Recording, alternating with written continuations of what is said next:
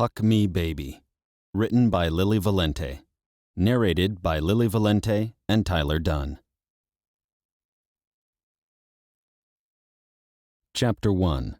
Petrov. An old Russian proverb says that falling in love is like a mouse falling into a box. Once you've fallen, you're trapped, a prisoner at the mercy of something larger and more powerful than you, poor little mouse, will ever be. My grandmother, a tiny babushka with the thick Russian accent of a 1980s movie villain, remembers every proverb she's ever heard, especially the ones about love. Love is the reason she was married at 15 and widowed at 16 when her young husband was killed in a brawl outside her dormitory the night they had planned to run away from Moscow. Love is the reason she defected from the Soviet Union and her ballet company during a tour of Paris when she fell for a charismatic painter who would later leave her for a younger dancer when Baba was 6 months pregnant. Love is the reason she married a man from Seattle less than a year later, this time for the love of her daughter, who she had vowed to provide with all the best things in life. And through 28 years of marriage to the only grandfather I've ever known, she was a good and caring wife.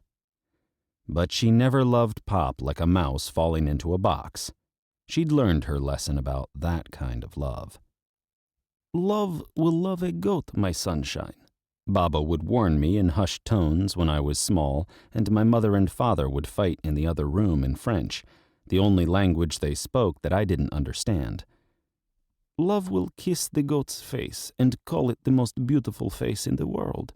Remember that, and look before you jump into the box. Better to be a kind man the people in your life can depend on than a lovesick mouse." Even at 6, I understood the main thrust of her argument. My dad was a loser goat my mother never should have kissed, a fact proven when dear old Dad disappeared shortly before my 7th birthday, never to return or pay a dime of child support. But the rest of Baba's message took some living to sort out.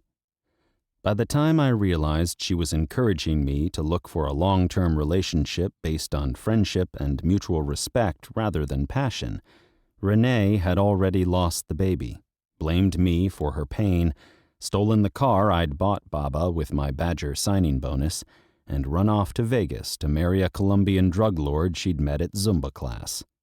True story. Apparently, even Colombian drug lords enjoy dance-based cardio.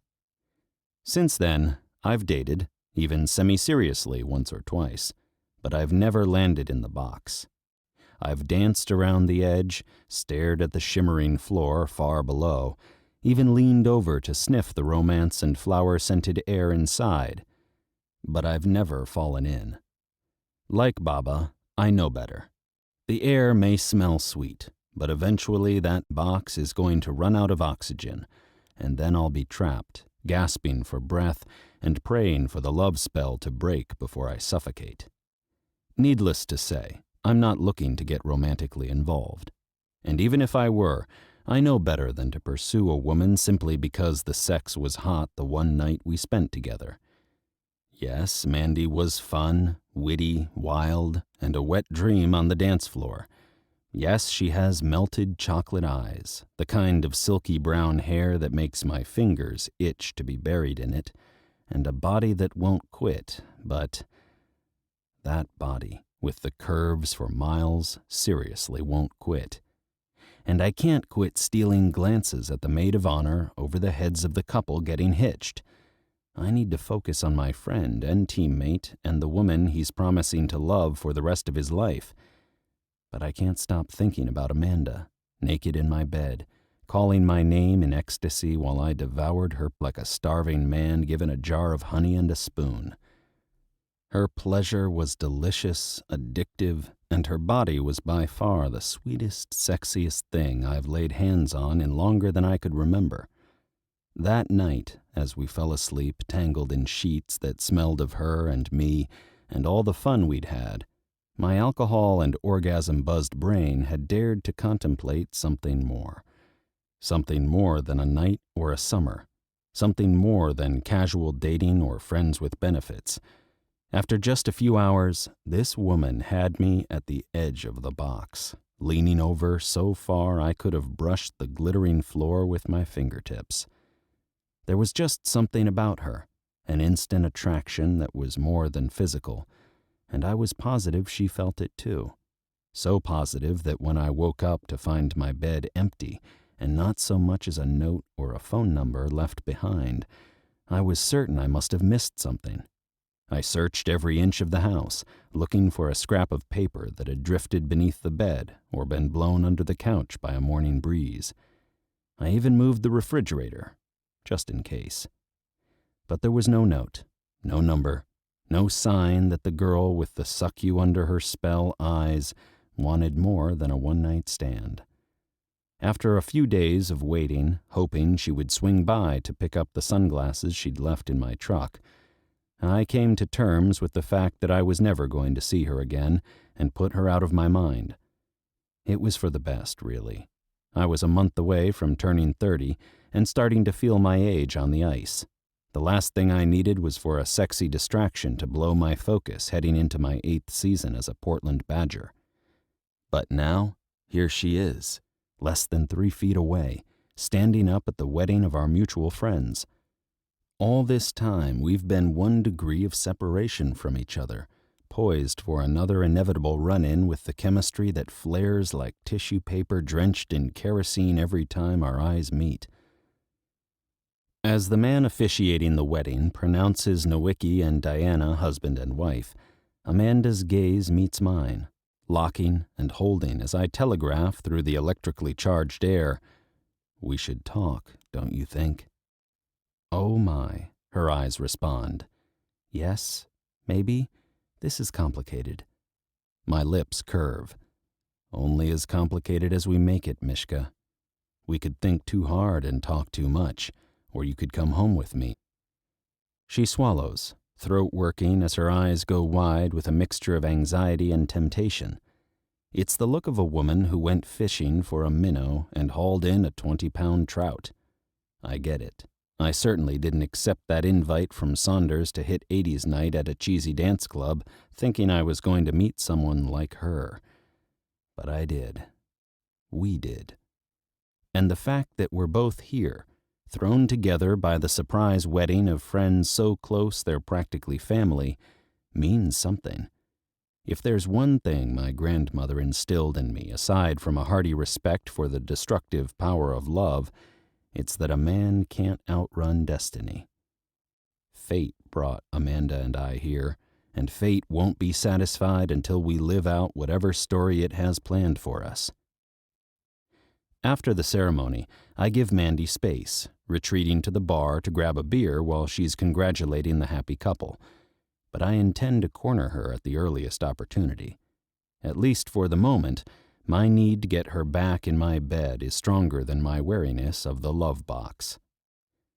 But when I turn back to the room, beer in hand, there's no sign of the woman in the black dress. She's vanished the way she did the night she danced into my life and my bed, only to turn to smoke by morning. "Have you seen the maid of honor?" I ask Saunders, who's ordering a double shot of scotch to drown his breakup blues. "Which one?" He jabs a thumb toward Brendan, our team captain, and the big brother of the bride. "The guy in the tiara is right there." He shakes his head with a disgusted sound.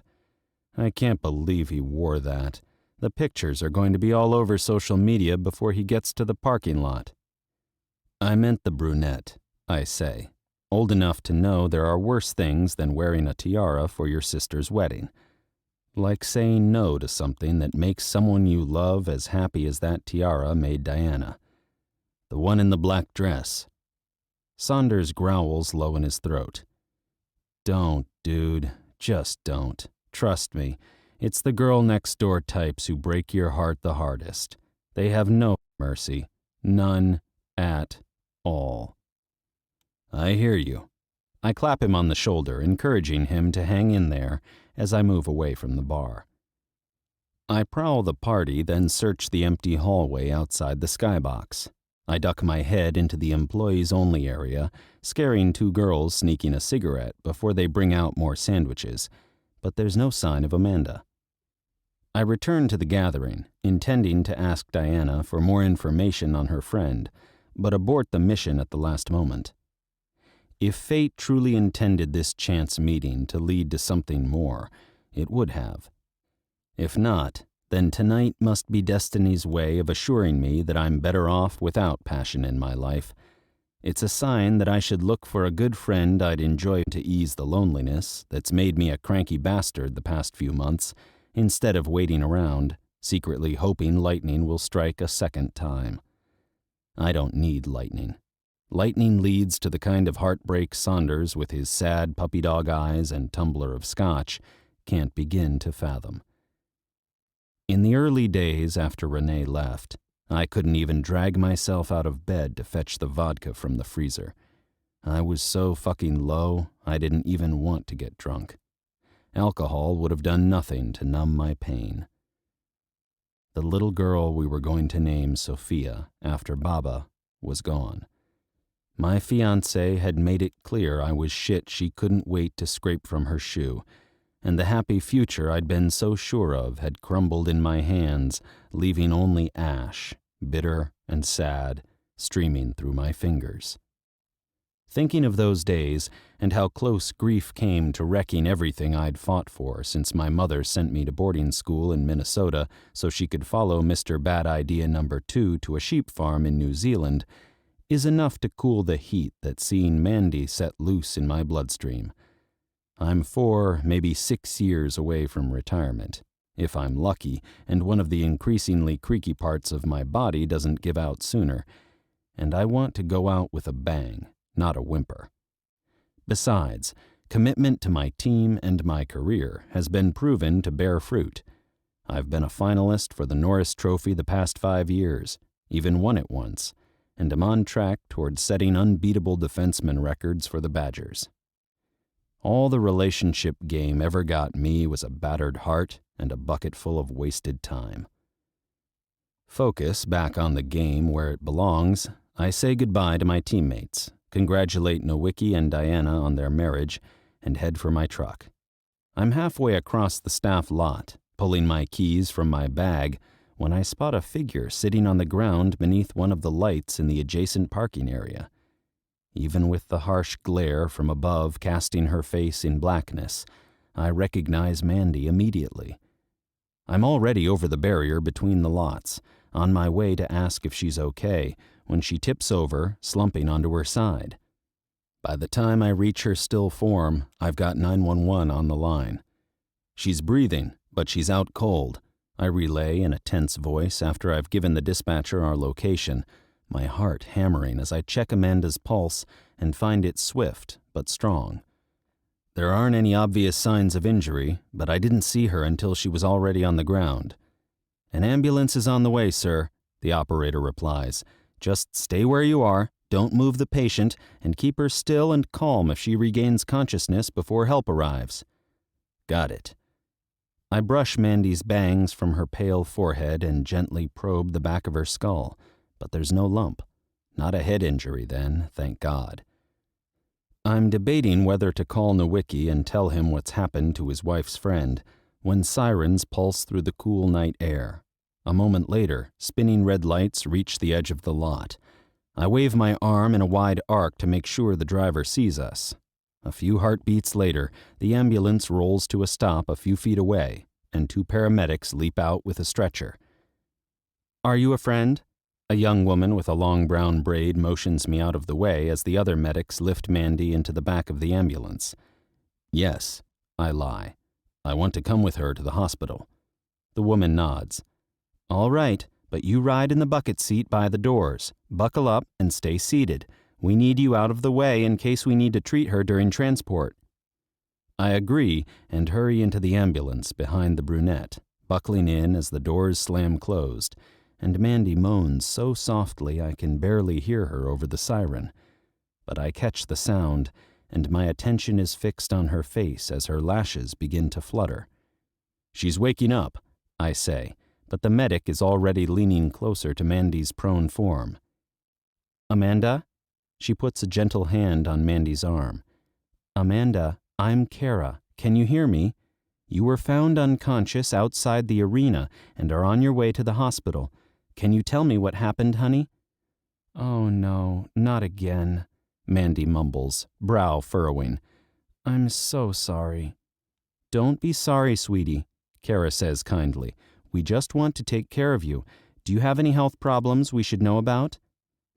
Low iron levels, Mandy says in a weak voice, but I'm taking supplements. My doctor said the fainting spells should pass in a week or two, probably by the time I'm in my second trimester. So you're pregnant? Kara asks, as my inner voice lets out a long, low, fuck me, and silently admits that Mandy was right. This is complicated. Crazy complicated. Even assuming she and her baby daddy aren't together, I'm definitely not up for dating a soon-to-be mom. Relationships are hard enough when there aren't any innocent lives on the line. Mandy sucks in a breath, and her hand flies to her ever-so-slight baby bump. Yes, I am. Is the baby okay? I remember I sat down when I started feeling dizzy, so I shouldn't have fallen far. And nothing hurts, but I shouldn't have left the party alone. Her eyes squeeze shut as she adds in a thick voice, If she's hurt, I'm never going to forgive myself. We'll get you and the baby checked out at the hospital. Brunette motions to her partner, who makes a note in the paperwork he's filling out. But I'm sure you'll both be fine. Do you know how many weeks along you are? 12, Mandy says. The word a swift and sudden shock to my system. At my fancy boarding school, I excelled at hockey first, literature second. My grandmother's tall tales from the old country had made me a lover of stories, and math fifth or sixth, somewhere behind music appreciation and study hall. But you don't have to be a math genius to take today's date, subtract 12 weeks, and come up with a hot night somewhere in mid-July, which Mandy and I passed in very close company. I'm running up against the truth hard and fast when her gaze shifts my way, almost as if she can hear the gears screaming in my head as they begin to whirl faster than the wheels spinning beneath us. Our eyes lock for the second time tonight, and her jaw drops. You. Oh dear. Those 3 words are all it takes to transform my suspicion into certainty. The baby is mine, and simple is no longer an option. Chapter 2. Amanda. For once in my life, I'm desperate to talk on the phone. I usually have a strong aversion to phone-assisted discourse, but as I lie on my hard hospital bed, twisting the edge of my threadbare gown in my fingers, it's taking every bit of willpower I possess not to call my best friend Diana and give her an earful of freakout. But the sign on the wall of my emergency room cubicle clearly states, no cell phone use allowed. And this is Diana's wedding night. She's probably already home in bed, celebrating her happily ever after with copious amounts of hot sexy times. I don't want to ruin her once-in-a-lifetime evening with a panicked call from the ER. Dee is like a sister to me, and like a sister, she would drop everything to come sit by my hospital bed, no matter how vehemently I would beg her to stay home. Besides, I'm fine. The baby is fine. I'm still waiting for the ultrasound tech, but I swear I can feel baby in there, safe and strong. And the fact that the baby daddy I've been trying to track down for the past 6 weeks is Diana's new husband's teammate is a bombshell that can wait until after Dee's back from her romantic weekend in the mountains. Considering I haven't even told her I'm pregnant, the combined explosiveness of all this news would be too much for my bestie to digest without a meltdown. I would ruin her wedding weekend, and I am determined not to ruin anything else. I've already jabbed a stick into the spokes of the bicycle of my life, instigating a major wipeout. The very least I can do is to refrain from raining on my oldest friend's parade. Hello again. The pink-cheeked nurse, Sonny, who's been taking excellent care of me since my arrival, breezes back through the door, holding it open for the slim blonde man behind her to wheel in a portable ultrasound machine. Ed here is going to help us check on baby's heartbeat. If you'll pull the sheet down to your hips, lie back, and lift your gown. Thanks so much. I smile as I hurry to obey directions. Like most nurses I know, I would rather chew off my arm than be a difficult patient. I'm so excited to see her. I haven't had a peek since the day I found out I was pregnant, and that was just a tiny flashing light. So you're having a girl? Ed asks, as he squeezes a dollop of cool ultrasound gel on my lower abdomen.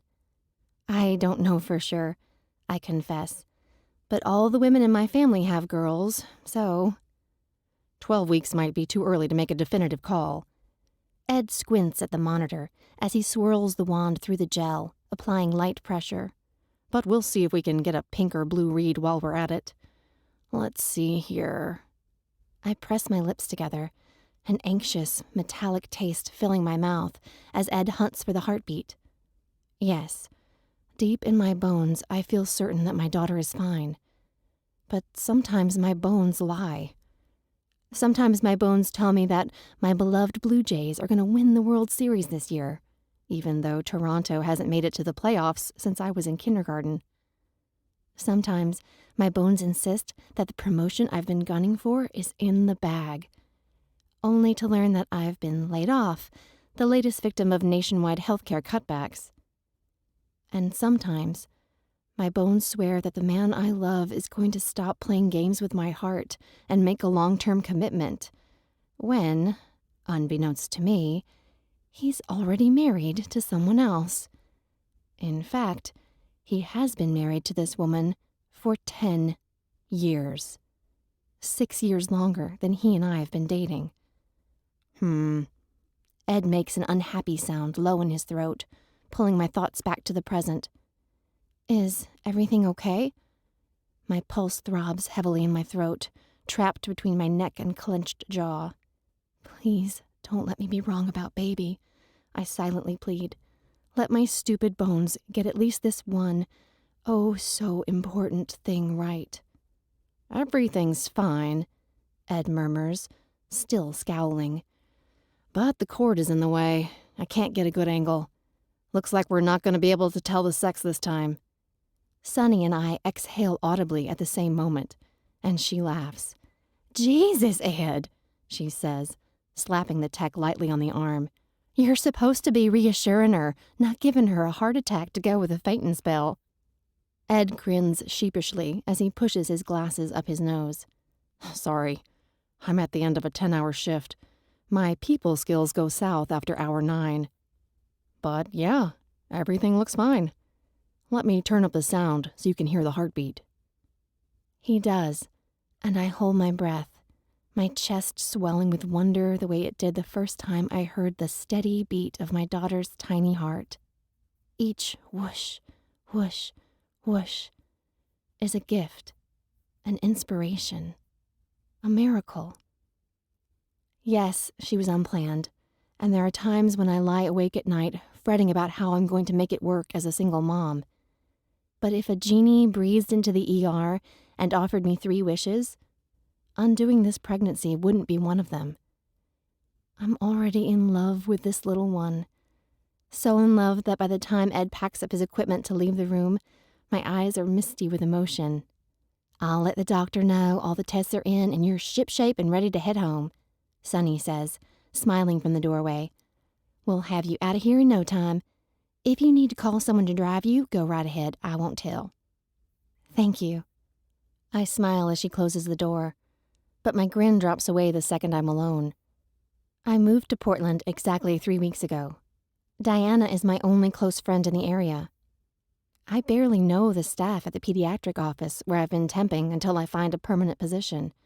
And I don't want to alienate the potential friends I met at prenatal yoga by calling one of them at midnight to ask for a ride. I could, of course, wait until I'm discharged and call for a car, even though the doc said I shouldn't be alone until I'm safe in my apartment, just in case I have another dizzy spell. But then, I probably don't need to worry about calling someone to help me get home. I have a strong feeling that a certain tall, dark, and dangerously sexy someone is going to be waiting for me when I walk out. We didn't have a chance to talk before I'd been whisked away to the treatment area, but a few beats of eye contact were worth 1,000 words. Alexi knows the baby is his, and he isn't happy about being kept in the dark. The thought makes me shiver, and that anxious, just chewed a handful of nails taste floods my mouth all over again. For weeks, I've been cruising Portland after work, searching for the house where I passed a mind-blowing night of irresponsible passion, with zero luck. I found exactly no signs of my drop-dead gorgeous one-night stand, his long and woodsy driveway, or the Russian nesting doll mailbox that was the only landmark I could remember from my early morning walk of shame. I'd finally been forced to admit that I was never going to find Alex or Lexi or whatever the hell his name was, and it was time to move on with my life and my pregnancy without notifying the other contributor to baby's existence that she does, in fact, exist. Yes, I was so inebriated at the time of my child's conception that I didn't remember her father's name. And yes, I am completely ashamed of myself. But no amount of shame or wishful thinking or swearing off margaritas for all eternity is going to change the course of fate or magically make me run into my sexy stranger on the street. Or so I thought. And then he walked into the skybox tonight. Alexi Petrov, star defender for the Portland Badgers, dressed in a black, long-sleeve t-shirt and jeans that left absolutely nothing about his stunning, athlete's body to the imagination. And all my preconceived notions about the man who fathered my child did a swan dive out the window to shatter on the ice below. Running into him was the answer to a prayer, but it was also flipping terrifying. The entire time I was searching for a sexy stranger, I was looking for a shadow person, a mirage, a creature made as much of margarita and imagination as flesh and blood. Yes, I remember sharing pleasure and laughs with this man and feeling oddly safe as I drifted to sleep in his arms. But the details of the evening we passed together, and Alexi himself, are fuzzy around the edges. In my weaker moments, when I'm feeling lonely and sad and wondering if I let a truly glorious man slip through my fingers that steamy summer night, I chalk it up to wishful thinking and break-up blues, then force my thoughts back to more practical avenues. There is no way, I reasoned, that the first, and only, man I slept with after my ugly split from my boyfriend was as incredible as my alcohol-soaked brain alleged him to be. My brain was looking for something hopeful to cling to in the face of heartbreak. So, it had taken the outline of sexy stranger, filled him in with vivid, dream-come-true colors, and decided he was all the proof it needed to believe in a better, brighter future waiting on the other side of grief. And then Alexi walked into my best friend's wedding, with shoulders even broader than I remembered, magnetic gray eyes the color of the sea after a storm, and a sex vibe so intense, simply breathing the same air as his unholy hotness was enough to make my ovaries melt into quivering puddles of lust. Which is how I got into this single mom situation in the first place. As Alexi smoldered at me across the aisle, clearly up for another no-holds-barred bang-a-thon as soon as our friends were finished saying their vows, I knew there was no way I could have the "surprise, I'm knocked up, and you're the lucky knocker-upper" conversation tonight. I'd been woozy all afternoon. I didn't have time to grab the nap I so desperately needed before heading to the arena. And I was, it's my best friend's wedding emotional. Add in the discovery that Alexi was so closely connected to my support system, and I was soon feeling completely overwhelmed. How are we going to explain this to our friends, our family, these people who will be a part of our daughter's life, even if Alexi decides he would prefer to have nothing to do with her, or me, or moving forward as functional co-parental units? I'm committed to giving my child the best life possible, no matter what, which means connecting her with people who want to love her. My father is as good as dead to me, and I can't remember the last time I had contact with his side of the family. It's just my mom and me, and has been for a long time. And though I know Mom will adore her grandbaby enough for 3 grandmothers, I want more for my child than I had growing up. I want her to be surrounded by friends who are as close as family and have a shot at a second set of grandparents, cousins, and a connection to the paternal side of her family tree. Which means talking to her father, genius. Yes, I realize this inner voice, I mutter, but I'm not ready. I'm not even close to ready, and everything I planned to say to sexy stranger seems ridiculous and or crazy now that I know who Alexi is. I just wish I could hit the pause button on my life until I've had 3 days of sleep and a long chat with Diana to help me untangle my knotted thoughts. But, as my mom always says, wish in one hand and spit in the other, and see which one fills up first. Spoiler, it's the spit hand. Spoiler number 2, that saying wasn't originally about spit. Sadly, however, life doesn't have a pause button. The shit is already on a collision course with the fan, and shit and fans wait for no woman, no matter how tired and pregnant and confused she might be. So, as soon as the doctor gives me the all clear to head home, urging me to continue taking my supplements and contact my OB if the dizziness doesn't improve in the next 7 to 10 days, I wiggle back into my maid of honor dress, screw up my courage, and head into battle. But, of course, it's not battle. It's just a conversation with someone who came to my rescue tonight and who was very, very nice to me the first time we met. Not many men will go down on a woman at all, let alone for close to an hour, and from what I recall, Alexi was exceedingly generous with his time, talent, and tongue, which did wicked, wonderful things to me, again, and again, and again, and maybe again. As I said, the details are fuzzy.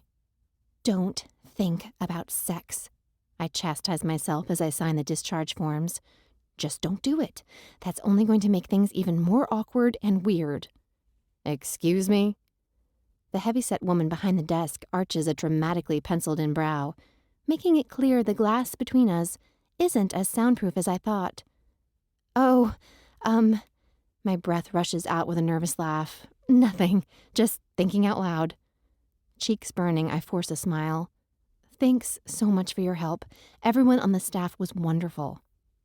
Still watching me with a look that infers I should be checking into the psych ward, not walking out the doors, to contribute to making Portland even weirder than it is already, she nods. Take care of yourself, honey. I will, I promise, taking the directive seriously. I will take care.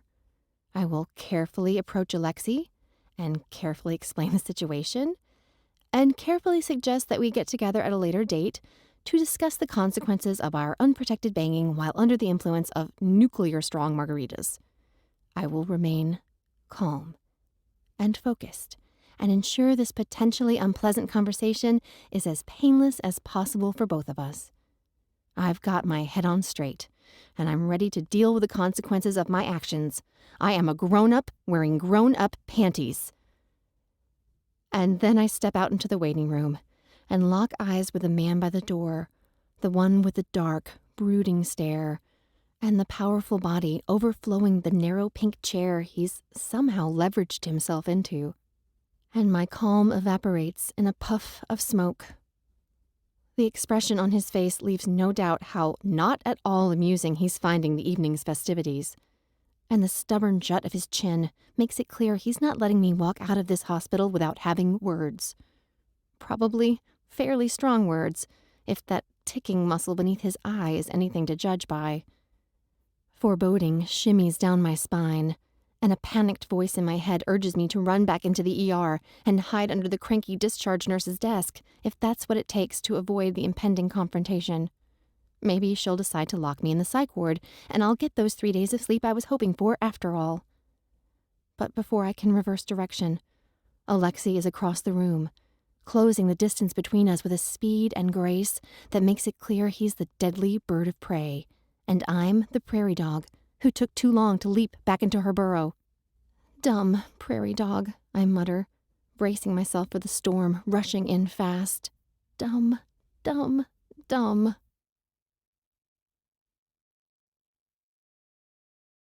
Chapter 3. Amanda. Hi there. My heart hammers faster as I look up, up, up, to meet Alexi's dark eyes. How could I have forgotten how flipping tall he is, and broad, and so bulgy with muscles that he would have no problem tossing me into the next time zone with one arm tied behind his back. I guess we should talk, I stammer, my throat going tight with a mixture of anxiety and attraction. Yes, he's huge and intimidating. Yes, he's got eyes so dark they're almost black, and a scowl that could put fear into the devil himself. But he also smells like a cross between a redwood forest and homemade frosting. Moves like a sexy beast who is completely comfortable in his powerful body, and emits a furnace-like heat that makes me want to snuggle into the crook of his arm and purr until he pets me the way he petted me the last time we were this close. But the last time we were close, we weren't pregnant, and he didn't think I was a lying liar who lies. Is everything all right? He asks, the canyon of disapproval between his eyebrows deepening. What did the doctors say? Are you okay? I'm fine. My fingers tangle awkwardly together. I never know what to do with my hands when I'm nervous. I just need to be vigilant with my iron supplements and take it easy when I start to feel run down. He nods, still scowling. And the baby? Also fine. Totally fine. I search his face for a clue as to how he's feeling about the baby bombshell. Judging from the guarded expression, persistent eyebrow furrow, and clenched jaw, I guess the answer is freaked out with a side of terrified. Considering how stressed and scared I've been since I found out I was going to be a mom, I can empathize. But at least Alexi has the option to walk away. Listen. I step closer, keeping my voice low in case the bum passed out across a line of pink chairs a few feet away is secretly a sports reporter looking for a scoop on one of the Badgers' star players. I realize this is a shock, but I want you to know that I don't expect anything from you. At all. I mean, if you want to be a part of the baby's life, that's great. But if you don't, that's okay too. I've already decided that I'm fine with going forward alone, so... Seriously? His eyes flash with anger, making it clear I haven't seen anything close to his scariest expression. You expect me to turn my back on this baby? To walk away and pretend my kid doesn't exist? I blink fast. Well, no, of course not. I just thought You thought wrong. He cuts in. I'm not that kind of man. I'm going to be a part of this child's life every step of the way, from day fucking one. Okay, good, great, I say, my own temper flaring. But considering we met exactly once, and I was wasted at the time, you'll have to forgive me for not being a perfect judge of your character. Are you saying I took advantage of you? He asks, scowl deepening. No, my cheeks flush hot. I'm saying we barely know each other. It doesn't matter. He shakes his head, lips tight with disapproval. You still should have told me you were pregnant. I had a right to know. I tried to tell you. I lift my hands in surrender, fingers spread wide, no longer caring if we're making a scene. I feel guilty enough for getting accidentally knocked up by a stranger without the stranger in question heaping another soggy helping of shame onto my plate. But I didn't know your full name. I didn't have your phone number, and I couldn't find your house, okay?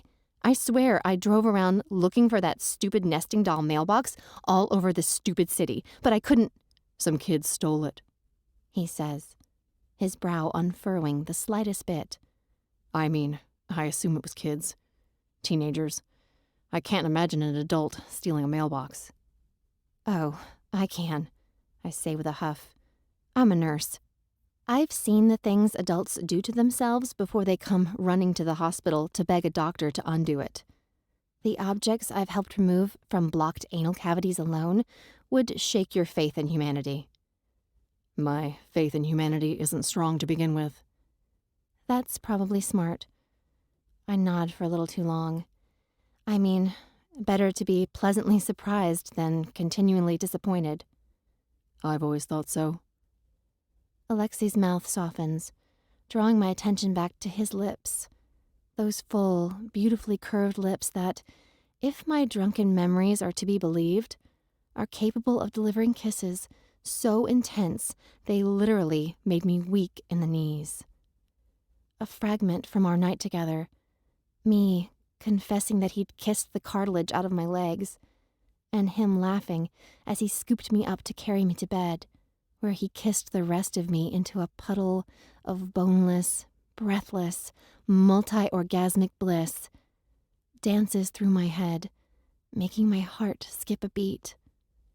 I remembered that you were a nurse, he says, a flicker behind his eyes making me wonder if he's remembering other things about me, too.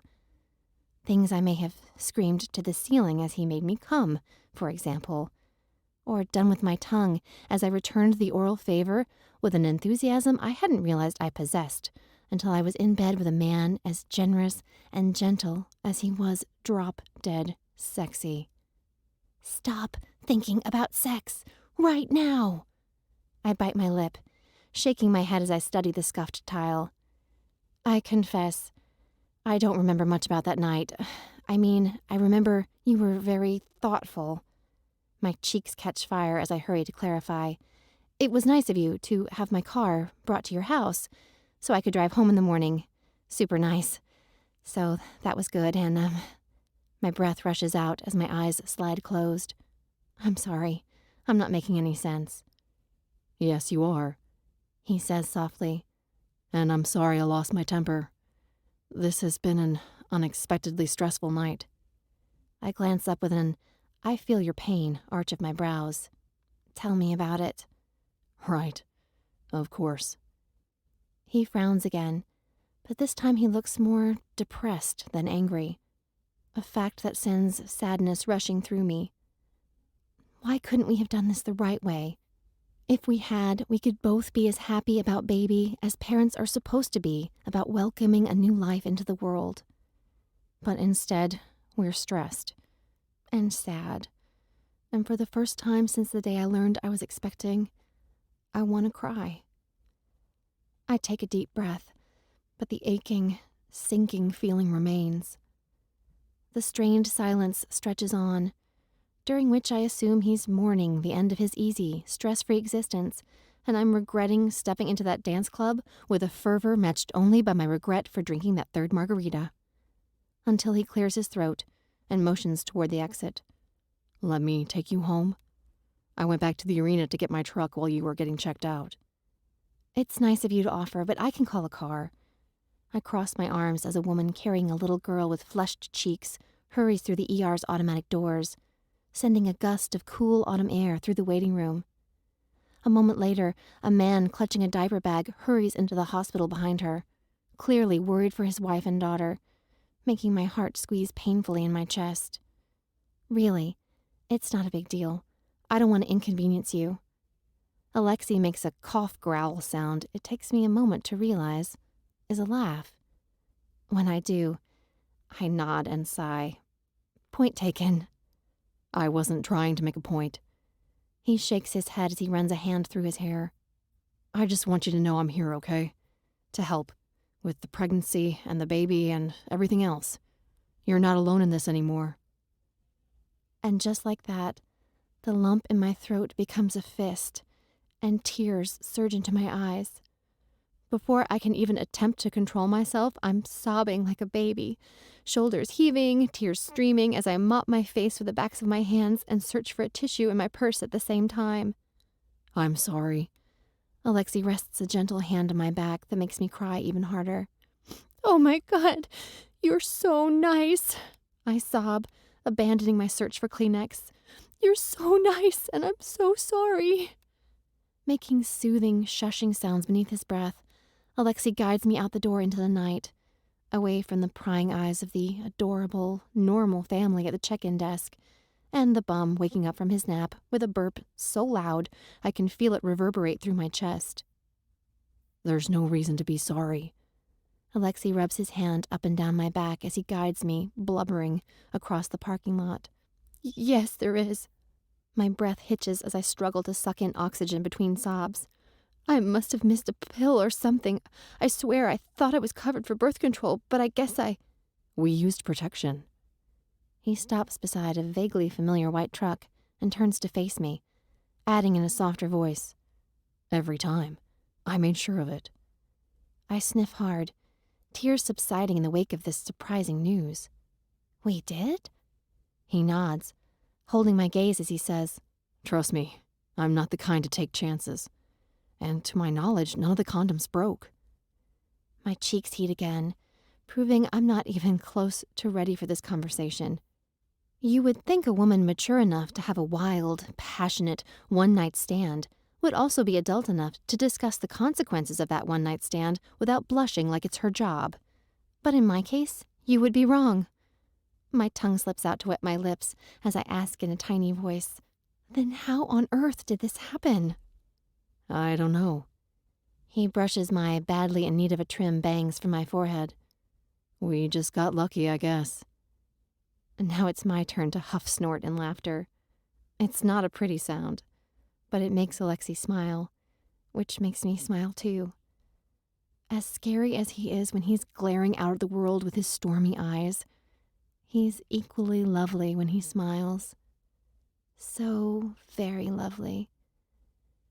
As we stand smiling in the cool light of the street lamp from the next row of cars over, I suddenly remember why I went home with this man after an hour of dancing and however long we chatted at the bar. I remember why he was my first one-night stand, ever, and why I felt absolutely no fear when he picked me up in his arms and carried me to his bed. His smile is irresistible. So irresistible that when he leans in, bringing his lips closer to mine, a foolish part of me hopes that he's going to kiss me. Sure, kissing will make this crazy situation even crazier, but I'm dying to know if his kisses are as knee-weakening as my margarita-blurred memories assure me they are. But instead of kissing me, because that would be insane, and I'm clearly the only person who's out of her mind around here, he reaches for the passenger's door to the truck. "No more apologies, okay?" "All right, no more apologies," I agree. He opens the door, and I start to climb in, but stop with my foot on the step rail, realizing that there's a very important question he has neglected to ask. "It's yours, though, I promise." I look up at him, heart thumping hard in my chest as our eyes meet. I hadn't been with anyone else for months before that night with you, and I haven't been with anyone else since, so... "I know it's mine." I shake my head, struggling to ignore the electricity charging the air. "How?" "The look on your face in the ambulance when you realized I was there," he says. "You must be a terrible poker player." "Awful," I confirm, pulse fluttering. "But that's okay. I'm not much of a gambler." "Me either," he says softly. "When I can help it." And then he turns away, circling to the driver's side, leaving me to scramble into the passenger seat and wonder what I said wrong. Though, I guess it doesn't really matter. I don't have to learn how to please Alexi Petrov, how to make him laugh or smile or lift him up when he's feeling down. We're going to be partners in parenting, not partners in life, and the sooner I get that into my stupid, hormone-addled brain, the better. I buckle in and fold my hands in my lap, determined to keep things purely friendly until I get home, where I can crawl into bed and sleep off the insanity. We're quiet on the way to my apartment, apart from my murmured directions and a brief conversation in which we exchange phone numbers. Alexi assures me my car will be fine, parked overnight at the arena, and I confirm that I'll have time to talk more tomorrow. Alexi steers through the nearly abandoned streets in my definitely not up-and-coming part of the city, without comment. Past the church where a group of homeless men are huddled on the steps, sharing a bottle wrapped in a paper bag, and into the potholed parking lot of my no-frills apartment building. He escorts me around a woman with a Zippo lighter who's smoking something in a glass pipe as she gathers bottles and cans from the recycling bin near the stairs. Multitasking. It's not just for sober people anymore. And waits patiently as I punch in the security pad combination, the one that never works until I jab it in at least 3 or 4 times. I'm starting to think my less than desirable living situation maybe isn't as bad as I feared, or that Alexi is simply too polite to comment on the squalor and danger features of my new neighborhood, when he turns to me in the elevator and says flatly, "You realize you're living in one of the worst parts of the city?" Oh, well, I didn't know it was one of the worst. Knew it wasn't great. I laugh as I pull my keys from my purse and lead the way down the dimly lit hall to my door. But it's cheap. And cheap is good. At least until I find another full-time position. I'm doing temp work for a pediatrician's office right now, but the woman I'm filling in for will be back in a few weeks. I'm not sure how steady work will be after that. I'm guessing employers won't be in a hurry to hire someone who's going on maternity leave in a few months, so keeping overhead low seems like the best call. With a non-committal grunt, Alexi stops beside me at my shabby front door, with the black scuff marks along the bottom and the crooked 56 tacked above the peephole. His big hands stay tucked into the pockets of his jeans as he watches me turn my key and step inside. "So, talking tomorrow, is there a time that's better for you?" I drop my purse on the entry table, but don't reach over to hit the lights, not wanting him to see how bare my apartment still is. I sold almost everything I owned before I left Eugene, wanting a fresh start free of anything that reminded me of the years I spent with lying, cheating, secretly married Arnold. And I haven't had the time or the funds to buy new things just yet. "I have the day off. Any time is good," he says, a grin set to his mouth. "Call me when you're ready and I'll come pick you up. If you feel up to it, we can go get your car after we talk, though I assume you realize how dangerous a dizzy spell could be if it happened while you were driving." I nod. I do. They usually happen when I'm standing up or walking too fast, but I'm extra careful when I'm driving, just in case. I always call a car or ask a friend for a ride if I'm not sure I'm okay to drive. "Good. Now you can call me too," he says. "Anytime. Even if I'm at work or out of town, I can always find someone to come get you." I nod again, both warmed and strangely saddened by the offer. But maybe it's not so strange to regret that this considerate and seemingly rather awesome person and I couldn't have met again under different circumstances. "Thank you," I say softly. "Truly, I appreciate how wonderful you're being." "No thanks needed." His shoulders hunch as he steps away from the open door, clearly uncomfortable with the compliment. "See you tomorrow. Sleep well." "You too."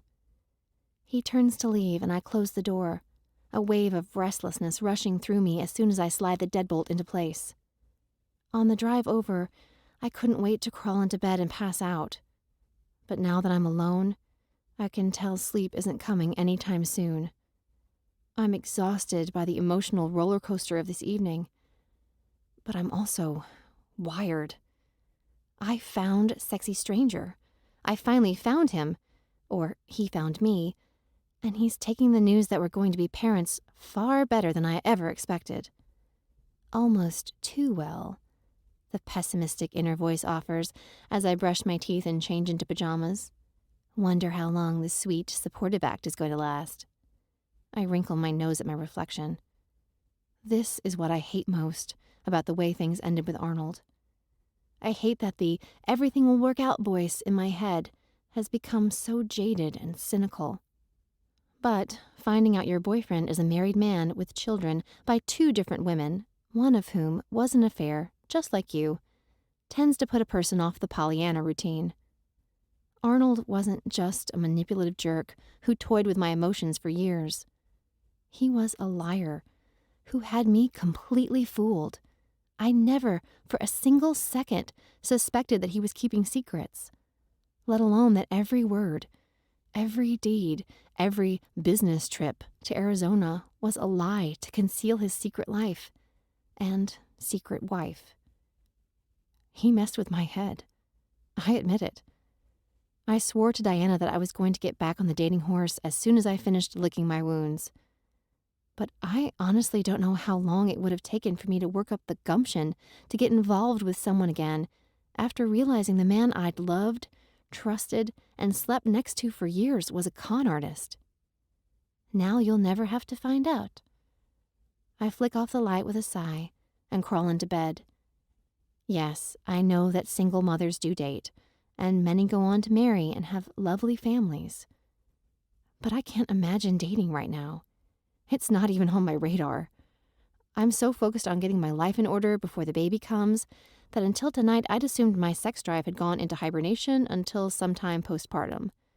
Like when my daughter turns 3 or 4, or when she starts kindergarten. I hear childcare for school-aged kids is significantly less expensive than for babies, so I might be able to stop working overtime to pay for it by then. Though, if Alexi is serious about being there for his daughter, things might not be as dire as I've been anticipating. He's certainly not strapped for cash, and between the two of us, we should be able to make childcare work. Heck, we might even arrange to swap custody every other weekend, giving us both time and opportunity to date. I roll over, curling into a ball on my side and squeezing my eyes shut. Just the thought of the dating game makes me queasy. I don't want to date. I don't even want to think about dating. Relationships are scary, and my sketchy neighborhood, unpredictable body, and the bottle rattling and cussing emanating from the building's communal courtyard are all the scary I need right now, thank you very much. Though, sex might be nice. At least I'd know I wasn't going to accidentally get pregnant. No. I pull my pillow over my head, smashing it into my stupid face. You're knocked up. Sex is not on the menu for you, preggers. Especially not with the broad-shouldered, stormy-eyed sex god flitting around in my head, tempting me to slip my hand between my legs and indulge in a little memory-fueled fantasy. I can't remember everything about that night with Alexi, but I can remember enough. I remember his kiss and his big hands, but this man who made me realize why people say sex is a drug. The way he made me feel, high and free, beautiful and powerful, and so desperately, breathlessly desired, was enough to hook me in one shot. The moment we finished, I wanted to go again, and again, and again, until we both passed out from orgasm-induced exhaustion. Which is part of the reason I tiptoed away the next morning without leaving my number. I didn't want to sober up and realize our magical night together was another lie. I wanted to keep the legend of the perfect one-night stand and the best sex of my life frozen in memory, without any harsh reality scratching up the lenses of my rose-colored glasses. And maybe I was a little scared of the opposite thing, too. Scared of learning that sex with Alexi was always that hot, that intense, that addictive. My father is a compulsive gambler and alcoholic who wrecked his own life and did his best to take my mom and me down with him. I know how destructive and heartbreaking addiction can be. It's not funny or sexy. It's dark and sad, and I want no part of it. Not even for orgasms so intense, I'm pretty sure I saw God that night I spent with Alexi. But when I'm still awake 30 minutes later, tormented by memories of Alexi's mouth and his hands and the husky note in his voice as he whispered how beautiful I was, I admit defeat. Cheeks hot, I slip my fingers down the... I know that fantasizing about a man I'm hoping to engage in a friendly, co-parenting relationship is the definition of a bad idea. But that doesn't stop me from imagining Alexi wrapping me in his arms, making me feel safe despite the shouts from the courtyard and the wail of a police siren not far away. Pretend can be dangerous. For years, I pretended to be in a functional relationship with a man who made it clear in 100 unspoken ways that he was never going to settle down and love me the way I needed to be loved. But Pretend can also mean the difference between crying yourself to sleep and drifting peacefully into sanity-restoring slumber. Tonight, I need the pretend. Tonight, I need my memories and the ghost of Alexi Petrov curled around me, making me believe everything is going to be all right.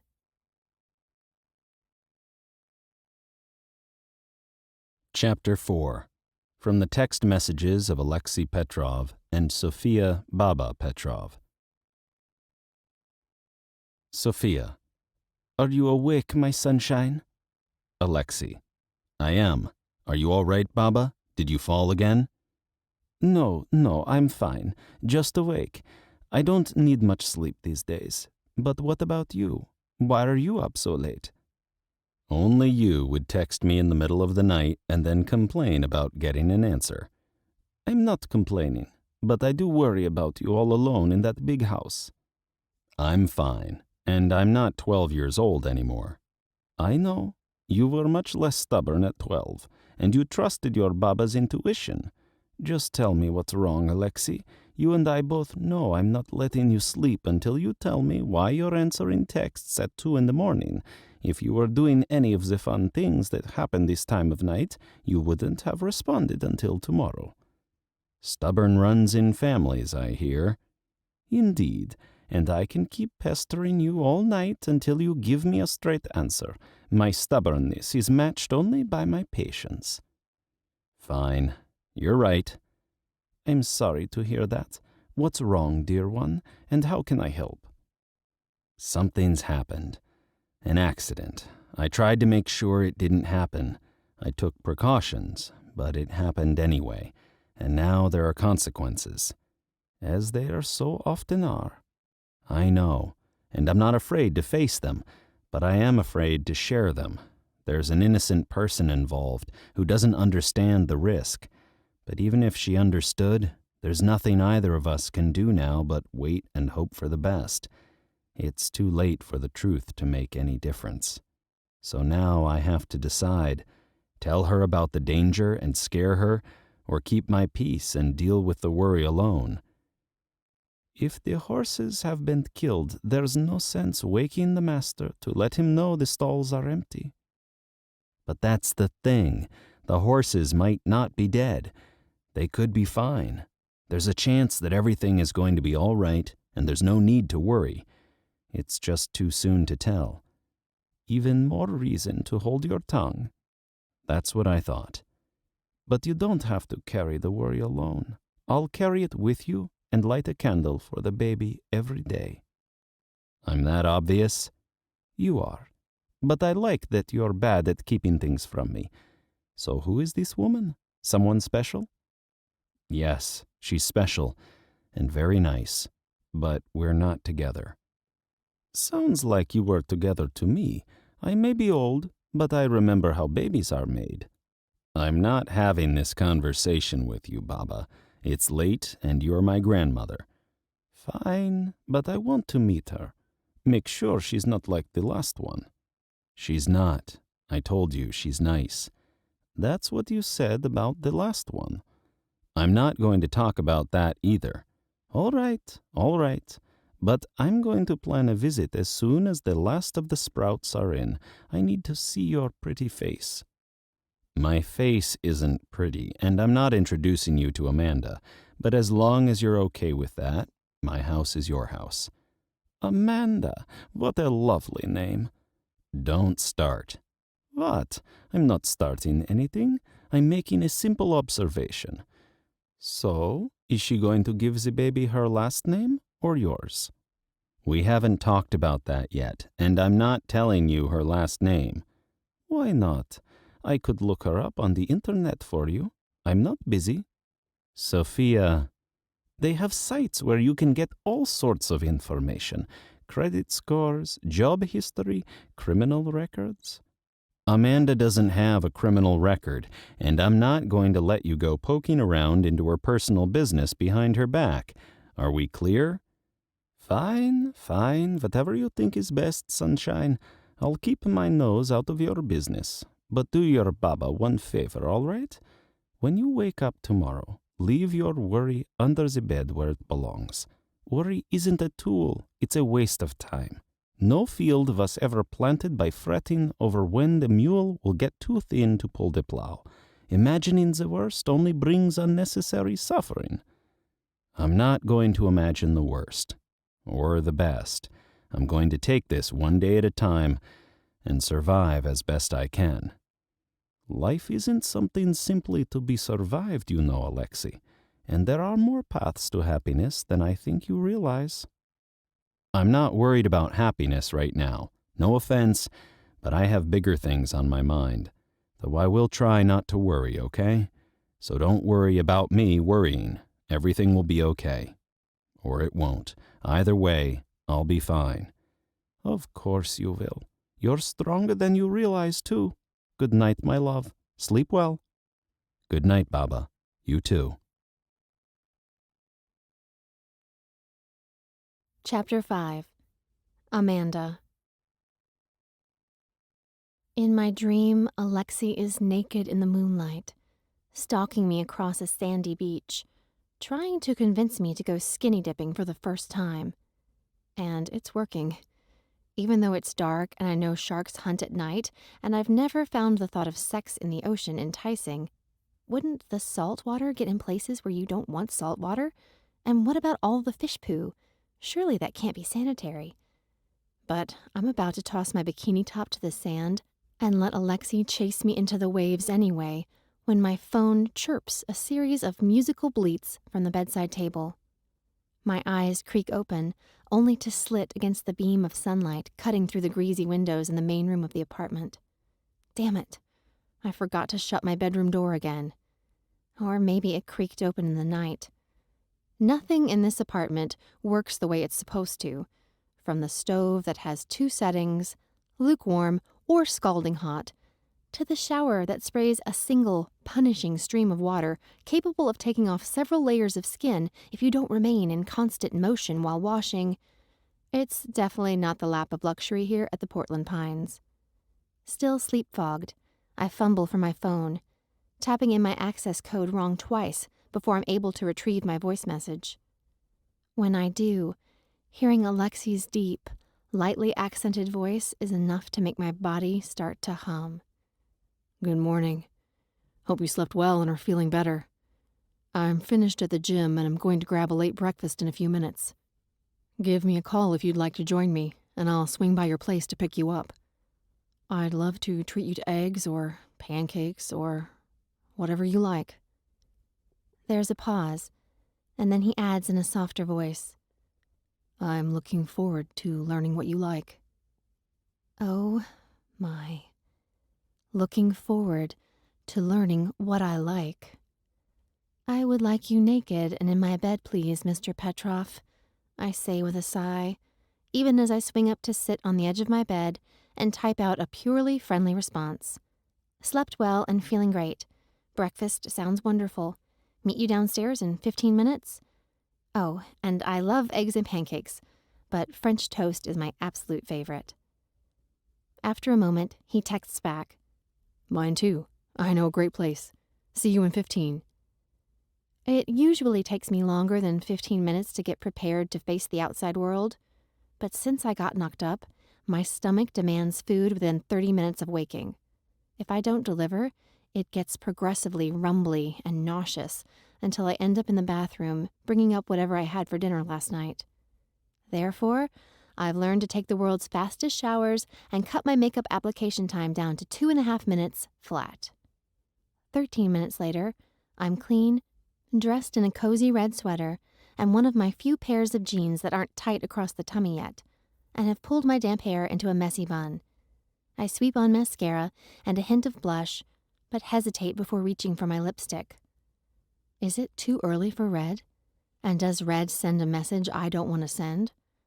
I mean, sure, a part of me wants to send up a come-and-get-me flare in Alexi's direction, but that would be irresponsible and dangerous to the safety and future happiness of my child.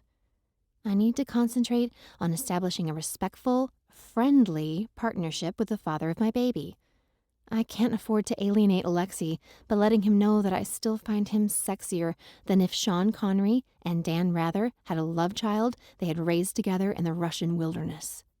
Yes, I know that men old enough to be my grandfathers aren't typical crush fodder for a woman in her late 20s. But I can't help myself. I've always had a thing for classy, well-mannered, well-educated men. Men, not boys, which are harder to find these days than one would think.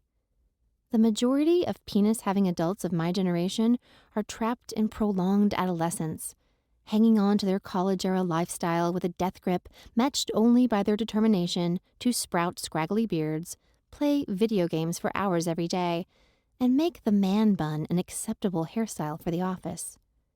It's hard to find a guy who's making even a token effort to be a full-fledged grown-up.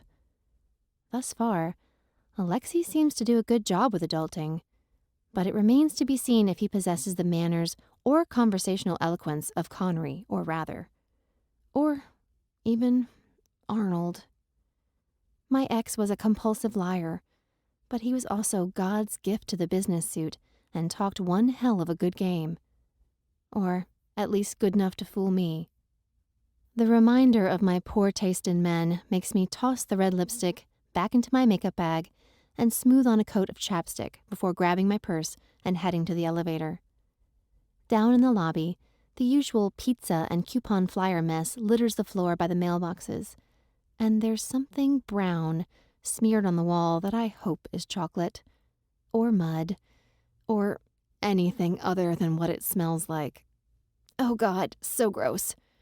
Pressing my hand to my nose, I hustle out into the crisp fall air, waiting until I'm 20 feet from the exit to suck in another breath. But the smell out here isn't much better than the stink inside, and it isn't long before I realize why. "Gonna take you by the eyes, send you to the skies, Amanda," a tenor voice gargles in a strained impression of an 80s power ballad. I turn, smiling as I discreetly begin to breathe through my mouth. "Good morning, Norquist." As far as eccentric vagrants are concerned, Norquist is harmless and sweet. But I'm not sure the man has had a bath in months. Maybe years. "Gonna tell you in the play, all up in the day, Amanda." Norquist finishes his serenade with a grin as he stands, bracing a bony hand on the handle of his shopping cart, which is filled with the usual assortment of empty cans, bottles, soggy-looking sweatshirts in various degrees of filthiness, and an array of aluminum hats of his own creation. "Finally got the words right." I give him a thumbs up, though his rendition of the pop hit Amanda wasn't even close to being on point. "You've got a set of pipes on you, Norquist. I'm impressed." "All about a Norquist," he says, nodding seriously. "Most powerful man in Washington. Dangerous purity. Tapeworms in your tummy." I ignore this ramble and continue to smile benignly.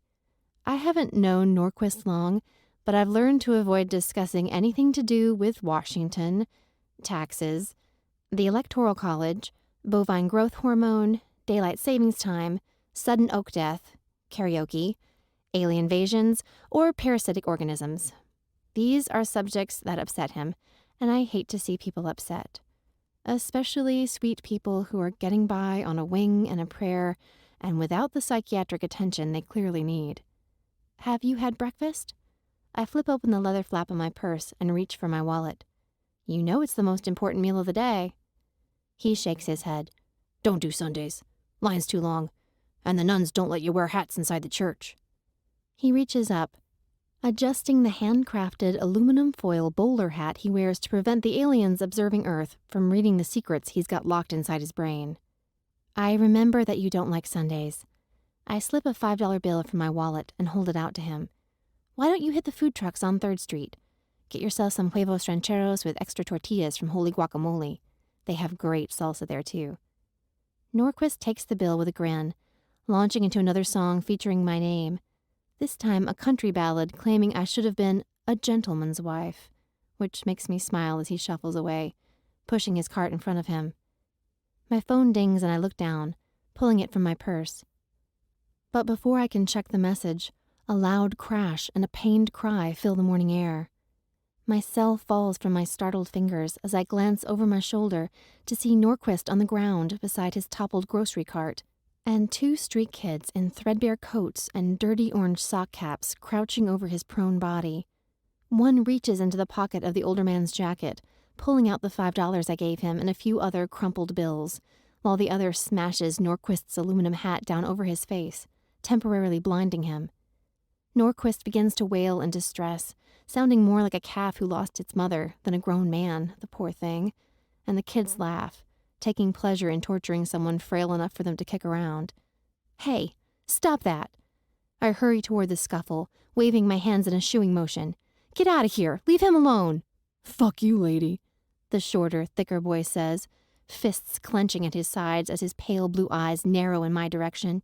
Yeah, his friend echoes with a laugh as he kicks Norquist in the ribs, making the old man groan pitifully. Beating up an old man doesn't make you a badass. It makes you a sad, pathetic, loser person who loses and is a jerk. I shout ineloquently, because that's what fear and adrenaline do to my communication skills. I reach into my purse, forgetting that I dropped my phone until I paw through several pockets and find no sign of the familiar rectangle. I hesitate, wavering between darting back to fetch my cell or running toward the boys and hoping they'll scurry away like the rats they are. Unfortunately, it seems baby thugs think more quickly on their feet than I do. Before I can take a step in either direction, the skinny kid rushes me, jabbing both palms into my shoulders, shoving me hard. My tailbone connects with the concrete with a flash of pain before my momentum carries me backward, sending me flat onto my back on the pavement. On instinct, I roll to one side and curl into a ball to protect the baby while whipping my hands in front of my face to ward off a blow. But the punishing kick I'm expecting doesn't come. Instead, the kid who pushed me lets out a terrified yelp, followed by a strangled grunt. My eyes fly open to see his battered sneakers hovering above the pavement, like he's being levitated by a seriously pissed off Darth Vader. I look farther up to spy two big hands gripping the boy by the front of his coat. It's Alexi, looking bigger, badder, and less like someone you would want to mess with in a dark alley than ever. You don't touch her again, he warns in a menacing voice. Ever again. Do you understand me? Yeah, get it, the kid stammers, pitch rising as he adds in a whine. Now put me down, man. Put me down. With pleasure. With a sharp jerk, Alexi hurls the kid at his friend. The skinny urchin flies through the air, arms pinwheeling, smacking the bigger boy in the face as they collide and go down hard on the sidewalk in front of Norquist. But they're both up a second later, hitching up their too large jeans and sprinting down the street, clearly not interested in sticking around to mess with someone their own size. Or, rather, twice their size. Again, I'm struck by how incongruously large Alexi is. Like a He-Man action figure plunked down into a My Pretty Pony playset. I start to stand, but before I can do so much as lay my hands on the concrete, Alexi leans down, wraps an arm around my waist, and lifts me effortlessly to my feet. My breath whooshes out as I sway against him, bracing myself on his rock-hard chest, realizing the phrase isn't hyperbole in his case. The man might actually be made of granite, or marble, or curved plates of titanium covered with a thin layer of skin. I probe my fingertips into the top of his abdominal muscles, but they don't give a freaking centimeter.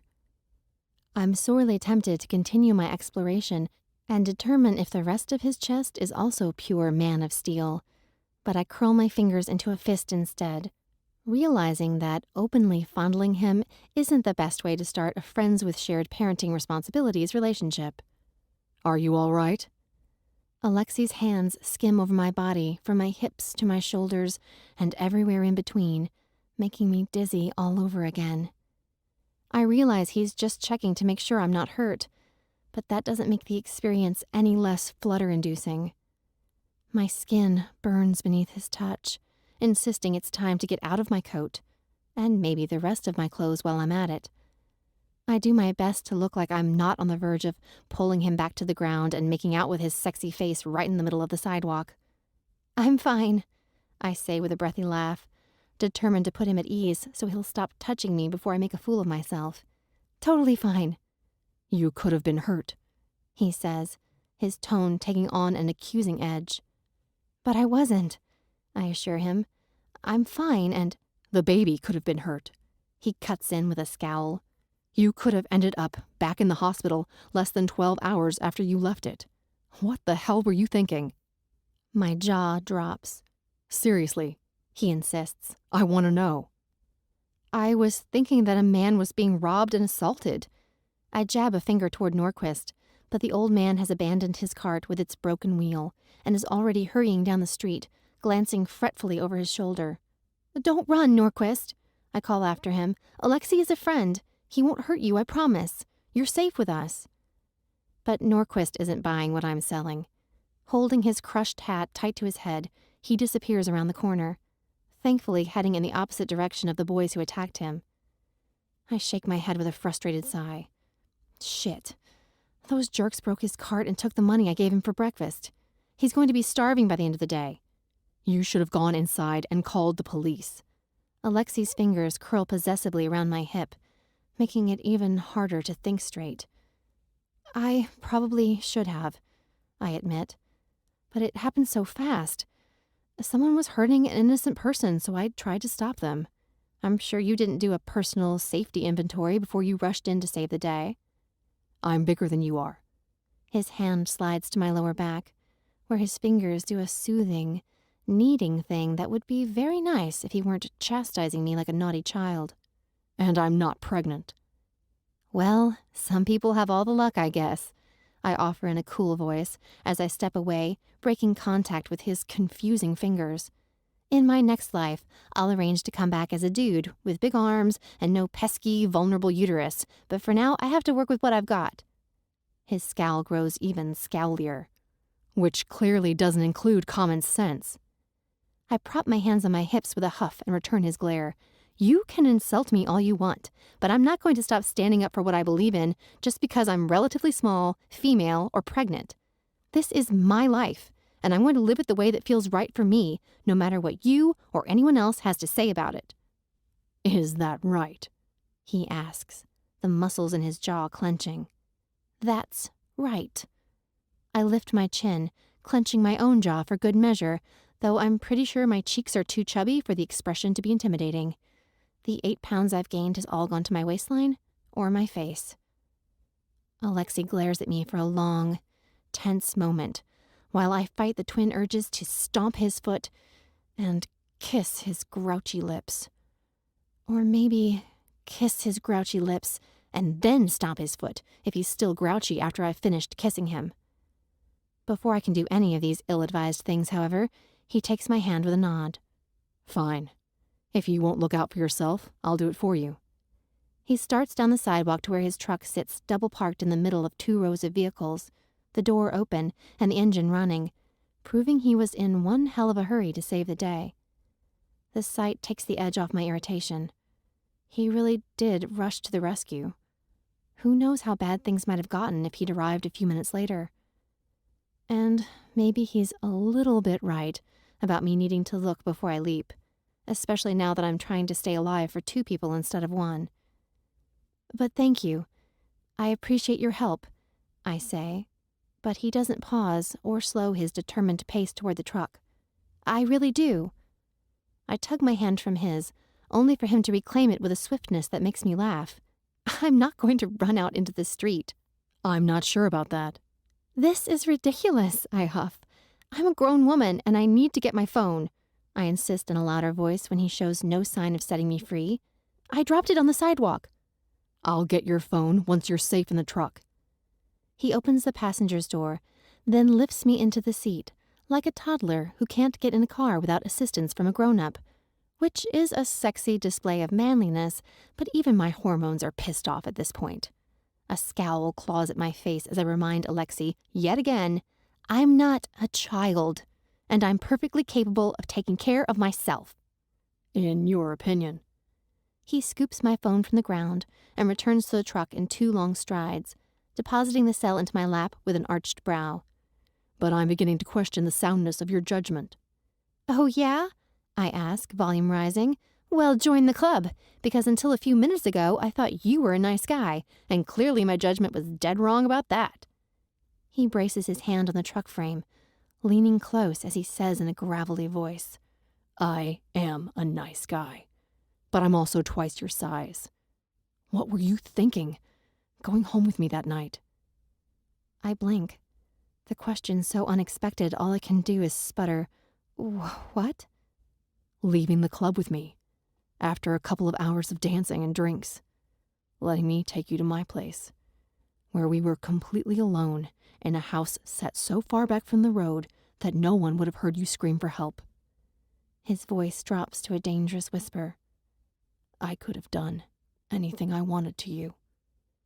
My face goes hot, the flush spreading. As far as I can recall, you did do anything you wanted, I say in a voice every bit as dangerous as his. Or was there something on your wish list that we didn't get to, Mr. Petrov? Lightning flashes in his smoky eyes, and I'm positive he's going to kiss me, that his lips are going to crash into mine and we're going to devour each other whole, getting it on in his truck right in front of my apartment building because we can't wait the 5 minutes it would take to get up to my place and into bed. I'm already imagining how good it will feel when Alexi reaches out, capturing a lock of my still damp hair that's fallen loose from my bun and curling it around his finger. 1 loop. 2. Slowly and deliberately taking the strands prisoner, making my blood pump even faster. I have only one thing on my wish list at the moment, he says. I want to get you and my baby settled into a living situation that's safe, where you won't have to worry about stepping on a used needle every time you walk out the door, or defending the neighborhood homeless population while you're pregnant and suffering from fainting spells. It's mostly used condoms and tinfoil. I swallow hard, fighting to keep the longing that's pulsing through my veins from showing in my eyes. It's bad enough that I want this bossy, grouchy man to take me like an animal in the front seat of his truck. I certainly don't want to let him know that I'm dying to jump his maddening bones. I haven't seen any needles yet. I'm not joking. He wraps my hair around his finger again, bringing his palm flush against my face, which he cups with a gentleness that makes my chest feel full of swiftly beating wings. You're moving into my pool house. Today. Immediately. I'll send movers to pick up your things and drop your keys with whatever slumlord is running this dump. My eyes go wide. I can't move in with you. You're not moving in with me, he says with that same infuriating calm.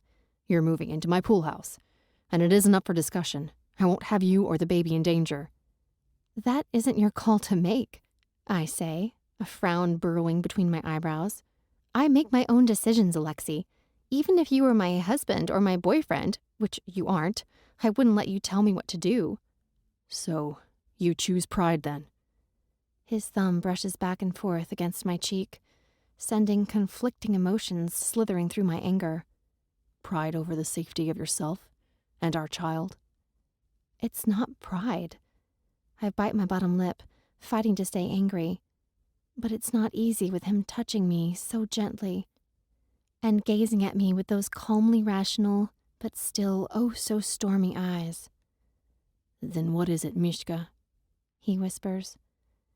My breath rushes out, the pet name melting me, the way it has from the start, even though I still have no idea what it means. You don't play fair. I'm not playing games. He urges my chin up, maneuvering me into the perfect position for a kiss, making my lips sizzle, proving my body has 0 issues with all this bossing around. In fact, my body is a big fan of the bossing around and would like to take the entire song and dance to the nearest bedroom, ASAP. I was afraid for you this morning. I don't want to be afraid anymore. I want to keep you and our baby safe. I know I can do that if you're staying on my property. So will you please allow me that comfort? I'm not trying to take away your independence. I'm trying to give us both the freedom that will come from knowing you're sleeping somewhere safe. I hesitate for a long beat, torn. As much as I hate to admit it, I'm pretty sure he's making sense. But it's so hard to think straight with him standing so close and smelling so good and touching me like I'm something precious he can't stand to lose. Please, He adds softly. let me help. Damn it. How can I say no to that? The combo of please and that sexy whisper is completely irresistible. Fine, I add in as firm a voice as possible, but we need to lay down some ground rules. His thumb brushes back and forth across my cheek again. All right. I put my hands on his chest, intending to push him away, but I find my fingers aren't interested in doing that. My body is one big traitorous bundle of lustful renegade urges, which means ground rule number 1 has to be, we keep separate households, no dropping in unannounced or uninvited. He nods. I will respect your privacy in every way. And you let me pay rent, I say, pushing on when he shakes his head. I insist. I won't move in unless I get to pay you for the space. I don't want to take advantage of your generosity or feel like I'm dependent on charity. He frowns, but nods again. All right. You can pay me what you were paying for this death trap, not a penny more. Is that all? I blink fast, searching my brain, but my neurons are still soaking in a steamy, reason-muddying hormone bath. It's all I can think of for now, but I reserve the right to add conditions as the need arises. It's a deal. His fingers fall from my face, setting the captive lock of hair free as he takes my hand and gives it a binding squeeze. Now, can I buy you breakfast? You look hungry. I bet I do, I think wryly. But food isn't anywhere near the top of my list of cravings right now. Aloud, I say, yes, thank you. I'm starving and breakfast would be lovely. Or it will be another miserable exercise in pretending I'm not recklessly attracted to this difficult, delicious man whose relieved smile is presently beaming sunshine straight into my eyes, blinding me to all the reasons shacking up next door to him is a very, very bad idea.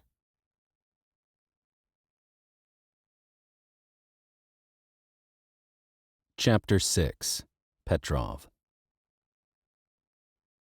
I've never been jealous of a piece of bread, but as Amanda slips her fork between her pretty lips, moaning in appreciation for Aloha Mama's banana bread French toast, I would give just about anything to be that lucky rectangle of fried dough. To be passing Mandy's lips, rolling against her tongue, slipping inside her mouth, discovering the sweet, sexy-as-fuck taste of her all over again. The entire drive across town, while we discussed the logistics of her move to the pool house and argued about who would pay for the movers, I had to fight to keep my attention on our conversation.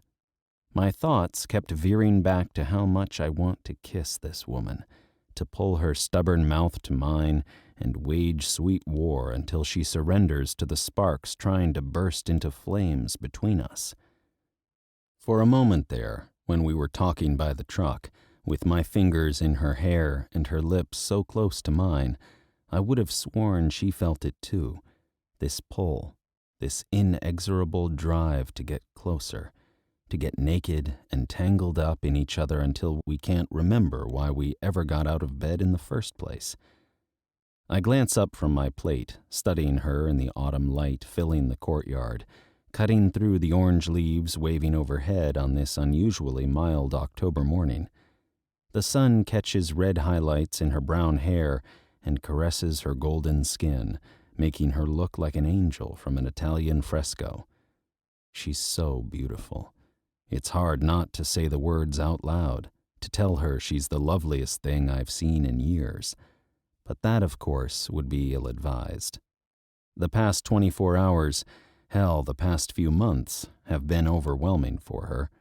The last thing she needs is more ridiculous shit to deal with, and this crush I'm developing is the definition of ridiculous shit.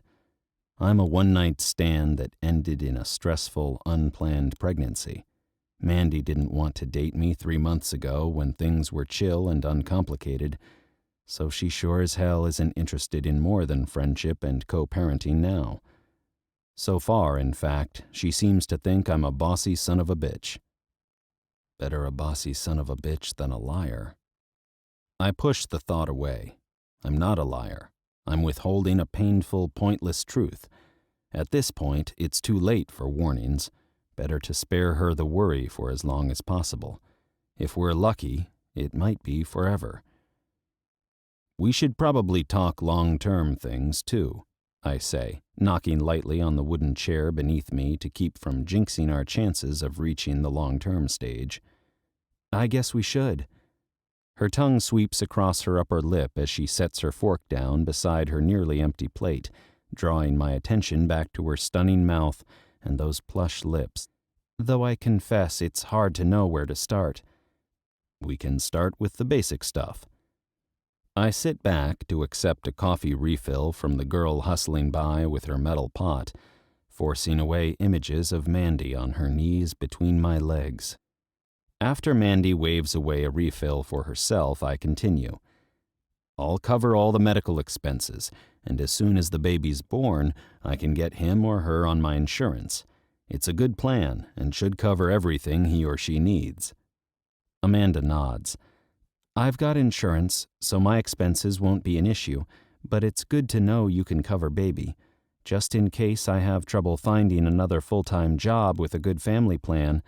I mean, I've got dual citizenship, so I guess I could always go back to Canada where insurance is a given, but I would have to get licensed to practice there, and I don't have any family up north anymore. My mom moved to the U.S. for work a few years ago, so... Happy to do it. It will be easier to co-parent without you in a different country. I smile tightly, torn between anticipation, worry, and regret, a sour emotional cocktail I have a feeling will be increasingly familiar as Mandy's pregnancy progresses. But I'm happy to muddle through it, as long as there's a healthy child at the end of the road. No matter how it happened, I'm grateful for another chance to be a father. It's something I've wanted for a long time, something that, after what happened with Renee, I was certain I would never have a shot at again.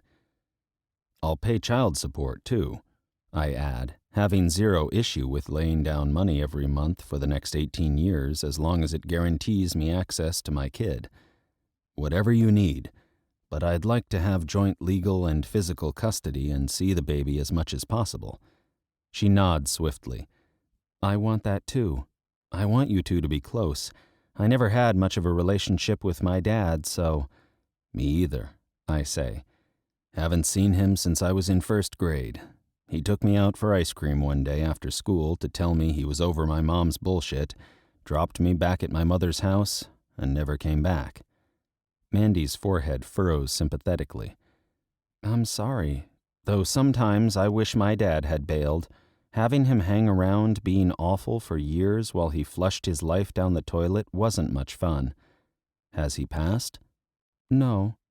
Her lips purse as she hums beneath her breath.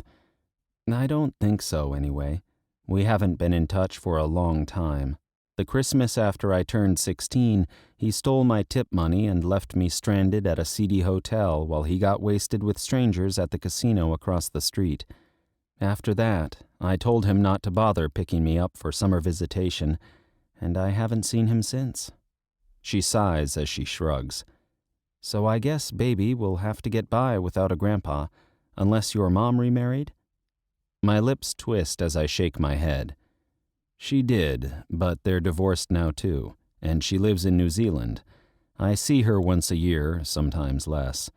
But my grandmother and I are close.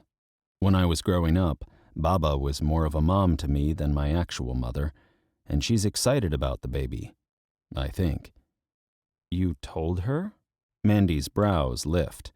I'm a Baba's boy, what can I say? She laughs that bubbly, buoyant laugh that makes my heart feel lighter every time I hear it. Well, that's pretty cute. She cocks her head, studying me out of the corner of her warm brown eyes. I guess you do have a soft side after all. I do, but don't tell anyone. I have a reputation to uphold. I saw that. Her fingers drum lightly on her mug. I Googled you on the way out of the wedding. Looks like you get into your share of fights. Only on the ice, I assure her. I play the bad guy to keep the smaller players from getting bullied. It's in the interest of keeping the team safe. Most people honor the unspoken code to avoid seriously hurting each other, but a few dipshits need someone to scare them into being decent. But I'm safe around kids, I promise. Amanda nods, nibbling at her bottom lip as she rearranges the orange slices at the edge of her plate. It's kind of weird, isn't it? Making parenting plans when we know almost nothing about each other? I know things about you. I remember our conversations pretty well, I say, clearing my throat uncomfortably. I'd like to apologize for that, by the way. Her lips quirk. For remembering our conversations? For not realizing how drunk you were. She shakes her head. Not your fault. I do a good job of pretending to handle my liquor. Still, if I'd known you weren't going to remember things, I wouldn't have asked you to come home with me. That's not my style. I don't like being a drunken impulse someone regrets the next morning. I don't regret it, she says, then answers my arched brow with a shrug. Maybe it's crazy, but I don't. And I don't blame you for anything. I'm a grown woman, and I take responsibility for my own decisions. She winces. Though it would be nice to know what I've already said to you so I could avoid repeating myself. Think you could fill me in? Of course, I say with a smile. You grew up on Vancouver Island, but you moved to the States when you got a full ride to the University of Oregon. You lived in Eugene for years and loved it, despite the fact that your friends all said you weren't weird enough to fit in. She giggles. True, I'm very boring and normal, but I appreciate weirdness in others. Resisting the urge to tell her she's the furthest thing from boring, I continue.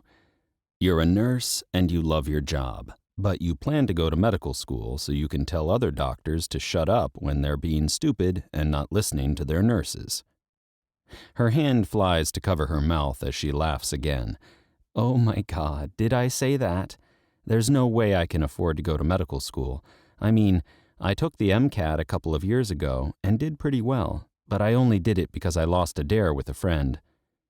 You always lose dares, I say, remembering this too, because you're addicted to common sense and you back out before silly gets dangerous.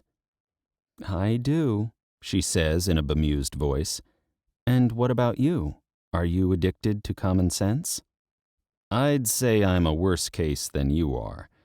I keep my tone light as I add, judging by the fact that you thought that hellhole where you've been living was an acceptable choice. Mandy rolls her eyes, but she's still smiling. I didn't think it was an acceptable choice. It was an affordable choice. Believe me, I'm a common sense girl. I vetoed every driver that pulled over to offer Diana and I a ride while we were hitchhiking across Ireland after high school. I was so fussy we ended up walking the entire time and only seeing half the things she wanted to see. She's never completely forgiven me for it, but when she brings it up, I remind her how many times I've kept her from doing dangerously stupid things, and she forgets to hold a grudge for a year or two. She's a firecracker. I shake my head as I motion for the check.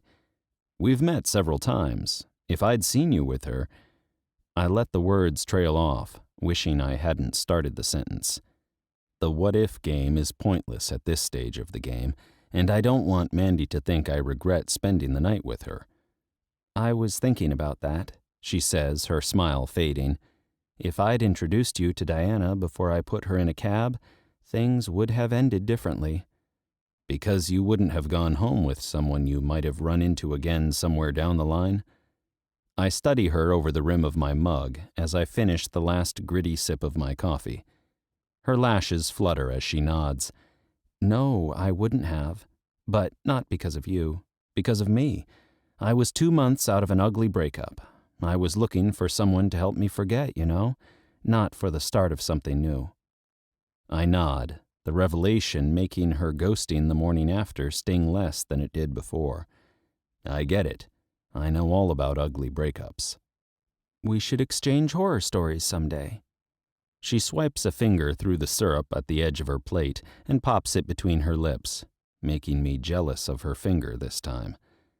But not now. First, we need to cover the really important stuff. So, I know you prefer French toast to pancakes, but what about sausage and bacon? Which is the superior breakfast meat, in your opinion? Bacon, I say without hesitation. I used to make my own, actually. I had a smokehouse in the backyard at my grandparents' farm growing up. Curing your own meat? Her eyes widen. That's very manly. I tip my head in silent acknowledgement, making her laugh. All right, master of bacon, she says, eyes sparkling. What about football? American or European? European, though I confess I don't watch much of either, or any sports, really. I prefer doing things to watching other people do them. Mandy hums as she nods. Also very manly. I'm sensing a theme. I grin. What about you? She shakes her head. No, not very manly at all, sadly. I don't cure my own meat, or know how to change the oil in my car, or understand how March Madness playoff brackets work. And when it comes to sports, I absolutely prefer to watch. Watching is good. I certainly appreciate people who like to watch. She traps her bottom lip between her teeth, remaining quiet for a long beat that prompts me to ask, is something wrong? No. Her focus shifts to the empty plates between us. I just remembered something about you, something I noticed the night we met. What's that? I ask, brow furrowing. You have this way of making totally benign things sound absolutely filthy. Her breath rushes out as her cheeks flush pinker than they were before. Is that on purpose, Alexi? She asks, looking up at me through her long dark lashes. Or are you accidentally naughty? I hold her gaze as I shrug. I'm not sure, but I'm happy to keep having hard, deep, all-night-long conversations with you until we figure it out. The smile that spreads across her face, growing wider until her grin becomes a low, throaty laugh, assures me my gamble paid off. Sounds good, she says. I enjoy all-night-long conversations.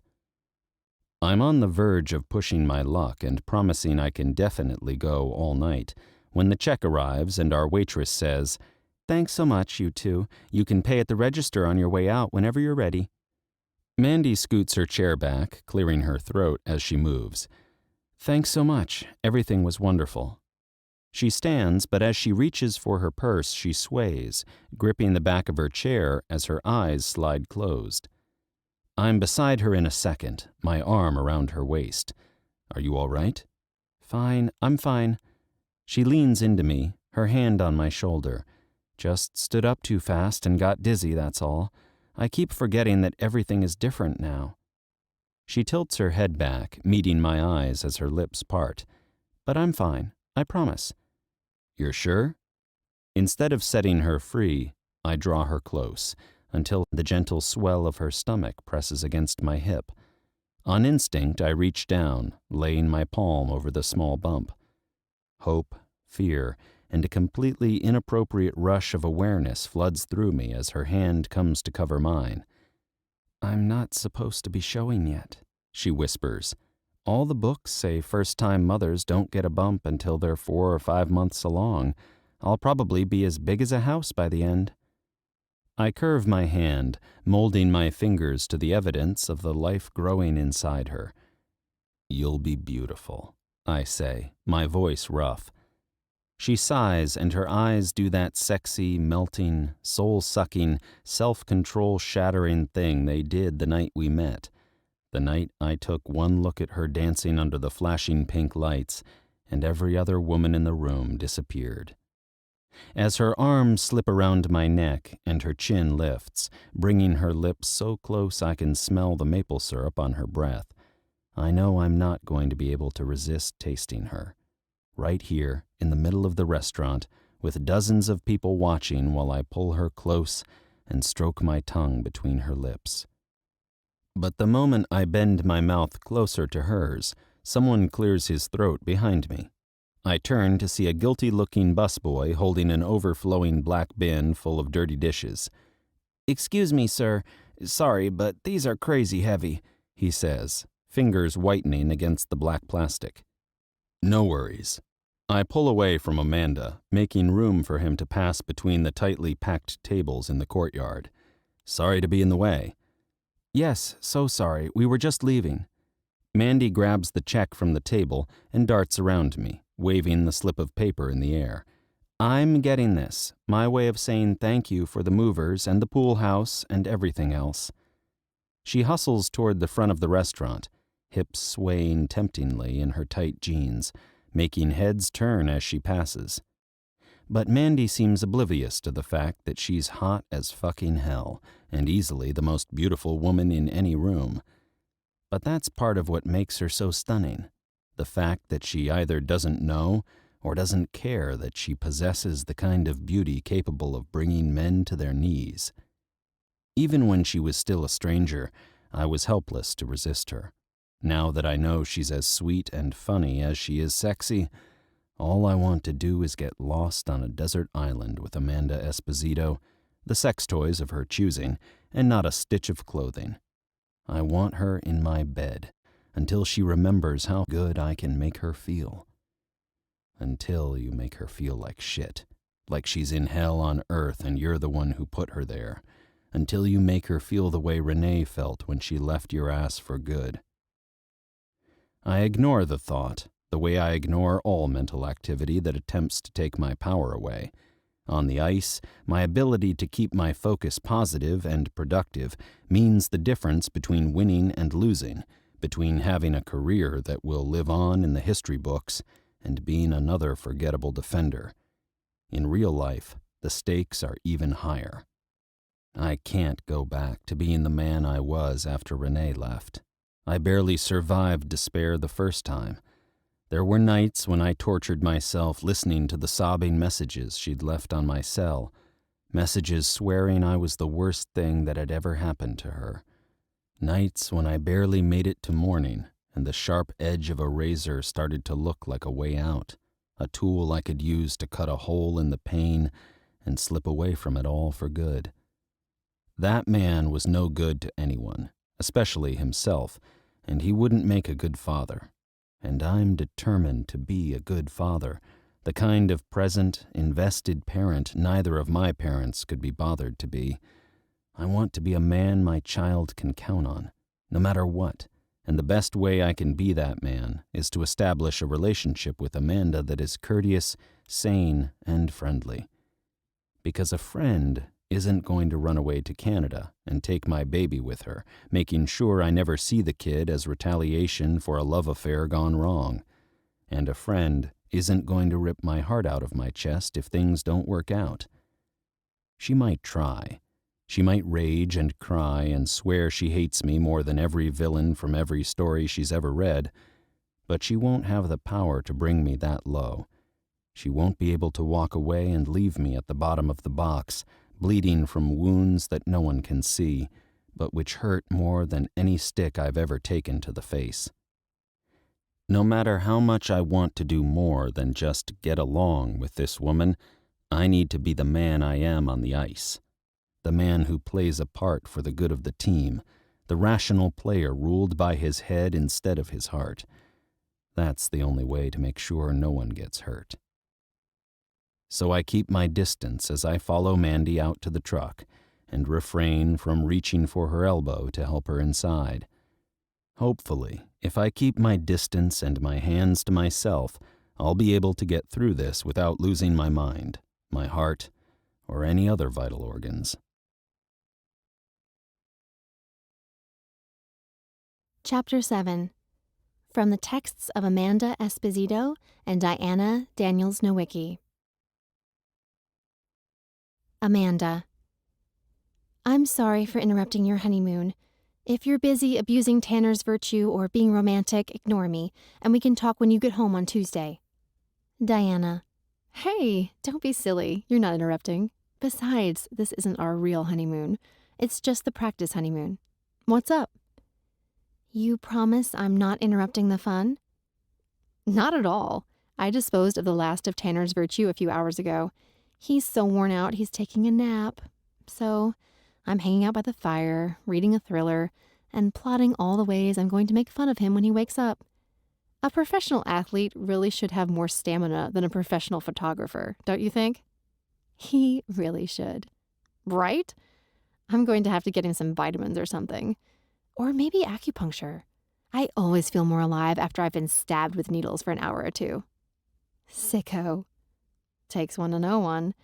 Speaking of sick, how are you feeling? Still trying to kick that flu bug? That's actually why I'm texting. It isn't a flu bug. I'm actually sort of...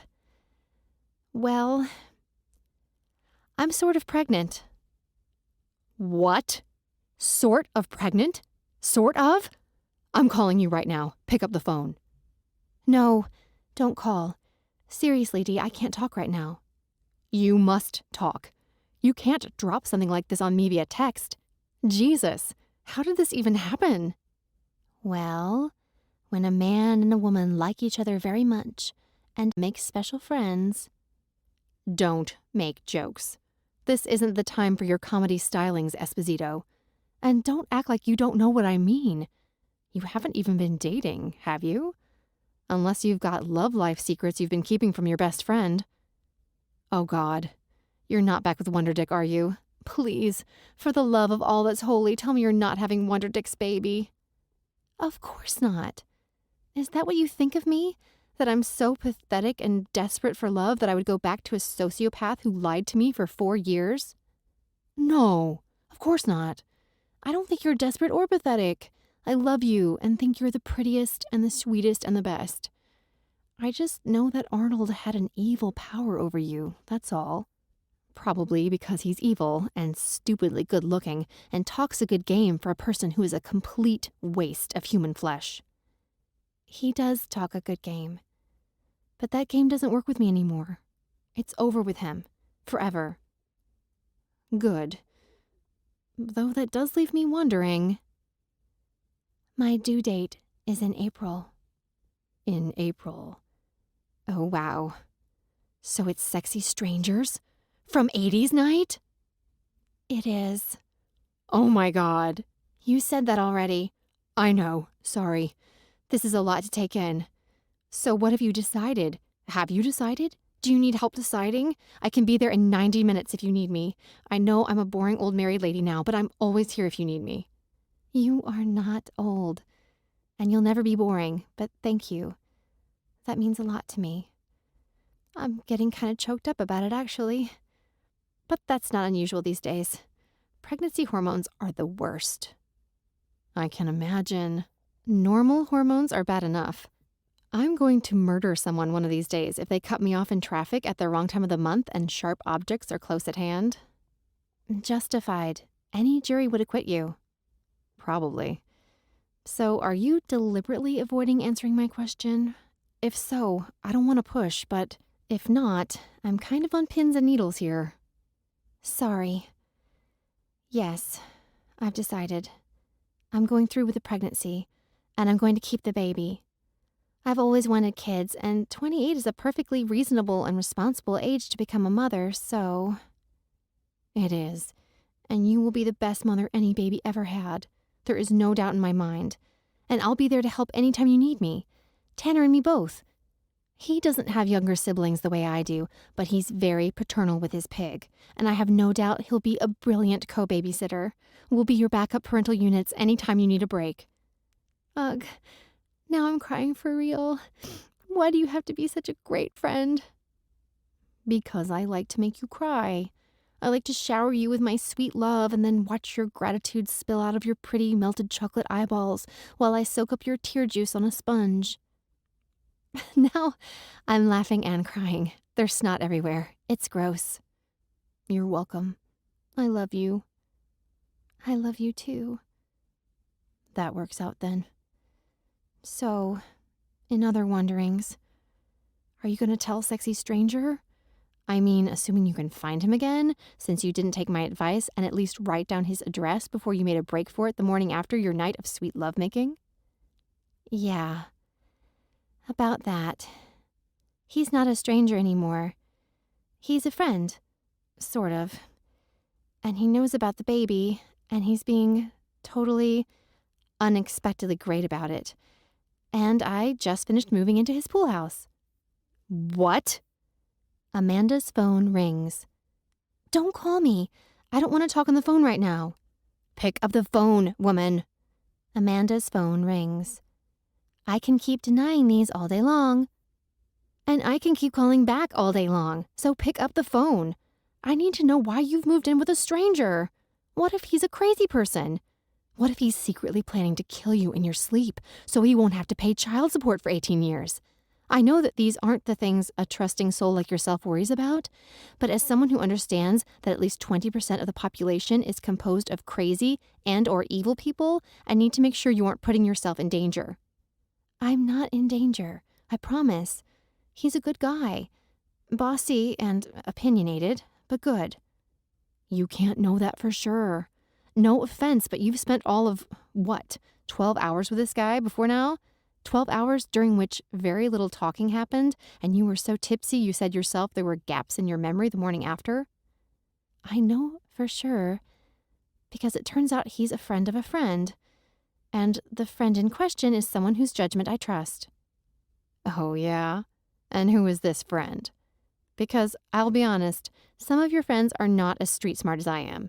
Nice, yes, but nice isn't going to keep you from getting murdered in your sleep. Your husband is the friend. And Sexy Stranger was his best man. Amanda's phone rings. I'm not picking up. Amanda's phone rings. I'm seriously not picking up. If you keep calling, I'm going to turn my phone off and we'll just have to talk about this later. Amanda's phone rings. Alexi is helping me move into the pool house right now, Diana. I seriously can't talk or he will hear me. And I have things to discuss with you that I would rather he not hear, okay? Can you please be reasonable for once in your life? Amanda's phone rings. All right, then I'll talk to you on Tuesday. Enjoy the rest of your honeymoon. I love you. Please don't worry. Everything is going to be okay. Amanda's phone rings. Amanda turns phone off.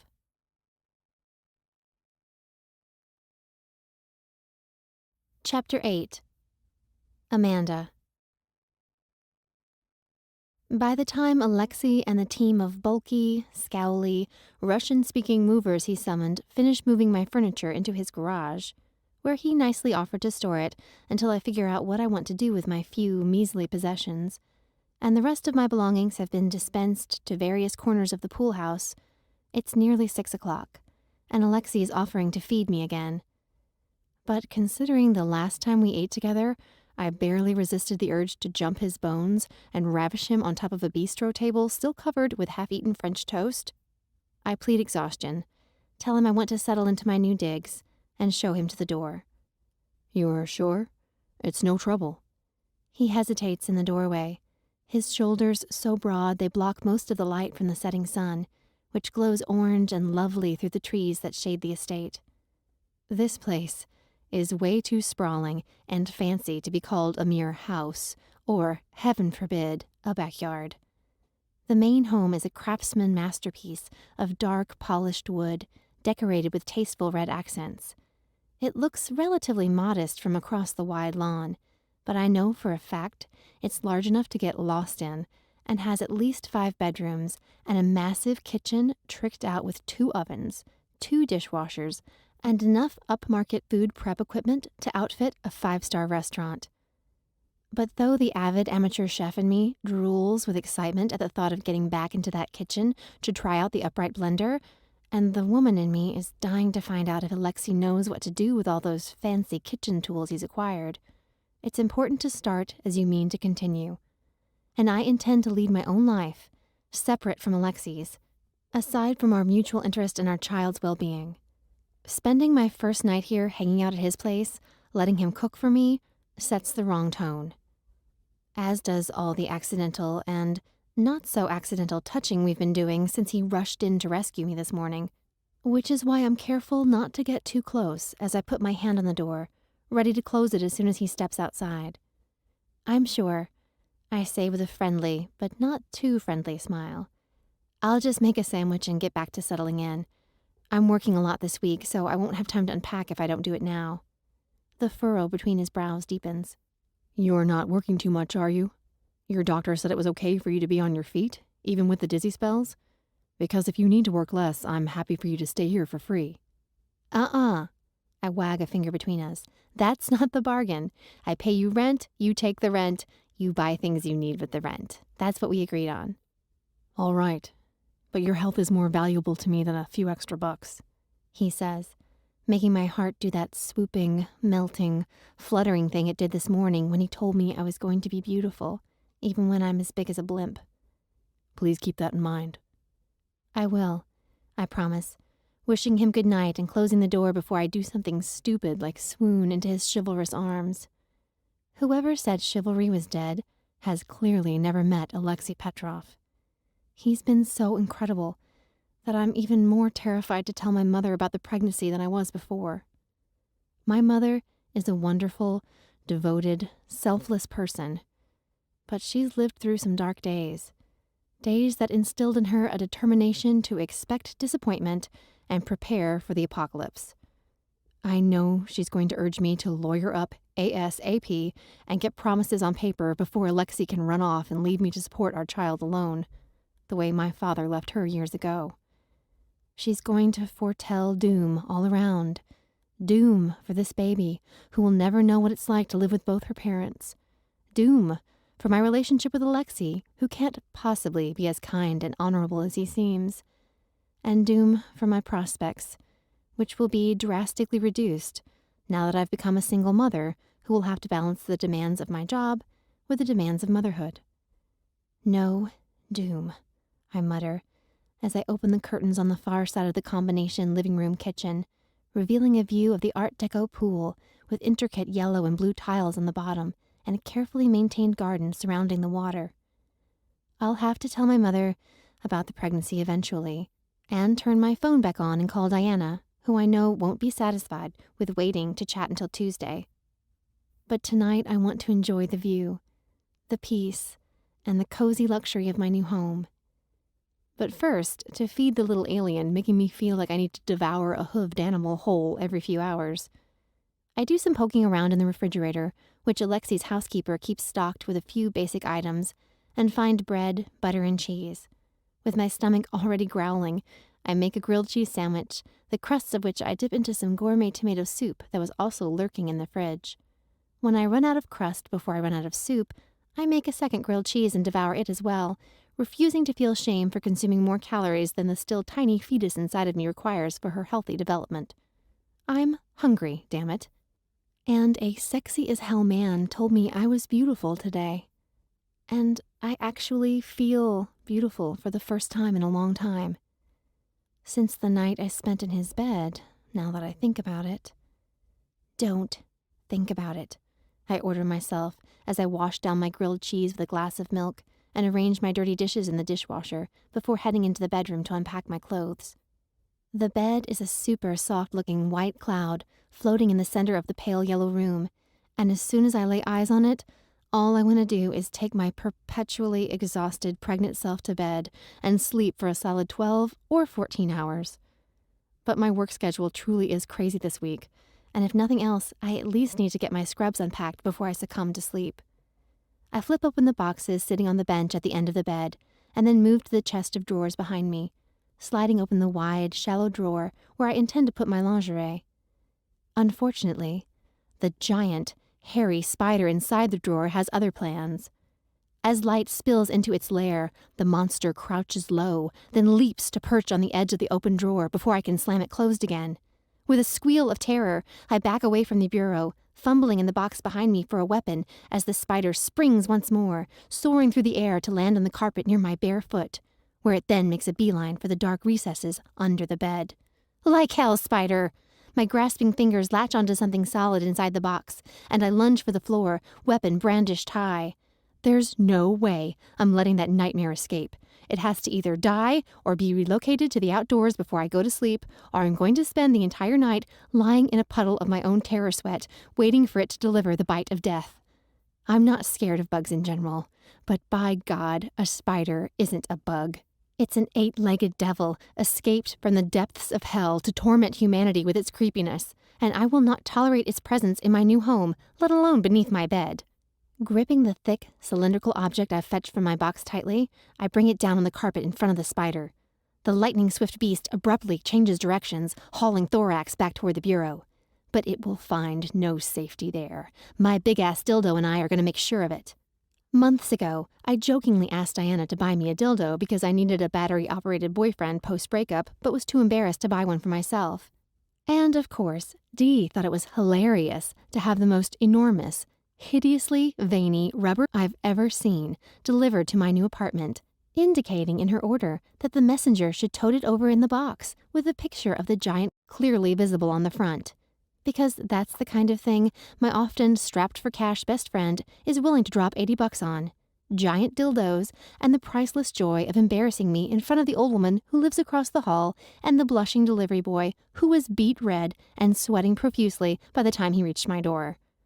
As soon as I tipped the poor man, I tossed the one-eyed monstrosity in my lingerie drawer to hide its shame beneath my panties, tore the box into pieces I wasn't too mortified to recycle, and called Diana to congratulate her on her prank victory. Because really, I should have known better than to ask her for a sex toy. It's not like I couldn't have predicted how a person I'd known since childhood would respond to a request like that. By the time I got off the phone 2 hours later, after hearing all of Diana's news and promising we'd talk more often instead of texting most of the time, lies, I'd forgotten about the dildo. But the dildo didn't forget about me. It stayed right there in my lingerie drawer, peeking its creepy veined head out to stare at me whenever I let my supply of clean laundry get too low. I kept meaning to throw it away, but I never mustered the gumption to tote it to the garbage can. Now, as I chase this mutant arachnid across the carpet, getting closer to squashing it with every whomp of my giant dong, I'm so glad I didn't toss the stupid thing. This dildo is sparing me the trauma of being forced to smush a monster spider with my bare foot. I'm so grateful that I silently promise I'll keep Mr. Vaney in my panty drawer forever, as long as he slays my enemy before bedtime. With a battle cry worthy of an Amazonian warrior princess, I bring the schlong down on the spider's chubby body. But the devil spawn refuses to die. Instead, it manages to crawl up on top to perch menacingly on the bulging head, staring straight into my soul with a gajillion creepy eyes. My battle cry transforms to an ear-splitting scream as I hurl the dildo across the room, where it smacks into the wall. Inches from the door, Alexi has just barged through with his fists raised, clearly ready to defend me for a second time today. He looks as strong and capable as ever, and I've never been more grateful to see another human wearing creepy, crawling, crushing shoes in my life. Spider! I jab a finger at the floor, where the 8-legged abomination is once again scuttling toward the bureau in search of sanctuary. Smush it! Smush it quick! Showcasing his athlete's reflexes, bravery, and complete absence of arachnophobia, Alexi reaches down, snatching the spider up in one big hand. Oh my God, don't touch it! I screech, fingers clawing at my neck in panic, as he crosses to the open window, knocks out the screen with his free fist, and drops the spider out into the autumn evening with the other. As the intruder falls to the ground, I spring to my feet, rushing to Alexi's side, ready to provide medical attention. Let me see. Where did it bite you? It didn't bite me. I'm fine. He says in such a calm voice, I'm pretty sure he's already going into shock. I take his hand gently in mine, turning it over to search his wide palm for puncture wounds. It's okay. I soothe in my calmest, nurse in control of the situation voice. Spider bites are only fatal in cases where you can't get medical attention, and we're going to get you to the ER so fast you won't have time to fish your insurance card out of your wallet. Everything is going to be fine. Just let me get my keys. A rumbling sound emanates from his chest, and I look up to see the crazy bastard grinning. Are you laughing? Of course not, he says, rumbling again. This isn't funny, I say, eyes widening. The poison could be working its way through your bloodstream as we speak. His head falls back, granting me a glimpse of his shiny white molars as his rumble becomes a full-blown LOL moment. I have no choice but to whip out the big guns. You could be dying, Alexi. Spider bites can be fatal. I don't want to scare you, but it's all right. I'm not scared. He pets my shoulder with his free hand, as if I'm the one in need of a patient bedside manner. And I'm not dying. It didn't bite me. And even if it had, it was a folding trapdoor spider. They're not poisonous. You don't know that, I insist, tightening my grip on his palm. Did you even look at that thing before you picked it up like a crazy person? It was hairy all over, like a tarantula. We don't have tarantulas in Oregon. So, I sputter, though I'm starting to accept there's no need for a trip to the emergency room. Someone could have lost their pet tarantula. He nods, grin still in place. And how would that have ended up in my guest house? It could have crawled to your guest house. I scowl harder. It could have crawled here, snuck under the door, crept across the carpet to your guest bedroom, and made a nest in your bureau drawer because it loves jumping out at unsuspecting people and scaring them half to death. I didn't realize tarantulas were so diabolical. His hand curls around my fingers, turning my examination into something more intimate. Well, they are.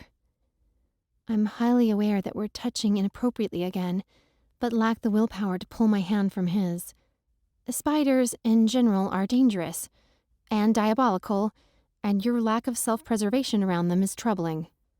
So is the size of that purple silicone penis. He nods toward the other side of the room, where Mr. Vaney lies on the floor, looking even more obscene than usual on the pristine beige carpet. Jesus, it's not mine. My face flushes lava hot as I roll my eyes to the ceiling. I try to pull my hand away to cover my flaming cheeks, but Alexi holds on tight. I mean, it is mine, because Diana gave it to me, but it's not real. He arches a brow as he steps closer. Looks real to me. Well, yes, it is. It's real, but it's not in use. I exhale sharply, lifting my 2 long bangs off my forehead, trying not to notice how near he suddenly is. I don't use it. That's not a thing I do. Not with that, anyway. He leans in, further invading my space with his spicy, heroic spider-dispatching scent, making my entire body tingle. That's good to hear. I was starting to feel a little inadequate. My gaze collides with his, and sparks ignite between us all over again. As if, I whisper, knowing I'm playing with fire but unable to resist. If memory serves, you have no reason to feel inadequate. About anything. At all. His focus shifts to my lips as he murmurs, No? No, I whisper, blood pumping faster. Are you sure? I thought you couldn't remember. Well, I remember some things. I bite my lip, fighting to keep the words on the tip of my tongue from leaving my mouth. But my tongue isn't interested in anything but getting tangled up with some part of Alexi's body as soon as possible. And so I add in a husky voice, but a refresher course could be nice. Before the last word has slipped into the charged air, Alexi's mouth is on mine. His lips are as hot as my burning cheeks and so petal soft it's shocking. This giant man, with the rough hands and powerful body, has the sweetest mouth, and he tastes like heaven, like honey and fennel and dark, sexy, secret things that hide from the light, only coming out after the sun goes down, when the world is hazy, mysterious, and open to possibilities. He is magnificent, and as his tongue sweeps into my mouth, stroking against mine, communicating how good it is to see me again, all I can do is moan and surrender. Your mouth is incredible, he murmurs as he backs me slowly across the room. So soft and sweet. You too, I confess, words becoming a gasp as he drives his fingers into my hair and fists them there, sending a shockwave of desire jackknifing through me. I've been dreaming about this since the morning you left without saying goodbye, he says between kisses, about your sweet mouth and your beautiful body and the sounds you make. The backs of my knees hit the bed and my breath rushes out. This is getting really real, really fast. If I don't say something soon, we're going to end up naked and in bed together, a few hours into our friends with shared parenting responsibilities relationship. We can't do this, Alexi, I whisper, my pulse spiking. We really can't. Yes, we can. And we should. Even through my clothes, the touch makes my knees weak and my willpower even weaker. Maybe he's right. Maybe we can be more than friends. Maybe we even owe it to ourselves and our baby to see if this chemistry will lead to something more. Something as good as the way I feel when Alexi guides me onto the bed and stretches out on the covers beside me, stroking one big hand over my belly and between my legs.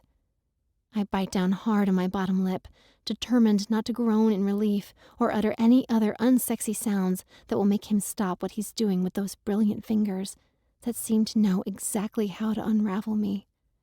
I weave my hands into his thick hair as he gives me what I want, what I need, kissing me with a slow, sustained intensity that drives me wild.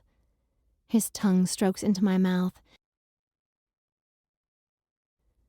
I'm still grinning like a fool when a harsh croak gurgle emanates from the window, and I glance over to see a crow the size of a small dog perched on the sill, holding a squirming monster spider in its beak. I scream, and Alexi makes a manlier startled sound, sitting up so fast he tumbles off the edge of the bed. He recovers quickly, leaping to his feet and lunging for the window with a shooing motion. But the crow isn't easily startled. It remains on the sill for another moment, flapping its wings and cawing in disapproval, letting its wildly wiggling prey fall from its beak to land on the carpet. By the time the bird beats a cranky retreat, the spider is rushing at Alexi, instigating a spider-avoiding, hopping, stomping dance that would be funny if the spider wasn't out for blood and Alexi and I hadn't been on the verge of ruining everything. We can't break the rules. We can't. The odds of disaster are far greater than the chances that we'll find domestic bliss.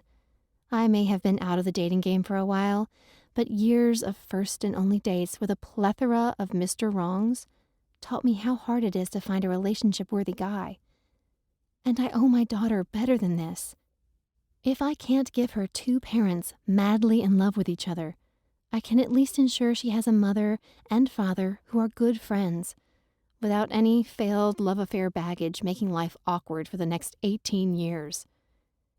By the time Alexi has recaptured the spider, delivered it to the outdoors, and closed the window with a firm snick and a click of the lock, my mind is made up. This was a bad idea, I say, buttoning my jeans as I back down the hall toward the living room. I'm sorry, but you have to go. We have to stay friends. Just friends. For the baby. It's the only way to make sure things stay good. His lips part, but before he can speak, I throw open the front door and beg, please. I can't do this. I can't take the risk. I'm sorry. Alexi pauses in the doorway, exhaling sharply. No, I'm sorry. I overstepped.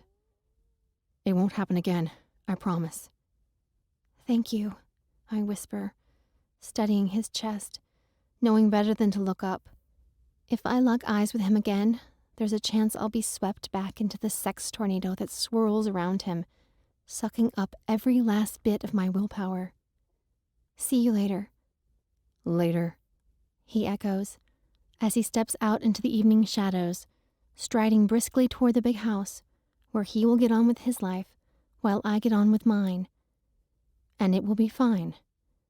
Better than fine. It will be the smartest, sanest, best thing I could have done for my child. A sacrifice well worth making. A few weeks, or months, or however long Alexi and I might have lasted, of pleasure aren't worth a lifetime of awkwardness. And awkward would be the best possible outcome, because Alexi isn't the kind of man you can roll around in bed with and then casually part ways.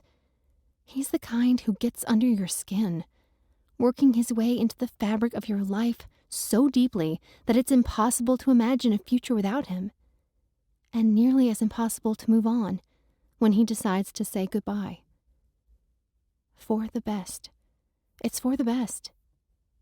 I repeat the mantra for the next several hours, using it to banish the memory of how good it felt to have Alexi's body close to mine. And it works.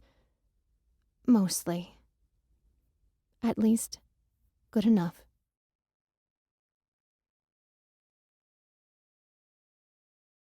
Chapter 9.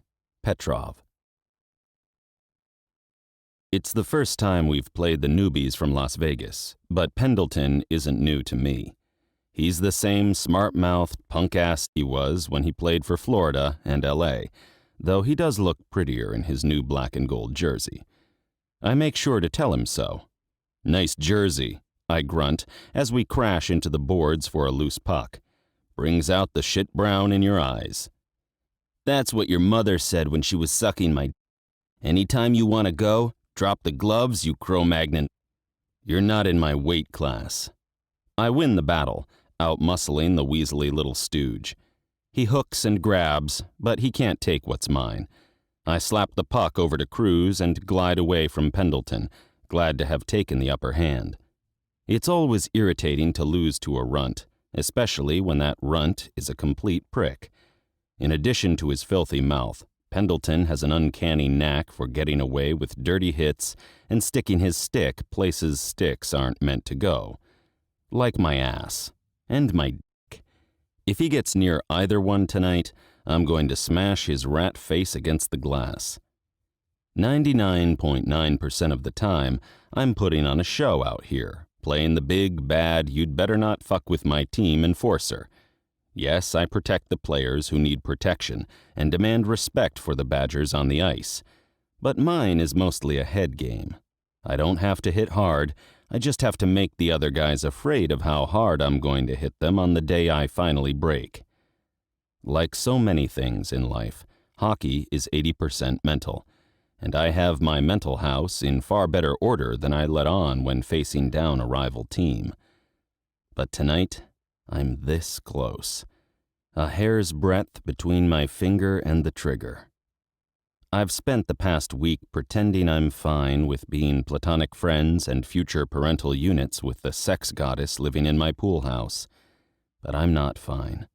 My entire life has been turned upside down. I'm strung tight, wired for sound, and so confused I don't know which way is up. The one thing I do know is how much I would like to finally pay Pendleton back for every time he's taken liberties with my teammates, my goodwill, and my rear end.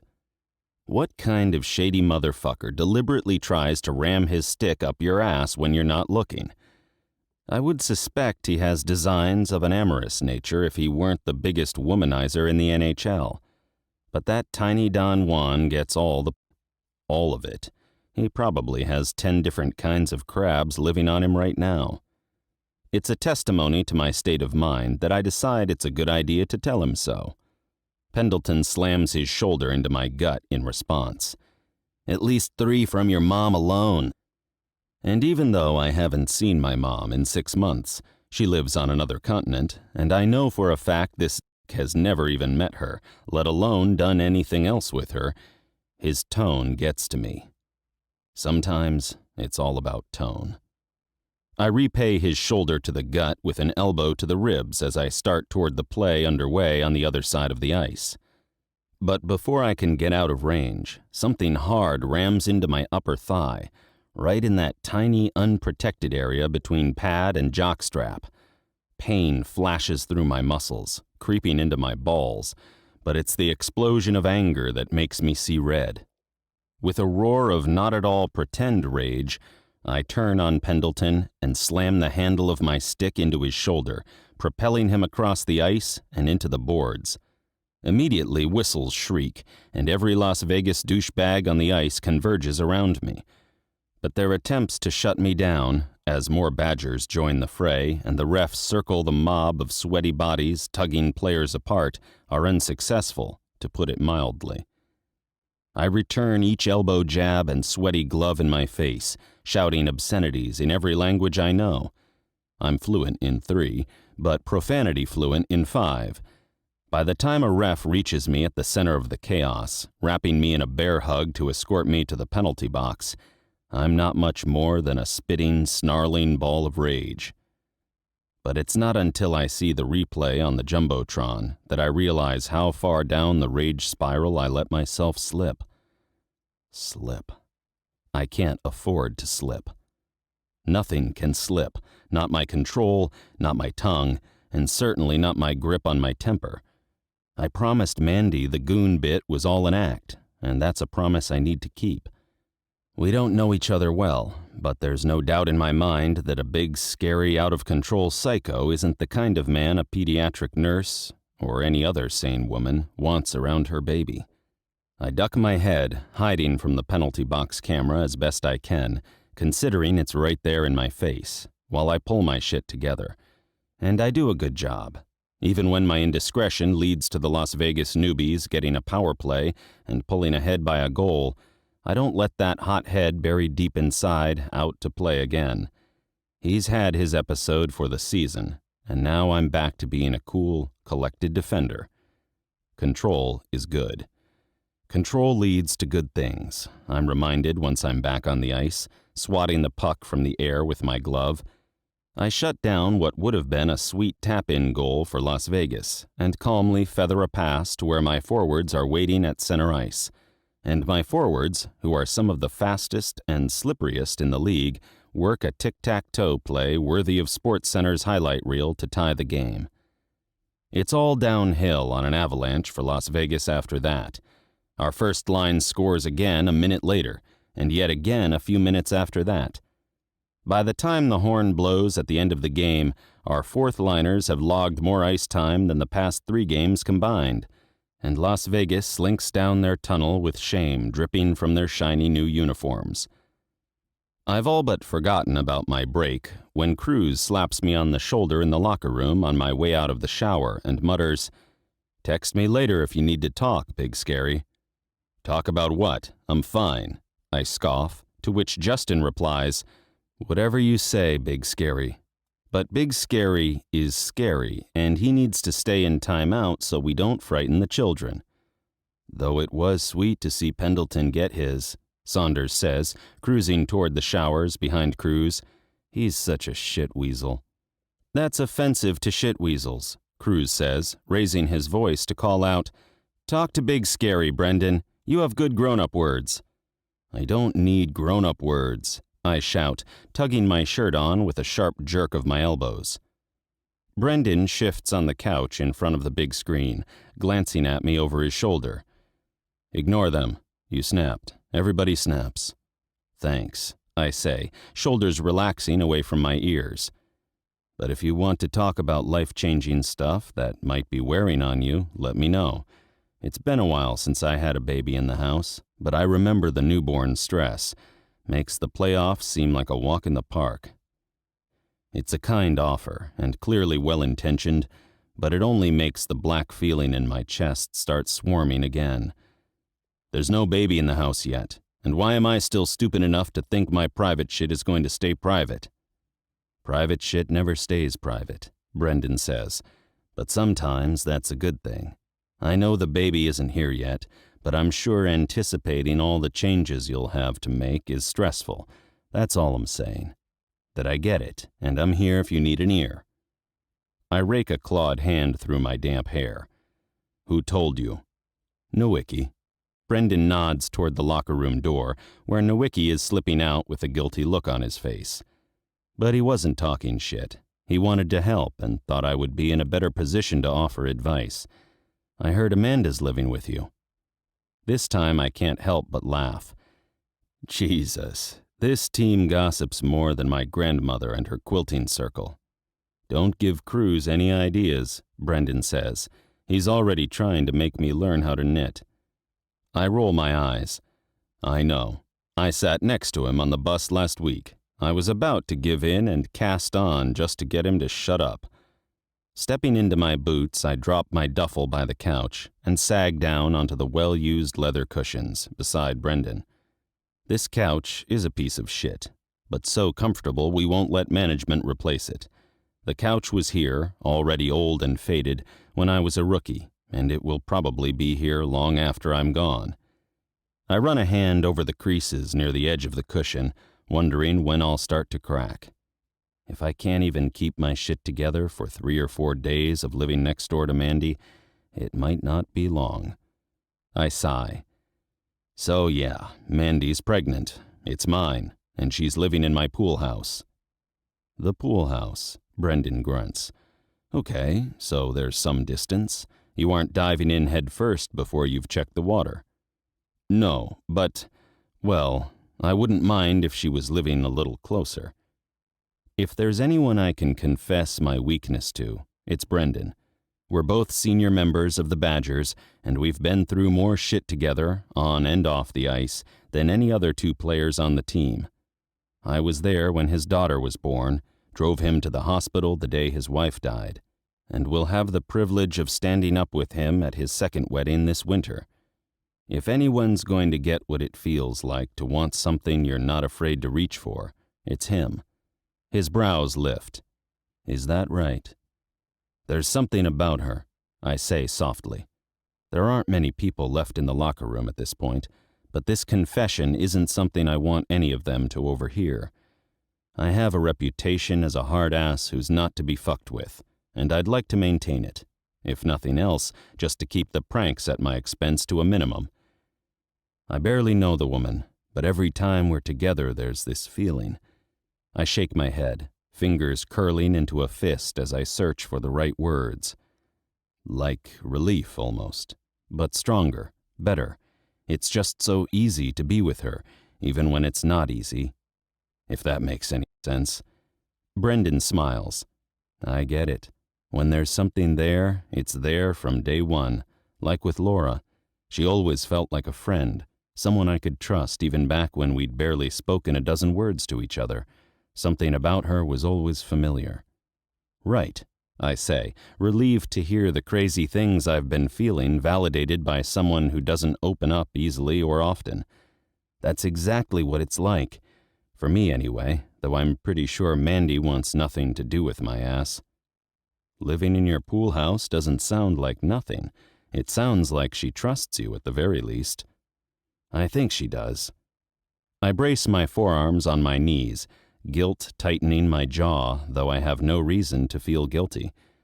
I'm not lying to Mandy. I'm protecting her, keeping her safe from worry that would be bad for her and her pregnancy. And the day she moved in, things definitely got more than friendly, but she shut it down fast. She said we had to think of what's best for the baby, and what's best is staying friends so we can be good parents. No sex, no mess, no drama.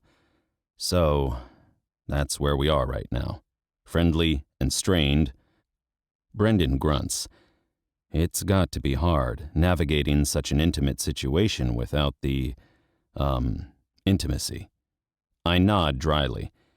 Yeah, I wouldn't recommend getting a woman you like knocked up before she decides if she likes you back. He laughs. But at least you like her, man. It could be a hell of a lot worse. Oh, I know. Believe me, some of the women I took home after Renee and I broke up, I let the words trail off with a shudder. I remember. You had some scary low standards during your slutty phase. I shrug. I was drowning my pain. Pain isn't picky. Brendan claps me on the shoulder. I was just fucking with you. I know, I say. I don't mind. I can take it. I know you can. He leans forward, mirroring my hunched position. You're one of the toughest people I've ever met. You don't give up. You don't give in. You don't back down. I shake my head. But Amanda isn't a defender from another team or a rookie with a bad attitude. No, she isn't, he says. She's way scarier than either of those things. But since when do you let fear get in your head? My breath rushes out as my lips curve. Point taken. Brendan returns my smile. Good. And just FYI, being a dad is even scarier than falling for someone new, but in a good way. The best way. You'll never be the same again. I nod, chest flooding with a mixture of fear and anticipation that's becoming increasingly familiar. I hear you, but honestly, I'm looking forward to it. I've wanted this for a long time, to have a family. I know, Brendan says softly. He only knows part of the story, the part where Renee had a miscarriage and decided that was a good reason to break off our engagement. I've never told anyone but my grandmother the entire sad, sordid tale, but Brendan knows how excited I was about being a father, and things are no different now. If anything, I'm more excited. My breath rushes out. Yeah, so as long as Amanda and the baby make it through the delivery safely and they're both okay, I'm never going to be anything but happy the kid is here.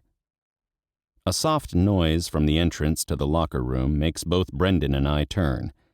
There in the doorway stands his fiancée and our team's PR manager, Laura, beaming at us with her hand pressed to her heart. Alexi Petrov, that may be one of the sweetest things I've ever heard. Overheard, I correct, glaring in her general direction. Eavesdropping is a capital offense in some countries, you know. Her grin widens in response. Well, good thing we're in this country then, isn't it, you adorable, tender-hearted thing? I'm so glad I got here in time to drop some eaves on you. Now I know I can book you as a guest coach for the kids' camp this summer without worrying you'll terrify the children. I curse, and Brendan laughs, slapping me on the back as he stands. Welcome to my world. This woman pimps me out like it's going out of style. I can't remember the last time I had an entire weekend to myself. Oh, cry me a river, Laura scoffs. You poor man having to go out in public and be adored by people who think you're God's gift to hockey. Brendan joins her at the door, slipping an arm around her waist and pulling her close. I would rather stay home and be adored by my future wife. Laura tips her head back, gazing up into his face with such undisguised affection I feel like the one spying in doorways. That reminds me, my mom said she could babysit this weekend, so we'll have an entire kiddo-free evening and half the next day to ourselves. Thank God for Grandma. I've been jonesing for some grown-up alone time. Brendan bends to kiss Laura's neck with a growling sound, making her laugh. Stop! She shoves lightly at his arm. Your beard tickles, and we're grossing Alexi out, I can tell. Before I can say that I'm not grossed out, I'm leaving so that they can be in love without an audience, Laura adds, and Amanda's waiting in the hall. I just came down to peek into the locker room for her and make sure everyone was decent before she came in. Sorry to interrupt. The sound of her voice from the hall makes my blood rush faster again as I wonder how much she overheard. I locked my keys in the car at work and was hoping you had a key to the pool house so I could get in and grab the spare. I stand, wiping my suddenly sweating palms on my jeans. Yeah, no worries. I've got the spare. Be right out. Or you can come in. Everyone's decent. Okay. Amanda peeks around the doorframe, her big brown eyes sucking me under their spell the way they always do. If you're sure. I'm sure. My anxiety fades as she smiles a sweet, secret smile I can tell is just for me. Whatever she heard, she doesn't seem upset about it. In fact, she looks more relaxed and unguarded than I've seen her in days, since the afternoon of the giant spider debacle and the subsequent we should never touch each other again decision, in fact. I grab my duffel, slinging it over my shoulder as I head for the door, ignoring the meaningful looks Brendan and Laura shoot my way. I get what those looks mean. They're rooting for me. For us. But approval from other people doesn't matter right now. There's only one person I want to win over. I step beside Amanda in the hall, lifting a hand to stop her before she can apologize again. It's no trouble at all. I'm happy to help. Thanks. She rocks back on her heels. The pregnancy brain is hitting hard this week. Her stomach growls loud enough to be heard over the floor polisher whirring at the other end of the hall, making us both laugh. And the pregnancy belly, too. Then why don't we get dinner first? I nod toward the front of the arena. There are some good places within walking distance, and it sounds like the rain has stopped. It has, she says, brow furrowing as she motions down at herself. But are you sure you want to be seen with a woman in stained baby elephant scrubs? A little boy dropped his grape juice on my lap this afternoon, and my spare scrubs were locked in the car along with the keys, so I wasn't able to change. I debate the wisdom of telling her she's so beautiful no one would notice if she went out to dinner wearing a garbage bag for a dress. In the end, I decide not to push my luck. We can find something low-key if you're feeling self-conscious, but I like baby elephants. She smiles, eyes twinkling. Yeah? Even stained ones? Especially those. We should hit up the Mexican place on 9th Street. Their tacos are so huge there's no way anyone gets out of there without a few stains. You'll be in good company. Oh man, tacos sound good. Her lashes flutter as she lets out a soft moan. I've been craving something spicy all day. Perfect. Mucho has a grilled pepper appetizer guaranteed to set your mouth on fire.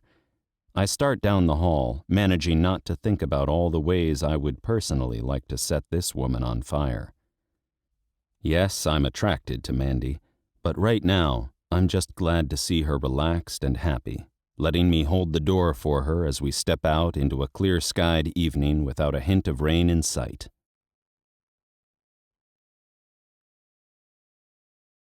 Chapter 10. Amanda. Heads turn as we step into the small, brightly lit restaurant with at least 50 rainbow-colored piñatas swinging from the ceiling, and the hostess leads us to an empty booth at the back. Alexi is, obviously, and immediately recognized by the ball-cap-wearing college boys at the bar against the far wall, but they keep their star-sighting excitement restrained to hushed murmurs and a couple of shots snapped on their cells from across the restaurant. I tuck my chin to my chest, hiding behind my hair until I'm past the fans and able to slide into the shiny, pink upholstered booth with my back to the rest of the diners. It's sweet that Alexi doesn't care what I look like, but I'm keenly aware of the fact that I'm wearing rumpled scrubs and my hair is a frizzy mess from my walk through the rain, while my dinner date is a smoking hot sex god in designer jeans and a gray sweater that brings out the flecks of mist in his dark eyes. We're about as well matched as a tuxedo paired with house slippers, and these slippers would just as soon not be recognized or tagged on social media in any of those pics. Thank you very much. Sorry about that. Alexi hands me a menu from the holder at the edge of the table before lifting his at an angle that blocks his face. I've found it's best to ignore it. If I wave or make eye contact, someone will want to take a selfie together or something miserable like that. You hate selfies too? I ask, opening my menu. Loathe them. Makes me feel like a trained monkey.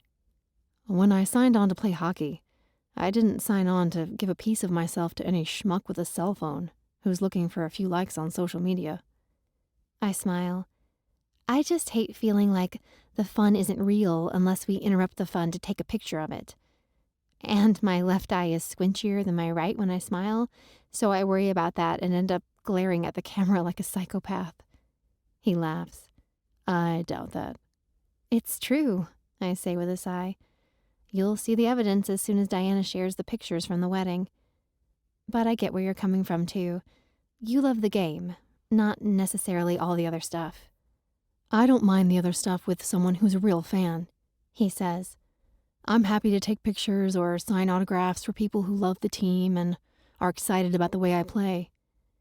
It's the people who know jack about hockey and just want a piece of someone famous to use as currency that set my teeth on edge, especially when I'm just trying to grab dinner or get showered at the gym or something.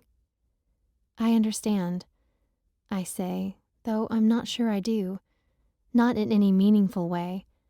I've never even known anyone famous, let alone been out to dinner with a person other people want to take pictures of.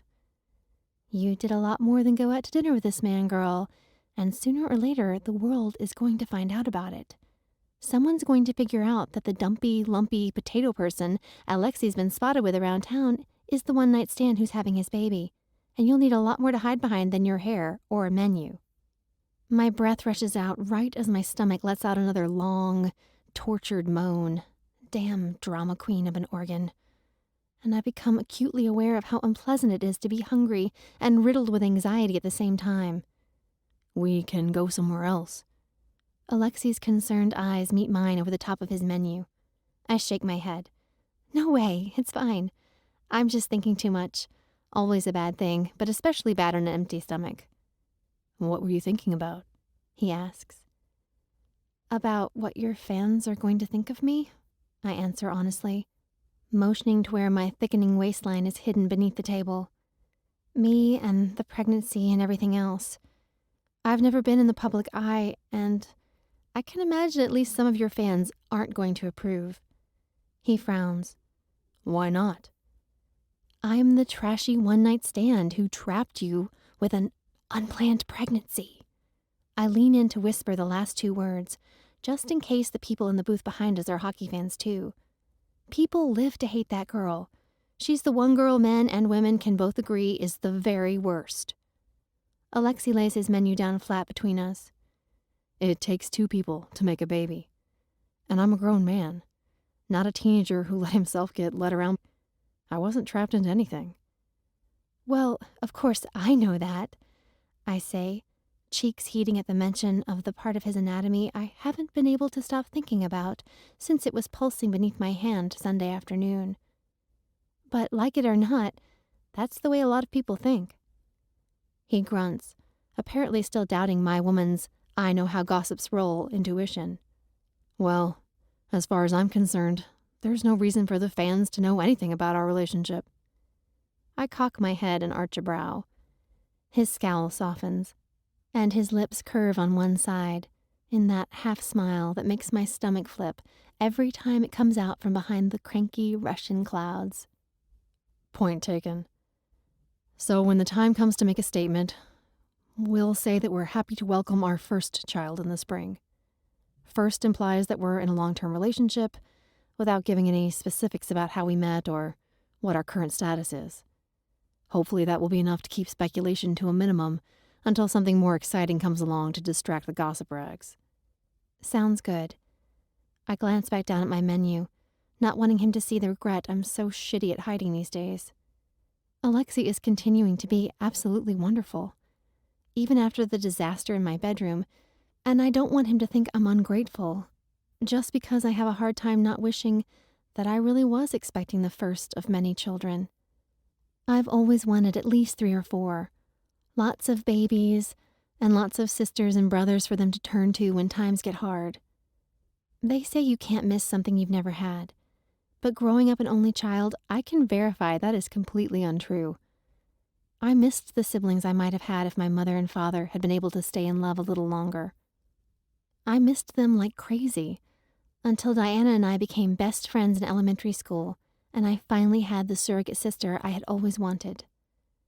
But my baby will probably never have a sister, or a brother, or parents who live in the same house and are both there in the middle of the night when she has a nightmare and needs to crawl into bed between 2 warm, adult bodies, big and strong enough to scare the bad dreams away. Are you all right? Alexi asks. I blink faster. I'm fine. I sniff as I run a hand through my hair, surreptitiously wiping the leaking corner of my eye with my thumb while I'm at it. Stupid pregnancy emotions. They're even worse than my belly-aching stomach. But I'm overwhelmed by this menu. Is it me, or are 20 different kinds of tacos at least 5 too many? You want me to order for both of us? He asks, as the harried server stops beside our table, dropping 2 glasses of water and a pile of napkins before pulling her notepad from her tight pink apron. Yes, please. I smile as I tuck my menu back into the holder and watch Alexi order an insane amount of food, including a fried pepper plate with extra heat. As the server promises to return with the app soon and scurries away to drop a check at another table, Alexi turns back to me with a serious expression. You said you wanted spicy, so I went there. But don't be afraid to say no to the habaneros. They can be pretty intense. I cross my arms on the table and sit up straighter. Is that a challenge? He shakes his head solemnly. Not at all. I won't think any less of you if you don't have what it takes to step up to the heat.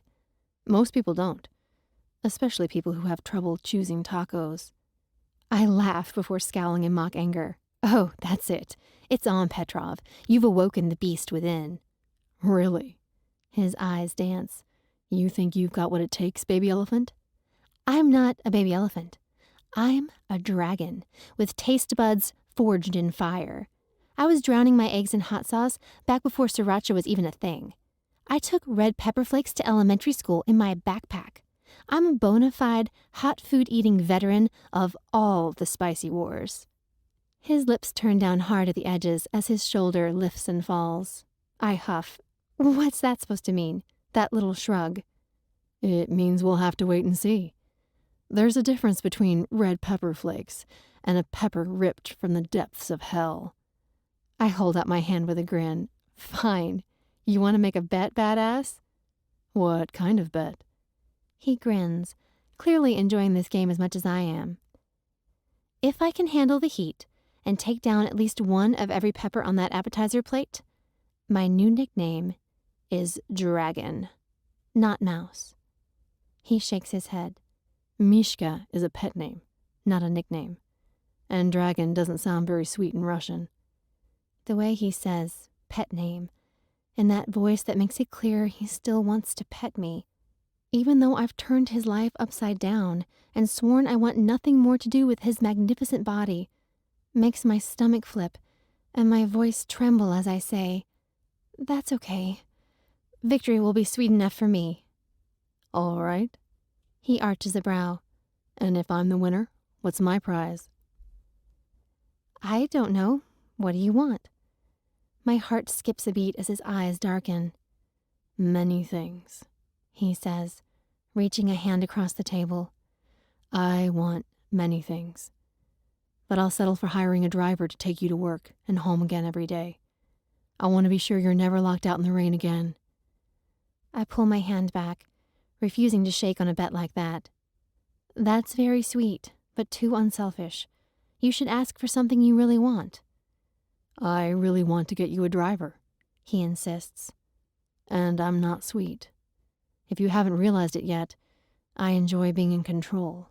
I like things done my way, and I'm not above playing dirty to make that happen. I bite my lip. So you didn't mean what you said to Brendan in the locker room? About being happy about the pregnancy, as long as the baby and I made it through the delivery okay?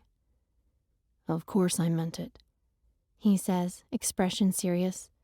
That's all I want. Then you can't say you aren't sweet. I slip my hand into his and curl my fingers around his wide, warm palm. Because that's the sweetest thing I've ever heard. He gives my hand a gentle squeeze. All right, Mishka. But don't say I didn't try to warn you. Before I can decide if he's still kidding, or truly trying to warn me about something not so sweet going on in that mysterious head of his, the server returns with chips, queso, and the infamous fried pepper platter. So, you've got, in order of increasing heat, flash-fried red peppers, breaded poblanos, shishito with a soy ginger sauce, caramelized serranos, and habaneros stuffed with cream cheese and finished with panko breadcrumbs in olive oil.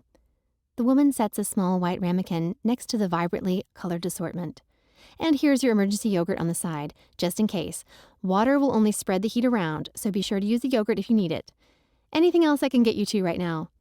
No, we're good. Thanks so much, I say, unease whispering through my confidence for the first time. I've never been in a pepper situation that required emergency yogurt. Who knew that was even a thing? There's still time to back out. Alexi reaches for a serrano and pops it between his lips, chewing with a calm that makes it clear he has no intention of crying uncle. I'm assuming you know how hot a habanero can be, even when it's stuffed with cream cheese to take the edge off, and that use of the emergency yogurt will automatically disqualify either party. I snatch a shishito from the plate and hold it up in the air between us. I'm not backing out, but if you're scared, I understand, and I promise not to make you call me dragon all the time, just when I'm in the mood to feel powerful and victorious. His eyes narrow dangerously. Not a chance, baby elephant. But I'm also a gracious winner. I'll wait until I'm alone tonight to hire your driver, and I promise not to gloat when the car comes to pick you up tomorrow morning. Do you have a preference as far as the type of vehicle? I prefer my Prius, which is what I'll be driving to work tomorrow because you're not winning this bet, Buster. I pop the pepper between my lips and chew with exaggerated disappointment. Wow, that has to be the mildest shishito I've ever eaten. I mean, the sweet sauce is tasty, but come on. You got lucky, he says, stabbing another serrano with his fork. Half of those shishitos are hot enough to burn the taste buds off your tongue. That's the thing about shishitos. They're unpredictable. Some hot, some not. He waves the serrano back and forth in a tick-tock motion. But the serrano and the habanero aren't here to play games, little girl. Good.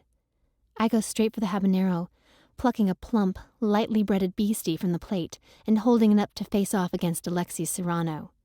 Because I don't play games either.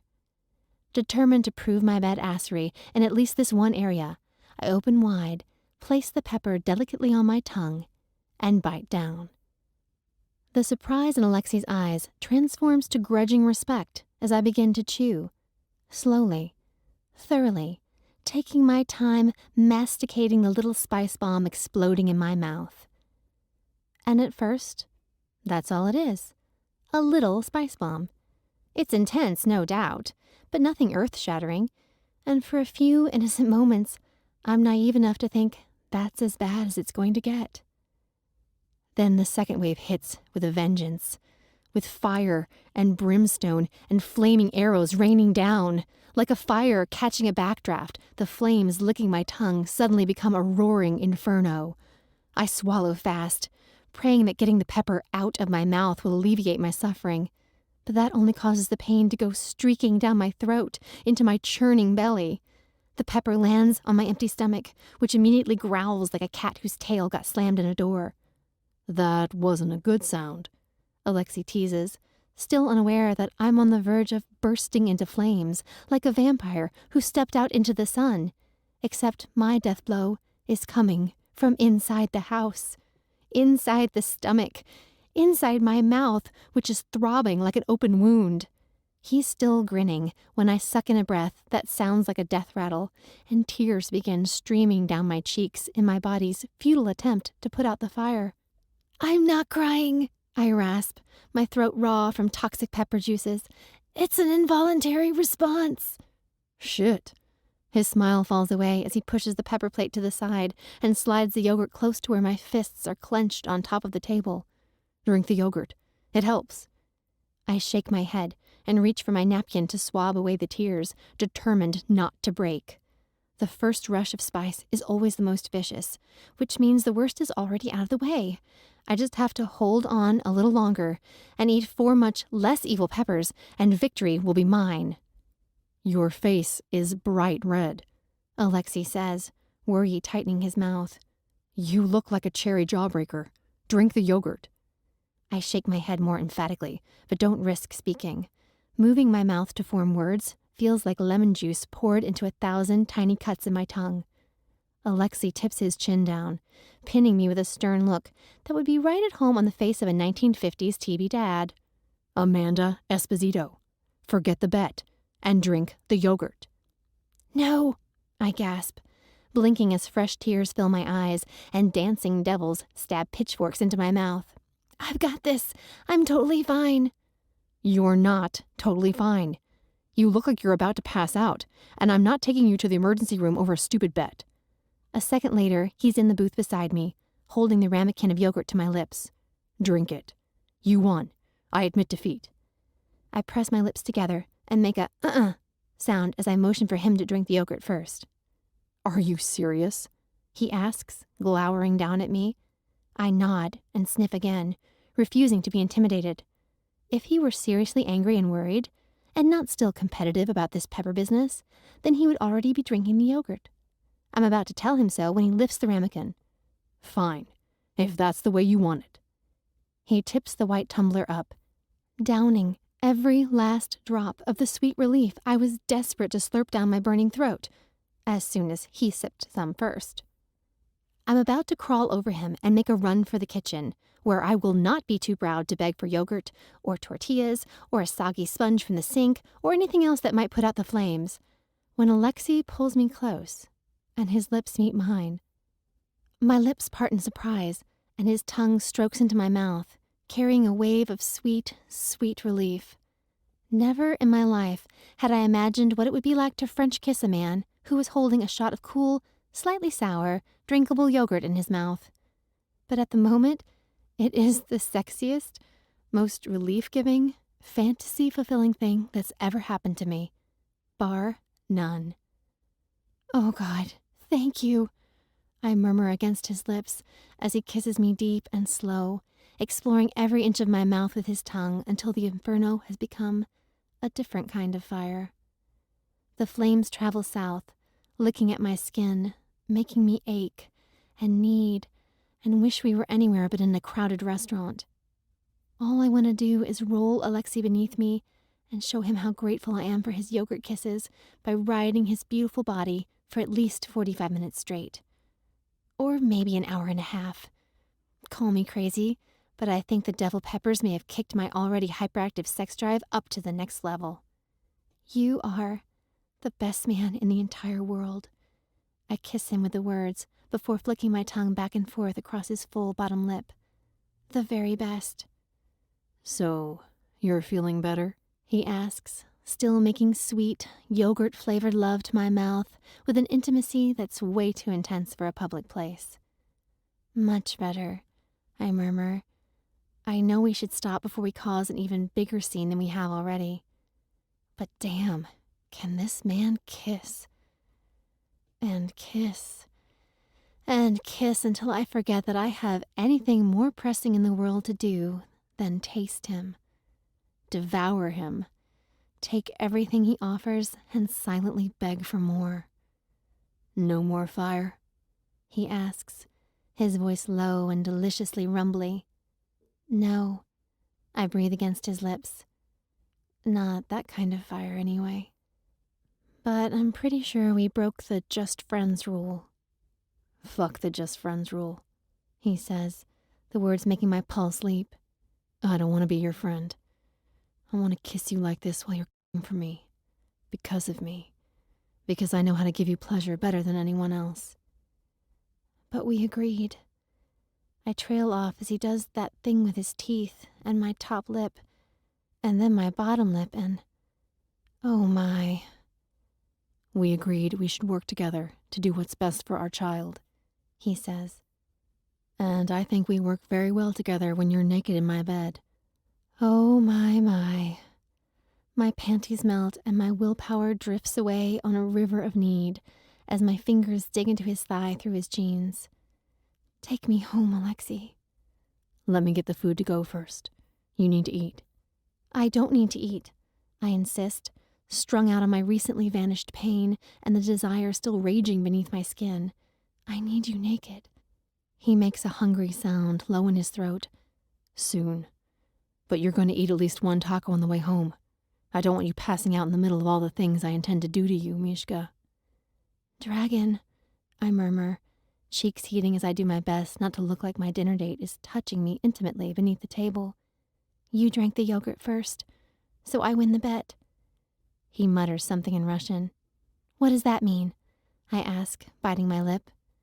It means you're stubborn, he says. And beautiful. The beautiful part is nice. I gasp aloud, then add in a panicked whisper, but you have to stop, before I embarrass myself. Only if I get to hire a driver, Dragon. I don't see any reason why we can't both win. Do you? No driver, I say with a slow shake of my head.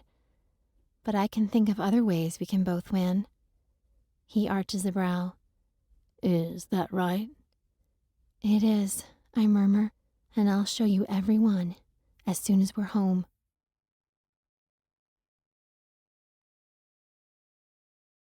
Chapter 11. Petrov. Back at my truck, I help Mandy in, buckle her seatbelt, and put the bag of food slowly and deliberately into her lap. Eat something. Yes, sir, she murmurs. All I want to do is drop the seat back, strip her scrubs down her thighs, and devour her right here in the abandoned parking lot. But I'm a grown man in control of his primal urges. Or so I tell myself.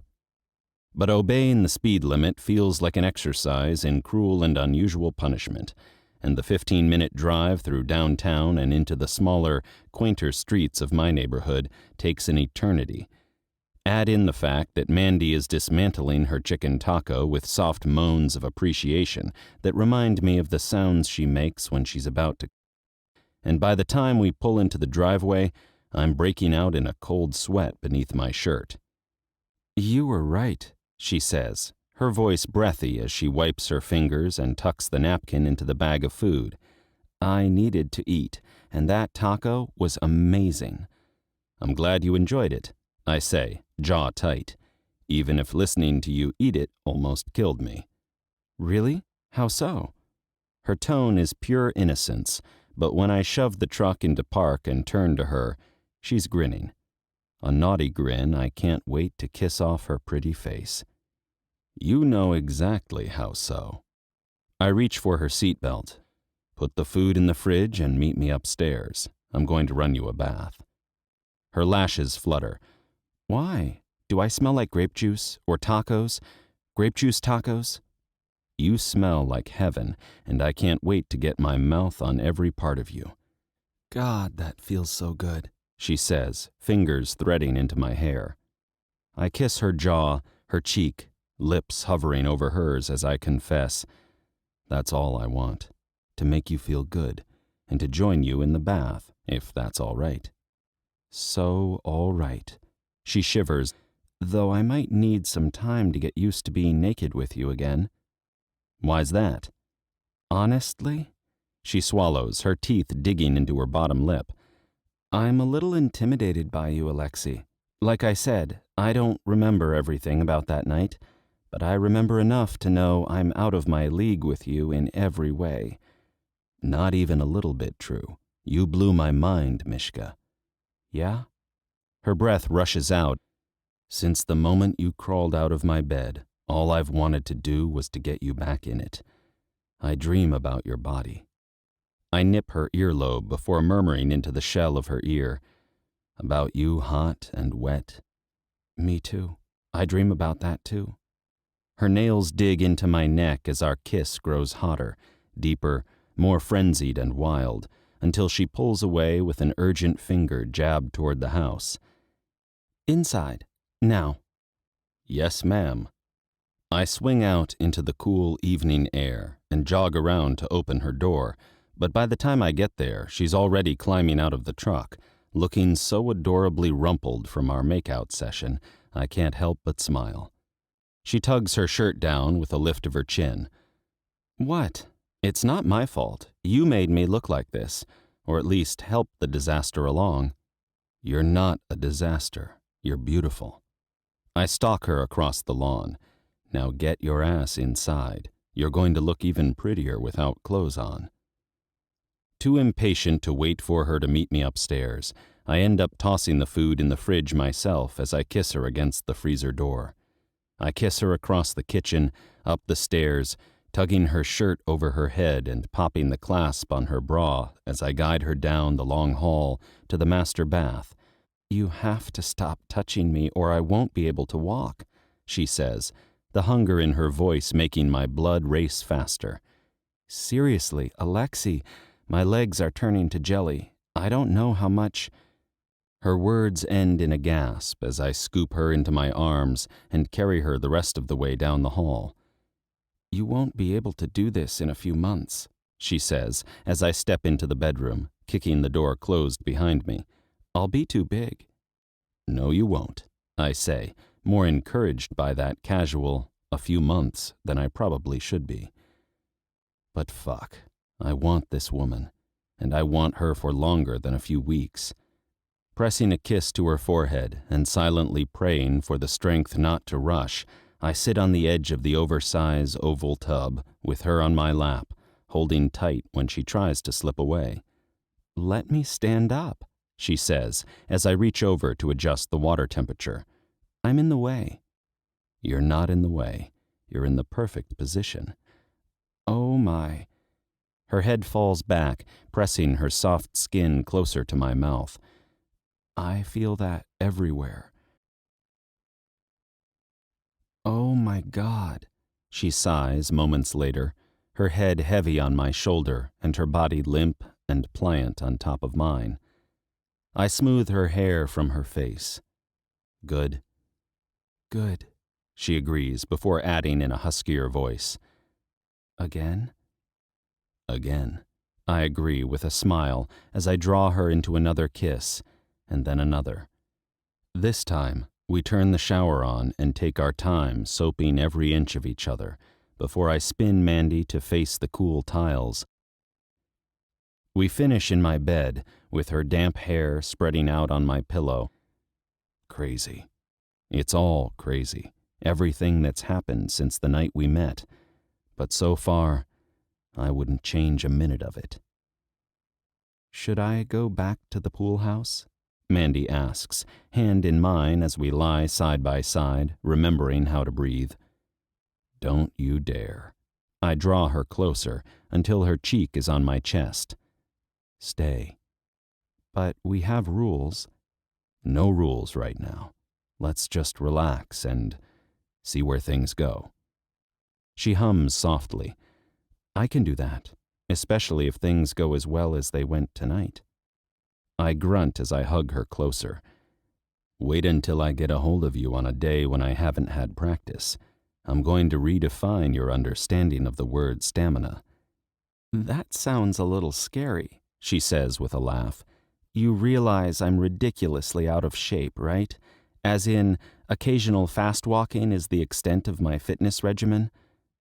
You're perfect, I say. You can't possibly be capable, she shivers.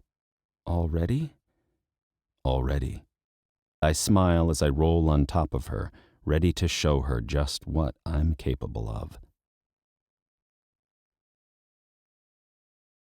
Chapter 12. 5 weeks later. From the texts of Amanda Esposito and Diana Daniels-Nowicki. Diana. Good morning, preggers. You awake yet? Amanda. Of course I'm awake. It's 10:30 in the morning. Just because I'm not working at the moment doesn't mean I loll about in bed all day. Hey, you are too working. You're creating an entirely new human being. You're turning food into a person. That's amazing shit right there. I would rather be turning nursing skills into a paycheck, but thank you. Paycheck smaycheck. You've got more in your savings account than I'll ever have. I say you should loll as much as you want until the baby comes. Loll like a rock star. Do rock stars loll? When I think of rock stars, I think of more active, destructive activities. Of course they loll. First they rock out, party hard, and trash the hotel room. But after that, they loll. They have to, in order to work up the energy to start the cycle of rocking, partying, and lolling all over again. Makes sense. I make a lot of sense sometimes. But only sometimes. Is that why you haven't taken me up on my offer to treat you to lunch? Because I only make sense sometimes? If so, I can add more fiber into my diet. Fiber increases your ratio of sense-making, I hear. Don't you dare. I wouldn't love you nearly as much if you made sense all the time. Please stay exactly the way you are, and forgive me for being a weird creeper who doesn't want to leave her backyard. That's not weird. I've seen Petrov's backyard. That's one sweet-ass backyard. Nearly as sweet as the ass on the man himself. Ew! You're married. Doesn't mean I can't objectively observe that a man other than my husband has a delectable backside. Gag. Stop. You're doing this on purpose. Doing what? Noticing that your baby daddy has a smoking hot bod? You're trying to trick me into spilling the dirt, but it's not going to work. I admit to nothing. I confess nothing. I will share nothing. I refuse to jinx this with idle gossip. Squee! Oh, I knew it. You and Petrov are dating. Tanner said he saw you pick Petrov up after practice the other day and that you were dressed in a cute little sweater dress with cowgirl boots at the time and had red lipstick on, and he knew that there was nothing wrong with Petrov's truck. And I know you never wear red lipstick unless you're prepping to get your pounce on. So together we assembled the clues and solved the mystery. Or we could have been platonically heading to a doctor's appointment to receive news on the well-being of our fetus and figured it would be easier to find parking at the clinic if we shared a ride. No, I refuse to believe that, Amanda. You were going on a hot date. A hot date to the OB/GYN's office, where I got to pee in a cup, have my belly measured, and learn I'm gaining weight at a faster than average rate and should try to slow my eating roll in advance of my next appointment. No! Fuck those bastards. You're beautiful and perfect, and you deserve to eat as much ice cream as you want. Thank you, but I think it's the cake that's doing me in. Alexi's got a lot of gourmet toys in his kitchen, and unfortunately for my waistline, he knows exactly how to use them. That sounded awfully dirty, coming from a woman who's on purely friendly terms with the baker in question. Yeah, well what? Throw me a bone, woman, or I'm going to have to leave the office right now and prod the truth out of you face to face, which would put me even further behind on this new ad campaign. How's the beer selling going, by the way? Awesome. Best job ever. Don't you dare try to change the subject. I need to know if my best friend is dating her baby daddy and feeling hopeful about the future. Or if she's moping alone in her pool house, stressed out and miserable, and in need of a girls' night to assure her that she's going to be a wonderful mother, with or without a man in the picture. Oh, Alexi's going to be in the picture, no matter what else happens. He's made that abundantly clear. Well, that's good, right? It's wonderful. He's wonderful. Completely, fantastically wonderful. Oh my God. You're in love with him, aren't you? You're in love with Petrov and his fine ass. Stop talking about his ass. Why? Because it's your ass, and you're feeling all angry and territorial about another woman alluding to your man's tremendous backside? You are not alluding to anything. You're flat out being gross. How would you like it if I went on and on about Tanner's butt? Ha! So you admit it. You and Petrov are in a relationship. I trapped you in my clever trap. You're the worst. You know that? The very worst. No, I'm not. I'm the very best, because now you have someone to talk to about your relationship drama, instead of hiding out alone in your pool house and shunning my gestures of friendship because you knew I would realize that you're in love the second I laid eyes on your pretty face. There is no relationship drama. Don't jinx it. You can't jinx love, babes. Love isn't that fragile. Yeah, well, that hasn't exactly been my experience up until now. That's because you haven't had the real thing yet. Trust me, once you find the real thing, you don't have to tiptoe around hoping the ice is going to hold. The real thing is made of sturdy stuff. And Alexi seems like a pretty sturdy guy. I mean, just judging by the muscle mass of his backside alone. Ha, ha, you're so funny. Just trying to lighten the mood. Seriously, you know I have no interest in your man's body parts. The only part of him I'm interested in is the part where he treats you like a princess and makes you feel special and safe and happy and excited about having this baby together. We might actually be having it together, Diana. Together. I'm meeting his grandmother this weekend because he wants me to meet her, this woman he's closer to than anyone else in the world. Aw, that's the sweetest thing ever. He's so sweet. Sexy and sweet and funny, and he disposes of spiders like a knight in shining armor. Spider disposal skills are so sexy. They really are. Tanner killed one for me in the shower during our practice honeymoon. It was so hot I had to pounce him right there, in the water, with the crushed corpse still twitching on the tile by his feet. That's a disturbing story, weirdo. We're animals, Amanda. It's in our nature to be turned on by savagery. Speaking of savagery, I have to run in a few. It's almost time for lunch, and I have an entire roast chicken in the fridge that I've been waiting to devour since I finished breakfast. 10:50 isn't too early for lunch, right? That's the perfect time for lunch. And then you can have second lunch around 2 and pre-dinner cheese and crackers at 4:45. That's the way I like to roll anyway. Your metabolism is insane. It makes me hate you a little. And your big, beautiful boobs make me hate you a little, so we're even. Have a good first lunch, and please check in soon. I get worried when I don't hear from you for 3 or 4 days. Will do. And don't worry. Everything is good. Better than good. Knock on wood. I'm so happy for you, darling. It couldn't happen to a better person. Am I a good person? Even if I still haven't told my mother that I'm pregnant? I don't understand why you're afraid of your mother. That's because she's not your mother. She's going to be happy about the baby, Mandy. Eventually. No doubt in my mind. But the longer you wait, the bigger the meltdown. I know I'm going to tell her. Soon. As soon as I survive meeting Alexi's grandmother. I'm already nervous enough without adding mom stress on top of it. No need to be nervous. She'll love you. Parents always love you. Arg! You did it again. You jinxed me. I did not, psycho. It's going to be fine. I know that the way I know that beer is tasty and people love to drink it, so I should quit obsessing over this ad copy and send the package over to management. Right? Yes. Go work. Talk soon. Thanks for the pep talk. Anytime, lady. Anytime. Chapter 13. Amanda. When people say they're there for you anytime, they don't really mean it.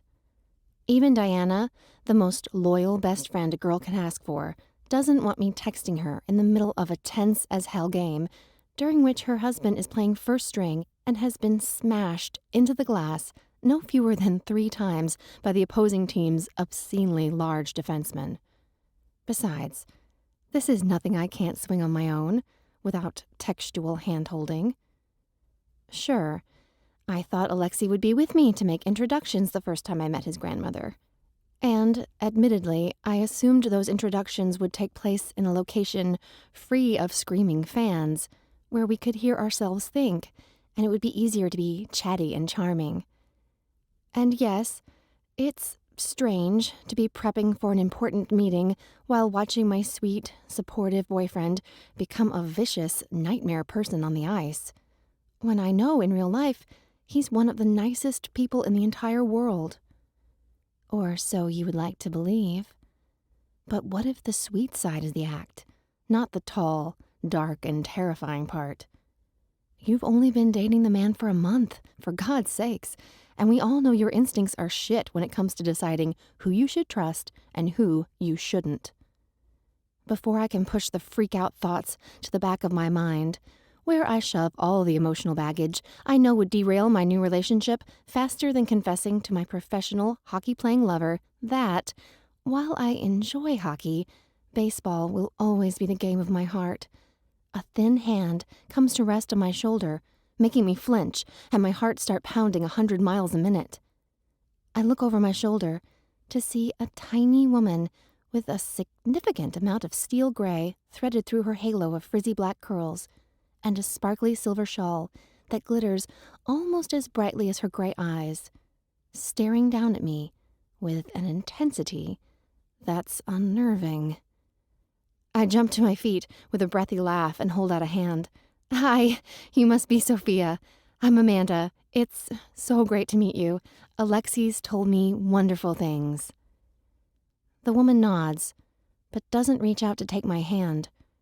Her focus remains fixed on my face, as if the secrets of my soul are written on my corneas. Or maybe she's staring through my eyes to the wrinkles on my brain.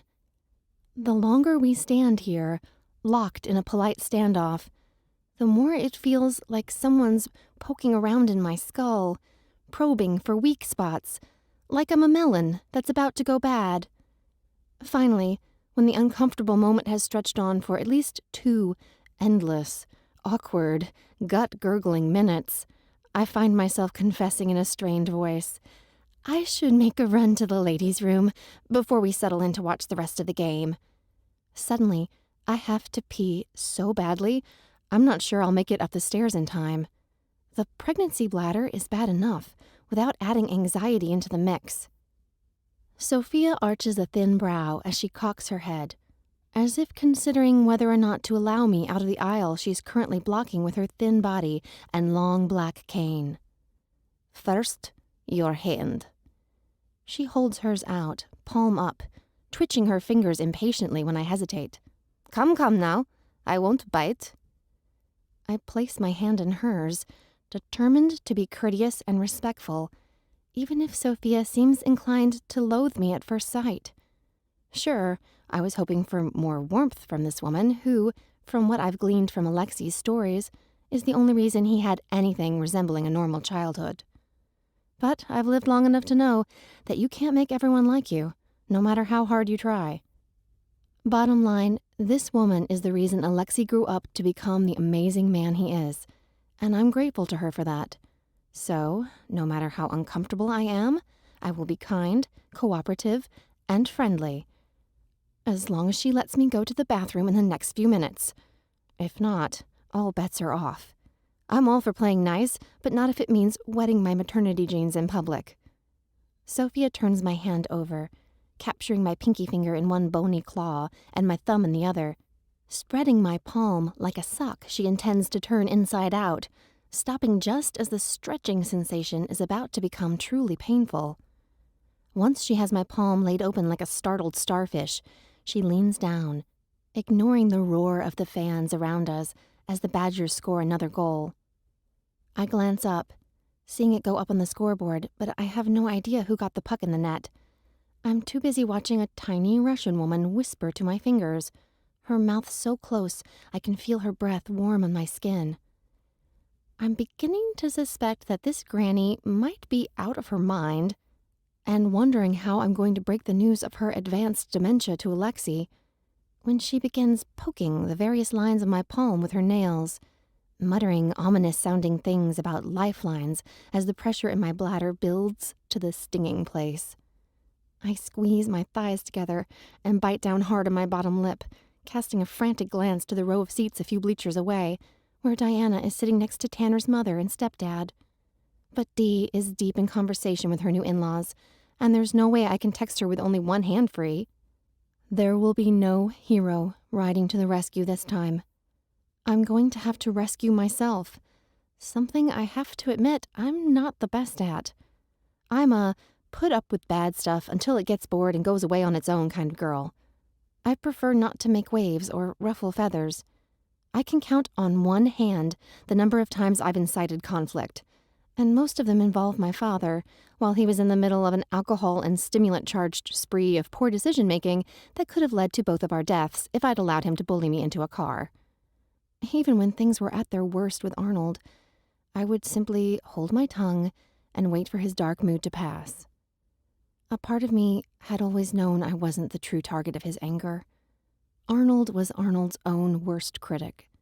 I'd had compassion for him and his damaged sense of self, right up until the day I realized the lying, betraying bastard had every reason to be riddled with guilt and self-hatred.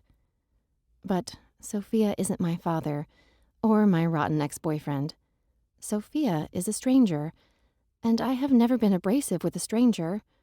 So if she refuses to let me go, I'll probably end up peeing my pants before I rip my hand from hers, shove her out of the way, and make a break for the ladies' room.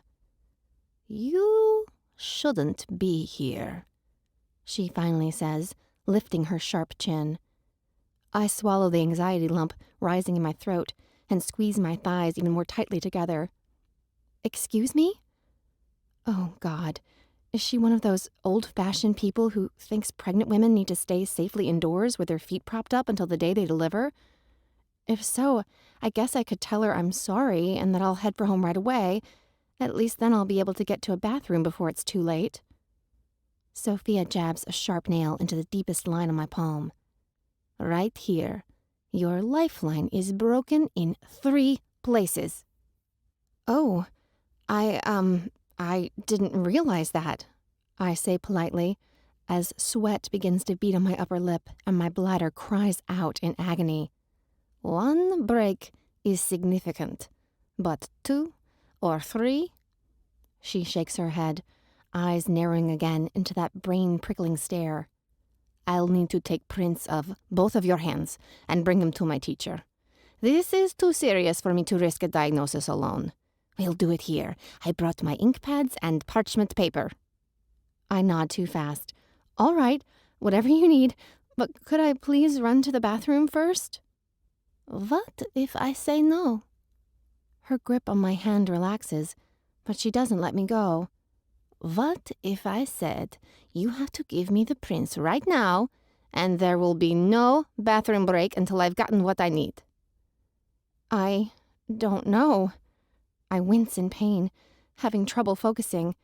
I swallow hard, shaking my head as tears rise in my eyes. I'm sorry. I can't think straight. I'm so nervous and I want to make a good impression, but I'm seriously going to wet my pants if I don't get to a bathroom fast. Sophia steps to the side. Then go, lovely. But when you get back, we're going to have a long talk about standing up for yourself and not taking any shit from crazy old ladies. If you're going to hold your own with my grandson, you're going to have to put some steel in your spine. Sensing I've just passed some kind of weird test, I mumble my amenableness to this plan and hurry up the stairs to the mezzanine. I dart to the right, past the men lined up to get draft beer and a few stands offering soft pretzels and overpriced cotton candy, and breeze into the ladies' room. There, I find a line 20 deep and realize instantly that there's no way I'm going to make it through a wait that long. But instead of wiggling to the back of the line and praying for the strength to hold it a few extra minutes, the way I usually would, I decide to instigate Sophia's proposed take-no-shit attitude immediately. Excuse me, I say to the women near the sinks, casting a glance to include the rest of the line in my address as I continue. I have never asked to cut in line in my entire life, but this baby is making me pee every 10 minutes, and if I don't get to a bathroom soon, it's going to get ugly. The older woman at the front, wearing a Badger sweatshirt that reaches nearly to her knees, laughs and motions me on. Go ahead, girl. I remember those days. By the time I was pregnant with baby number 3, I might as well have stayed in the bathroom all day long. Amen, another woman echoes from farther back in line. And your bladder is never going to be the same, sweetheart. Hate to break it to you. I was on the trampoline with my son the other day and nearly wet my pants, a third woman says with a laugh. He was making fun of me, but I told him it was his fault for being an enormous, lazy baby who sat on my bladder for 3 extra weeks, refusing to be born. Another woman starts a story about pulling over to pee by the side of the road while she was pregnant and getting poison ivy on her backside in the process. But before she can finish, a stall door swings open and I make a break for the newly freed loo. What feels like 10 minutes later, I've finally finished unburdening my bladder and emerged to a now mostly empty bathroom, save for a woman changing a diaper at the far end of the row of stalls, a mother helping her 2 young daughters wash their hands at the sink, and a crooked-looking old woman leaning on her cane next to the tampon machine. I prop my hands on my hips and study Sophia's amused expression, feeling more prepared to do battle now that I've answered nature's call. Do you do this to all Alexi's girlfriends? Test them to see how far they'll let you go before they snap? She smiles guiltily, showcasing slightly uneven but very white teeth. Not all of them. Just the ones I think will be sticking around for more than a week or 2. I want the best for Alexi, and if a woman can't be kind to a crazy old lady for a few minutes, then she isn't good enough for my grandson. Well, I can't argue with that, I guess, I say, my irritation fading. I'm not sure I agree with her methods, but I see her point. Of course you can argue, Sophia says, as I move to the sink to wash my hands. You can call me a meddling old bully who should mind her own damned business if you want to. I bulk visibly at the thought, my reflection betraying how completely out of the question that would be, and Sophia laughs. Yes, with you we have the opposite, she says, crossing to stand near the sink beside me. You're too kind. No offense, Sophia, but we just met. I hope we'll get to know each other, but you don't know me yet. I'm not afraid to stand up for what I believe in, and Alexi and I have had our share of arguments. Not lately, but... Because you have let him have his way, she says, nodding knowingly. I can see it in your eyes. You want to make people happy, even if it makes you unhappy. I suspect that's the reason for the breaks in your lifeline. When times get hard, your life force goes underground to hide and wait for the storm to pass, rather than fight for the change you need to achieve your own fulfillment. With a frown, I reach for a paper towel, refusing to look at my palm as I dry my hands. I'm sorry, but I don't believe in palm reading. She smiles again. See? Such good manners, even when I'm picking and meddling and hitting too close to home. A bubble of emotion swells in my chest. At first, it feels like anger or panic. She is hitting close to home, no matter how much I would like to deny it. But when I open my mouth, laughter comes out. I've figured out who you remind me of, Sophia. She's been my best friend since we were kids, and I would love for you to meet her. She's here tonight, sitting just a few seats away from us. Sophia clasps her hands together in delight. That would be an honor. I would love to meet your friend. I enjoy people who don't know when to keep their noses out of other people's business. I grin as I motion toward the exit. Then you're going to love Diana. And she does. And Diana loves Sophia. And Tanner's parents are as adorable and lovely as their son and offer to watch the last period from the higher seats so Sophia, Diana, and I can extend our visit. We gossip through the second period and eat an obscene amount of popcorn while watching the Badgers pull ahead in the third for an easy win.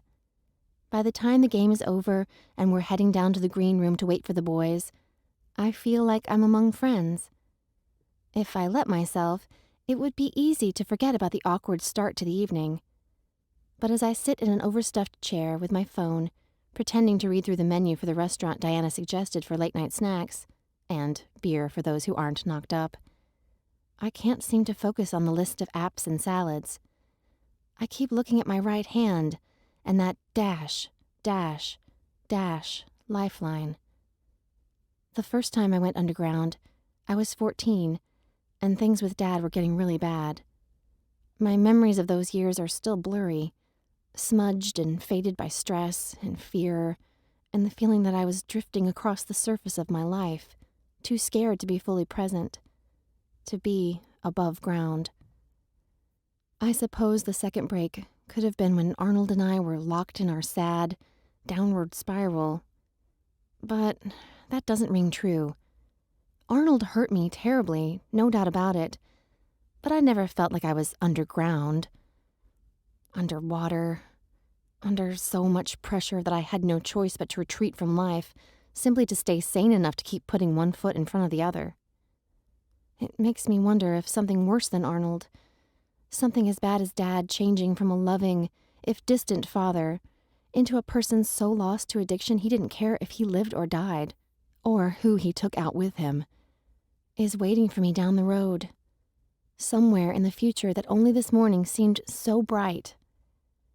Even before Alexi appears in the doorway, looking worn out and not at all in the mood to stay up to midnight celebrating a win, I've decided to ask him if we can skip the after party. As much as I hate conflict and calling people on their bullshit, it's time for Alexi and I to have a serious discussion about where we go from here. Going with the flow and seeing where things lead is fine for people who aren't on a timeline. But that's not our reality. In 5 months, we're bringing a new life into the world, a tiny, fragile, innocent soul who deserves the absolute best we can give her. And our best isn't a mother and father whose relationship is based primarily on how much they enjoy getting naked together. Naked is all well and good. It's fan-fucking-tastic, really. Better than I imagined sex could ever be. But it's not enough. If we're going to be a couple when baby is born, we're going to need more than a mutual appreciation of each other's bodies to go on. Thankfully, when I ask Alexi if we can head for home in some one-on-one time, he doesn't hesitate to say his goodbyes, promise Sophia he'll still be awake when she gets home from the bar, she's staying in his guest room in the big house and isn't ready to call it a night just yet, and lead me out the door toward his truck. You realize I'm not talking about fun one-on-one time, right? I ask, not wanting him to get his hopes, or anything else, up. I figured, he says with a tired smile. Baba's only met a few of my girlfriends, but I've learned to expect fallout after. I lift a brow in his direction. Yeah, about that. She's great, and I really like her, don't get me wrong. But I'm not sure setting her loose on your lady friends without grandson supervision is a good idea. He huffs. Oh, I know. But she doesn't give me a choice. If I hadn't arranged for you to meet one-on-one, she would have found a way to ambush you when you least expected it. At least this way, you had your guard up. No, I didn't, I say, slapping his arm with a laugh. I was totally unprepared. You didn't tell me she was like that. Like what? He asks in a teasing voice. Like a territorial rhinoceros, intent on ripping me open and exposing my every weakness, I say. I was expecting a sweet old lady. She's sweet and old, but she's no lady, he says, grinning. But I knew you would do okay. I glare at him as he throws his duffel into the back of his truck. Why's that? Because I'm too nice? That's what Sophia said, that I'm too nice and need to toughen up if I'm going to hold my own with you. He turns back to me with a surprised expression. Really? She said that? Among other things. I shrug, not ready to discuss my weird lifeline or going underground issues just yet. That can wait until we get home and have hot tea in privacy. Or until after the baby's born and I've got my figure and my relative emotional stability back after this wave of hormones laying siege to my usually even-keeled existence. Well, she's wrong. He brushes my hair over my shoulder, letting his fingers linger, digging lightly into the tense muscle near the curve of my neck. You're made of tough stuff, Esposito. Yeah? I soften under his magical fingers. How does he always know exactly how and where I need him to touch me? He nods. Tough, strong, and sexy. So, you're saying I've got you fooled? I've known my share of weak people. His hand slides from my shoulder, down to the small of my back, drawing me close. You're not one of them. And I thought I'd made it clear how irresistible I find your body. But if you need a reminder... No sex tonight, I say, even as my knees begin to melt. I need to have words with you, not orgasms. How about words, then orgasms? He smiles when my lips tighten in response. Can't blame a man for trying. Not when you look so beautiful and smell good enough to eat. He bends his head to the crook of my neck, inhaling as his hands slide down to cup my bottom through my jeans. And before I know it, we're making out against his truck, his hands roaming, setting fire to my skin through my clothes. And then somehow we're in his truck, falling into the back seat, where he does his best to get me out of my bra, even though other players are starting to filter into the parking lot, toting duffel bags and clicking open their oversized SUVs. Why do all of you drive such enormous vehicles? I pull my shirt down a third time as another too close for comfort beep chirps and the lights of an Escalade 2 spots over flash. Compensating for low self-esteem, probably, Alexi says, slipping his hand down the front of my maternity jeans. Have I mentioned how much I love the elastic waist on these? Makes access so much easier.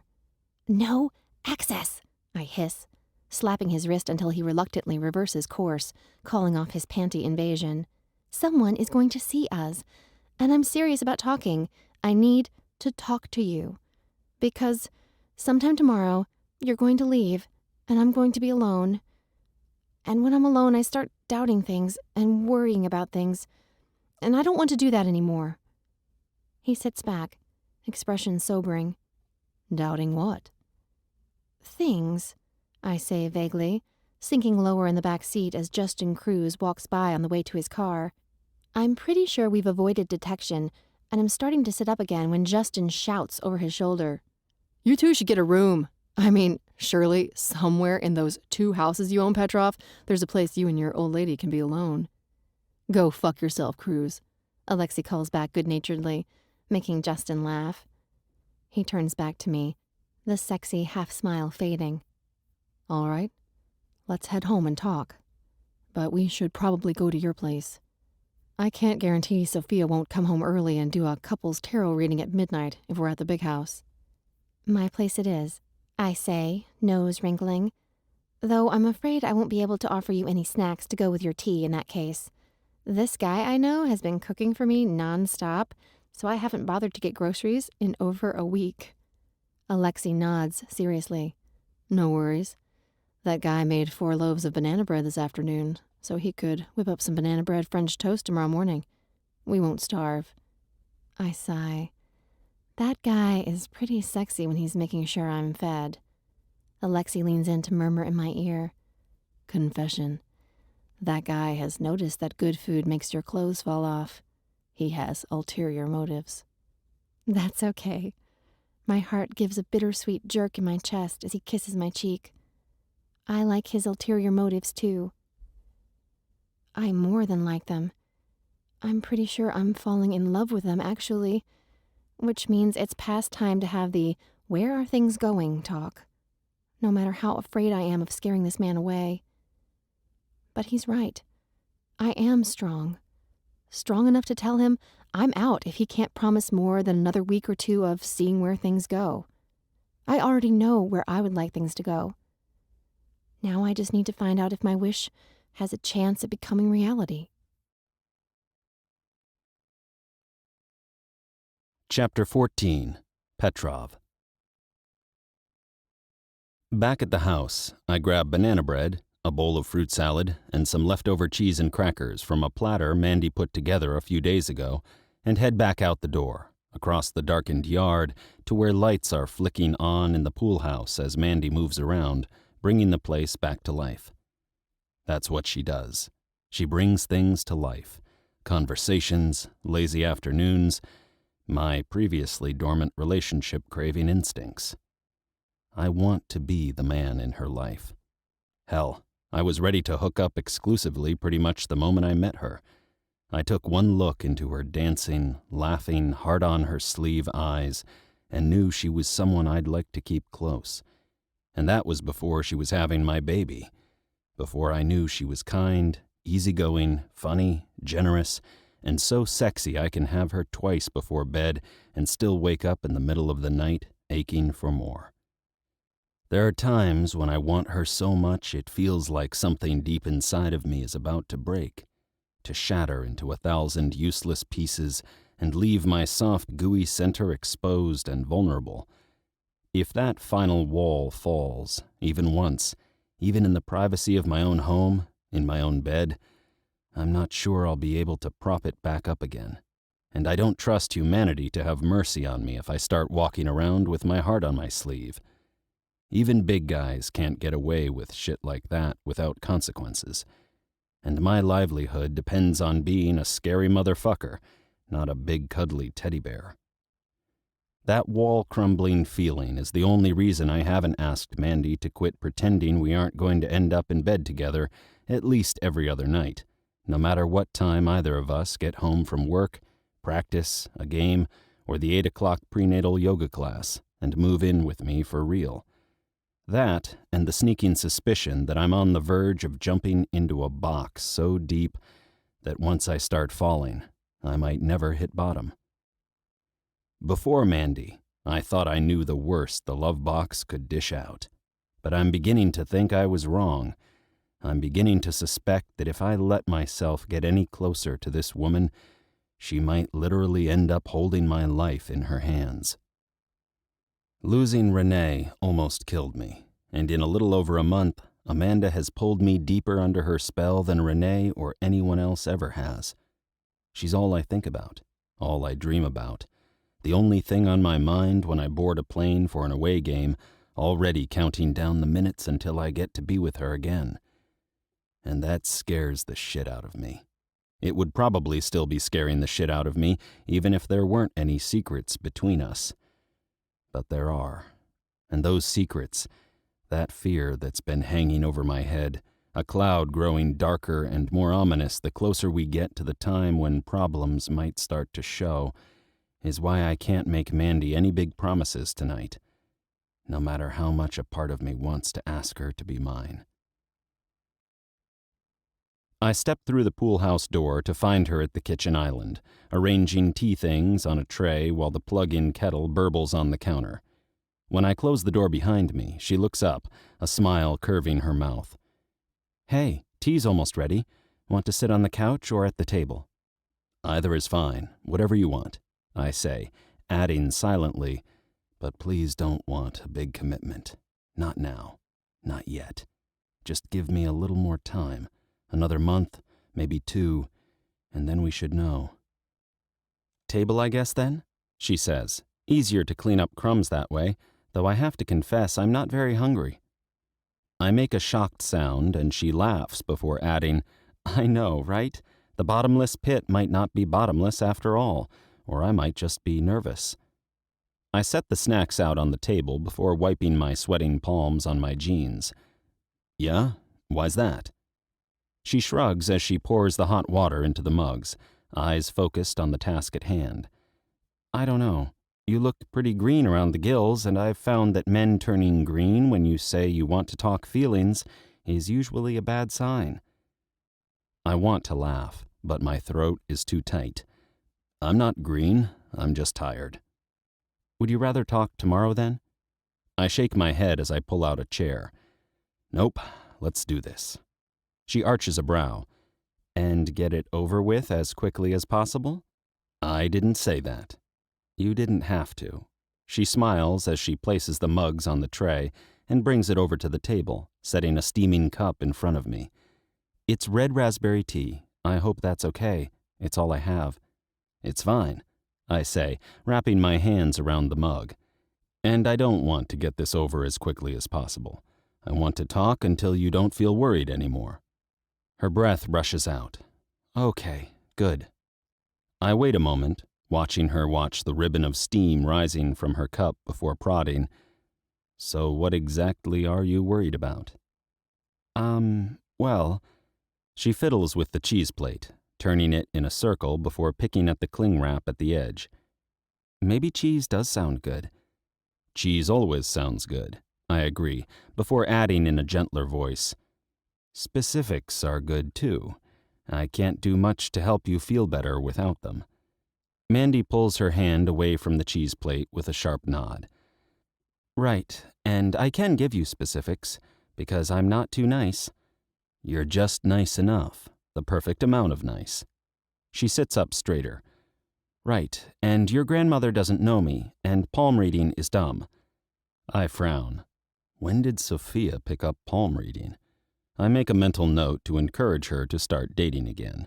She was much less crazy when she was trolling elderly gents on Say Yes to Cupid than when taking metaphysical classes at the hippie Rainbow Bridge Institute down the road from her farm, and return my focus to Amanda, who is nodding more vigorously.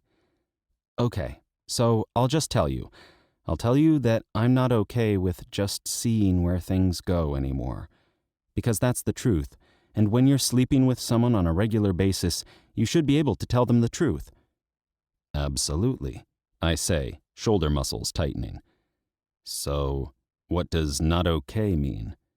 "It means I want to be your girlfriend," she says, her anxiety-filled eyes meeting mine. "Exclusively." My chest contracts, and I nearly spit out my first sip of tea. "Are you okay?"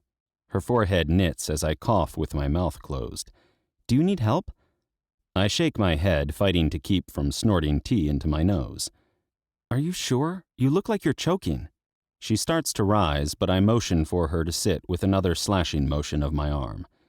Finally, after snort choking for another moment, I manage to gulp the liquid down before gasping, "What are you talking about?" "I'm talking about dating exclusively," she says, brow furrow deepening. "What do you think we've been doing the past month and a half?" "It's been 5 weeks," she corrects, "and I assumed we were seeing where things go. Like you said. I mean, I didn't think you were dating anyone else, but we hadn't expressly said that we wouldn't see other people, so... A scowl takes possession of my face, digging in deep and dark. Were you seeing other people? She huffs in obvious amusement. Yes, Alexi. I've been out at the club every night getting my flirt on when you're out of town. She motions down to her belly with a circling motion while wiggling her brows up and down. The menfolk can't get enough of this. Nothing sexier than a chubby, knocked-up lady wiggling around on the dance floor in her maternity jeans. You're not chubby, I snap, still angry for some reason. You're pregnant. Yes, I am, she says, smile fading as she shakes her head. Why are you mad? I'm not, I lie. I'm confused. Me too. I'm totally confused. I mean, call me crazy, but in my experience with men, seeing where things go isn't the kind of thing they say when they want to lock down girlfriend-boyfriend privileges. It's the kind of thing they say when they like you, but they also like keeping their options open. My options open. This isn't about my options. This is about all the unknown factors in play, all the things that could go wrong, all the paths that could veer off into the woods where wild animals wait to pounce and tear this delicate new relationship apart. I care about Mandy, and I want to be with her, but I know how fast love can turn to loathing. All it takes is one failure, even if that failure isn't really your fault. And if that's what you want, it's okay, Mandy adds in a small voice, addressing the words to the oily surface of her tea. I understand wanting to take things slow, but I can't get in any deeper without a commitment of some kind. It doesn't have to be a big deal, but I guess it's not a small deal either. She lifts a shoulder and lets it fall with a sigh. I don't know. It's been so long since I had the define the relationship talk. Maybe I've forgotten how to do it. I'm sorry. I study her pretty face and curved spine, my chest aching. Don't do that. Do what? She whispers. Don't apologize for asking for what you want. She peers up at me through her bangs. Maybe Sophia was right, huh? Maybe I am a total wimp. You're not a wimp. You just worry too much about making other people comfortable. But sometimes other people don't deserve to be comfortable, especially when that someone is an asshole who didn't make it clear he isn't interested in seeing other people. She lifts her chin. No? No. Not now. Not in the near future. Not in the not-so-near future. The smile that stretches across her face in response to my words goes straight to my heart, flooding me with another bittersweet wave of happiness, laced with fear and self-loathing. But I can hide the ugly stuff. I have to hide it. There's no point in burdening Mandy with my bullshit. I've kept her safe for this long, and I will continue to shield her until protecting her is no longer an option. You're not an asshole, she says. Not even close. But maybe your communication skills could use a little fine-tuning. More words in general would be good. Girls like words. I push my tea away. I'll work on it. Thank you. She pushes her tea across the table to touch mine. It smells horrible, doesn't it? Awful, I agree, lips curving when she laughs. I think someone peed on the raspberry leaves before they put them in the tea bags. Her nose wrinkles. They totally did. I noticed the funky smell in the store, but I was hoping it would get better once there was hot water involved. It's supposed to be good for pregnant women. Oh yeah? So what's it going to do to me? I ask, arching a brow. She shakes her head, grinning. I have no idea. Probably turn you into a chick, or maybe just give you boobs. Guess we'll have to wait and see. I glare, and she giggles. But it's okay, she says, laughing harder. I'll still like you if you have boobs. It's what's on the inside that counts in a relationship, don't you think? I sit back in my chair, crossing my arms slowly and deliberately over my chest, as I continue to shoot daggers with my eyes, and she continues to lose it. Okay, I take it back, she says, hand pressing to her chest as she fights for breath. You're not going to like me when I have boobs? She snorts as she shakes her head.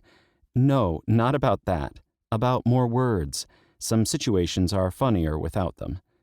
She cocks her head, expression softening as she studies me. You're a funny man.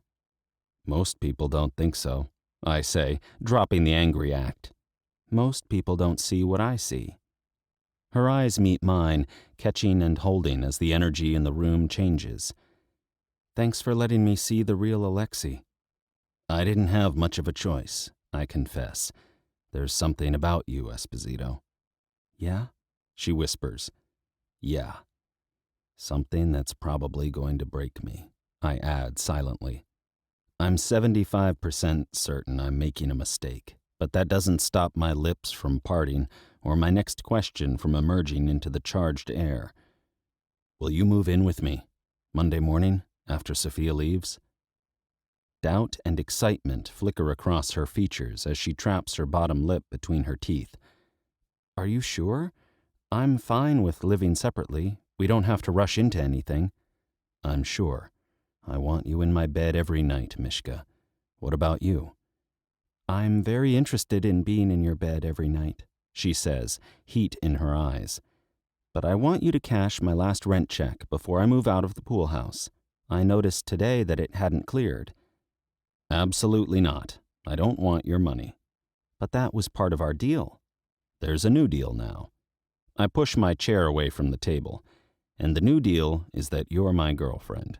We're living together, and the only thing you have to pay me for is oral sex. She snorts in surprise. What? You're going to make me pay for it now? Is that how you work, Petrov? You get a girl hooked with free samples and then start charging her for a fix once she can't imagine going without?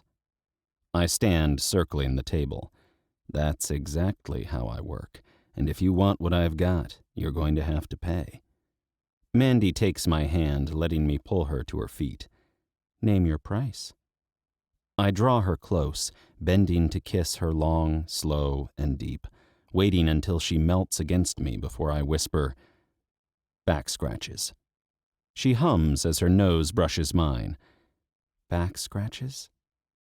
The way you scratch my back while I'm going to sleep. I like it. A lot. I explain, kissing her again before drawing her across the room. I also enjoy being kissed awake before the alarm goes off. Starting the day with kisses is way better than a machine screaming at me from the bedside table. These are both relatively tame requests, she murmurs. Her palms come to rest on my chest. But unfortunately, you've reminded me of another promise I made, and now I need to call my mother. What? Right now? I'm positive she's joking until she turns, crossing back to the front door where she left her purse on the floor. Yes, right now.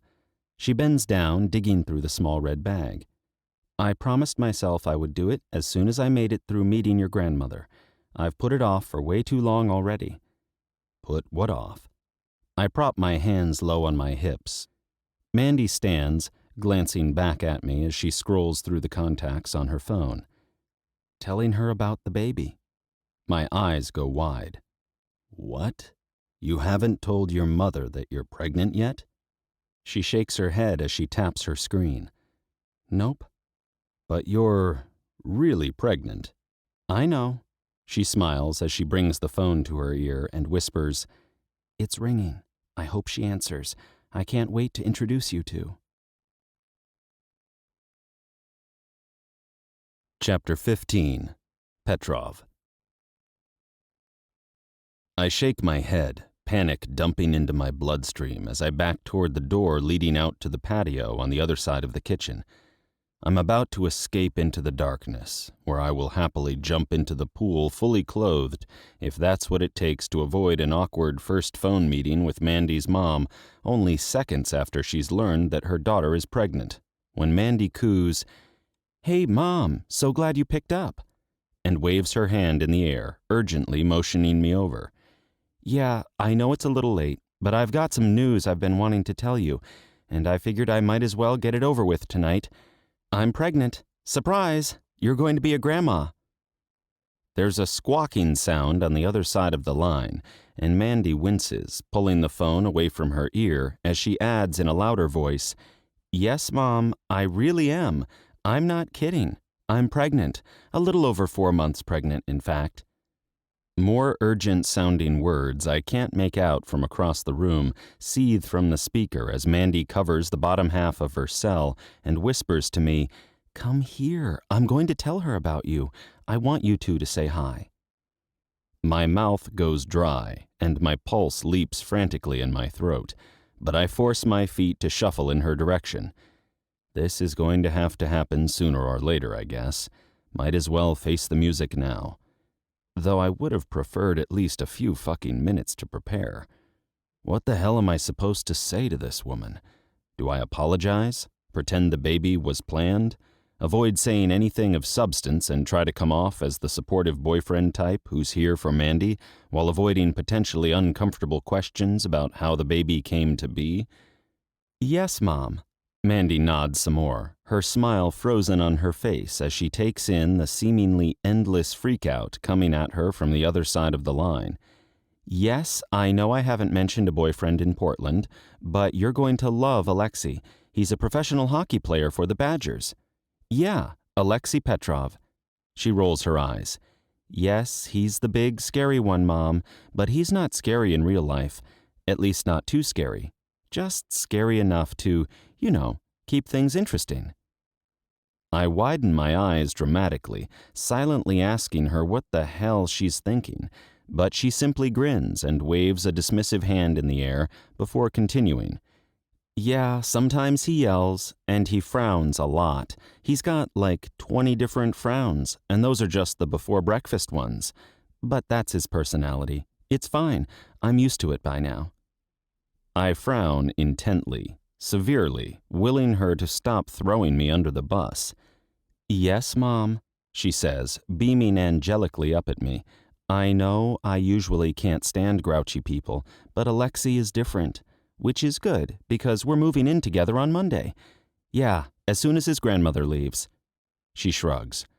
I don't know. I guess he doesn't want his grandmother to know that he's living in sin with a woman he got pregnant out of wedlock, so it's going to be our little secret for now.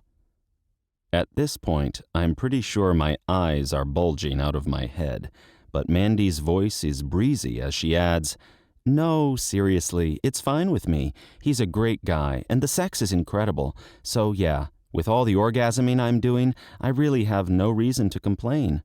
You want to say hi? Before I can recover from the shock of hearing Mandy tell her mother about our incredible orgasm-heavy sex life, she taps a button and holds the phone up between us, chirping cheerily, Say hi to Alexi, Mom. You're on speakerphone. I'm choking on my own tongue, frantically trying to think of something to say to repair the damage Mandy's worked in the past 90 seconds, when a familiar voice fills the air. I'm sorry, Alexi. I tried to stop her, but she wouldn't listen.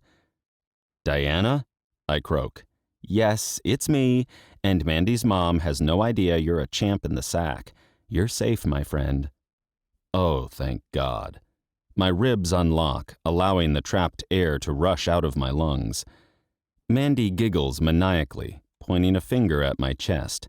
You should have seen your face. Oh my God, you were so terrified. I've never seen you terrified. You're an evil little witch, I say, grinning in spite of the fading adrenaline rush turning my muscles to jelly. Pure, witchy evil. I am not, she says, still laughing so hard her cheeks are turning red. I just thought it would be educational for you to get a taste of what it's like to be tossed into the arena with your grandmother without a warning that she's out for blood. She was out for blood, Diana agrees over the speaker. Super cute, but scary too. I see where you get it from now, Alexi. Totally, Mandy agrees with a happy sigh. Thanks for playing along, Dee. Talk to you tomorrow, okay? Okay, but you really do need to tell your mom, Diana says, censure in her tone. If you wait much longer, she's not going to have enough time to bargain shop for baby clothes, and then she'll be really sad, and we don't want Deborah to be sad. No, we don't. I'll call her first thing in the morning, I promise, Mandy says with a resolved nod. Bye, sweet pea. Bye, sexy mama, Diana says before adding in a sly tone. Don't spank her too hard, Alexi, but definitely spank her a little bit because she likes that. She's usually closed-lipped about that kind of stuff, but as her best friend, I've gotten her drunk more than anyone in the world, and I've managed to weasel a few gems out of her when her defenses are down, and— Goodbye, Diana. Mandy raises her voice to drown out the rest of Diana's very interesting sharing. Talk to you later. She ends the call and tosses her phone back into her purse before turning back to me with a guilty grin. You're not mad, are you? No, I'm not mad. I do have a new level of respect for your pranking skills, however. Mandy rocks back on her heels, crossing her arms at her chest. Yeah, well, not to toot my own horn, but I'm a pretty amazing prankster. No one sees me coming until it's too late and there's nowhere to hide. Is that right? I ease closer, slipping a hand around her waist. And why's that, I wonder, baby elephant? The sweet face? The big, too innocent to torture people for fun brown eyes? That's probably part of it, but I think it's mostly quantity and quality. She tips her head back, smiling up at me. I mess with people very, very rarely, but when I do it well. You can mess with me anytime. My hand drifts down to her phenomenal ass, squeezing it through her jeans. And I'm happy to return the favor if there's something you've been craving that you've neglected to mention. Her cheeks flush. We're talking about pranking, not spanking.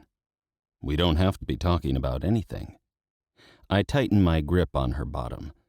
We can be in the bedroom with you bent over, hands on the footboard, in 30 seconds or less.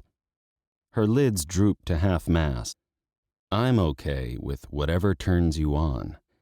Anything that inspires those sexy sounds you make, and you have been a bad girl. So bad. Her breath comes faster as she works open the buttons on my shirt. I should be punished. Gently, of course. Gently, I echo, molding my hand to the soft swell of her belly. This time. But once we're alone again, I'm going to be ruthless with you, beautiful. I'm going to turn you over my knee and spank you until you scream. Mandy makes a sound that's part giggle and part hum of arousal. That sounds lovely, thank you. Don't thank me yet. I take her hand, pulling her toward the bedroom. Wait until I've proven I know how to discipline you properly. Oh, you'll know what to do, she says, following me into the darkened hall. You always do, baby. I turn back to her, grateful for the shadows. I'm not ready for her to see what her words do to me, the way they make me hope that this wild ride isn't going to be over anytime soon. She's the one who wanted a commitment, but I'm the one who's desperately hoping that this time will be different, that this time the magic will stay. What? She touches her fingers to my face in the darkness, tracing the curve of my forehead down to my eyebrows. Well, you're not frowning. That's good. I like it when you call me baby. She leans into me, pushing my shirt open to press a kiss to my chest. Then I'll call you baby more often, baby. And we don't have to do any silly stuff tonight. It's not a big deal. As long as I'm naked with you, I'm a happy girl. Not a chance, Esposito.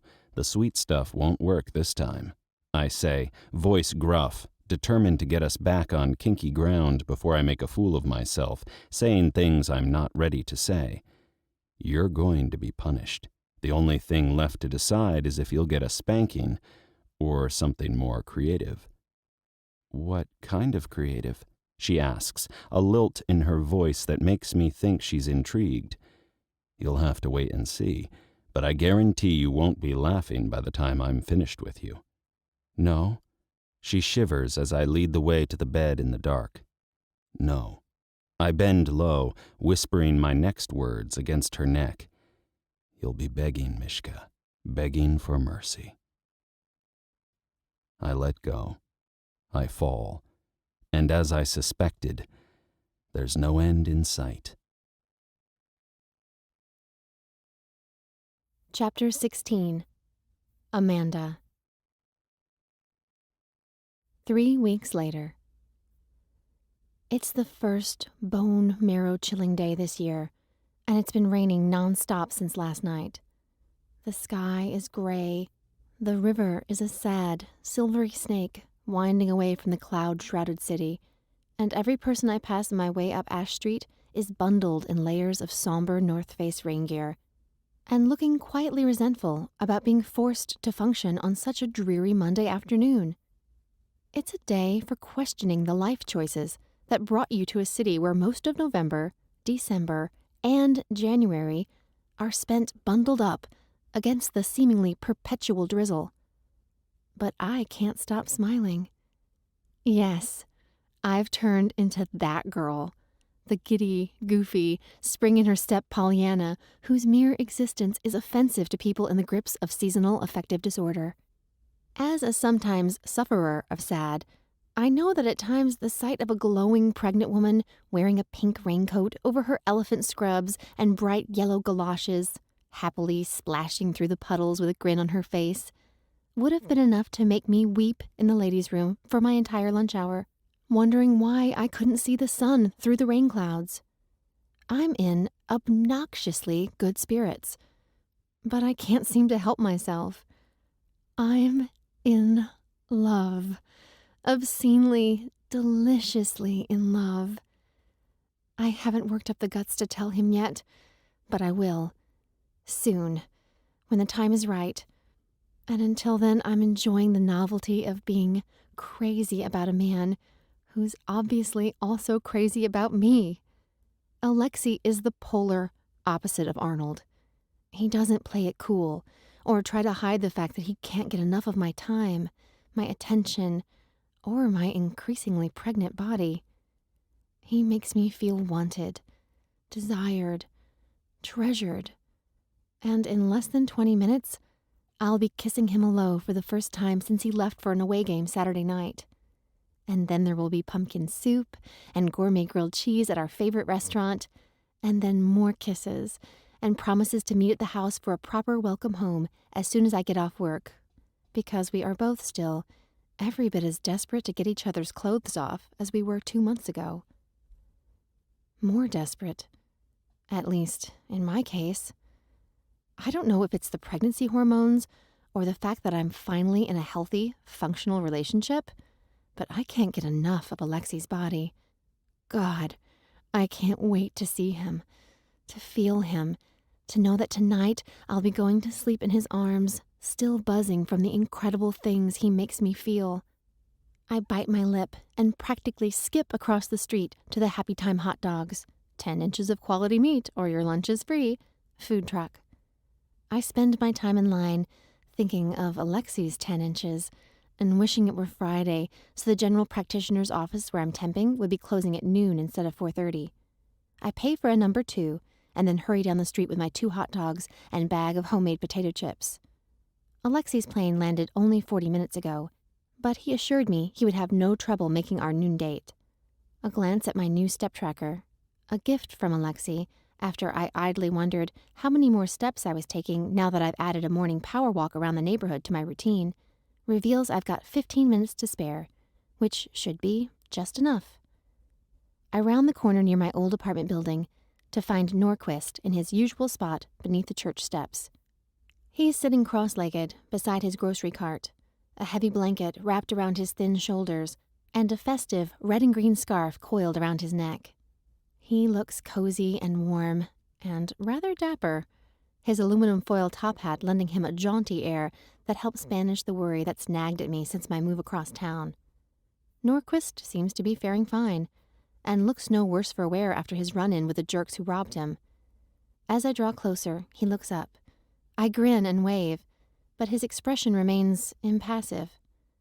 I'm starting to worry that I've overestimated his ability to remember people he doesn't see every day, when recognition sparks in his eyes and a smile spreads across his face.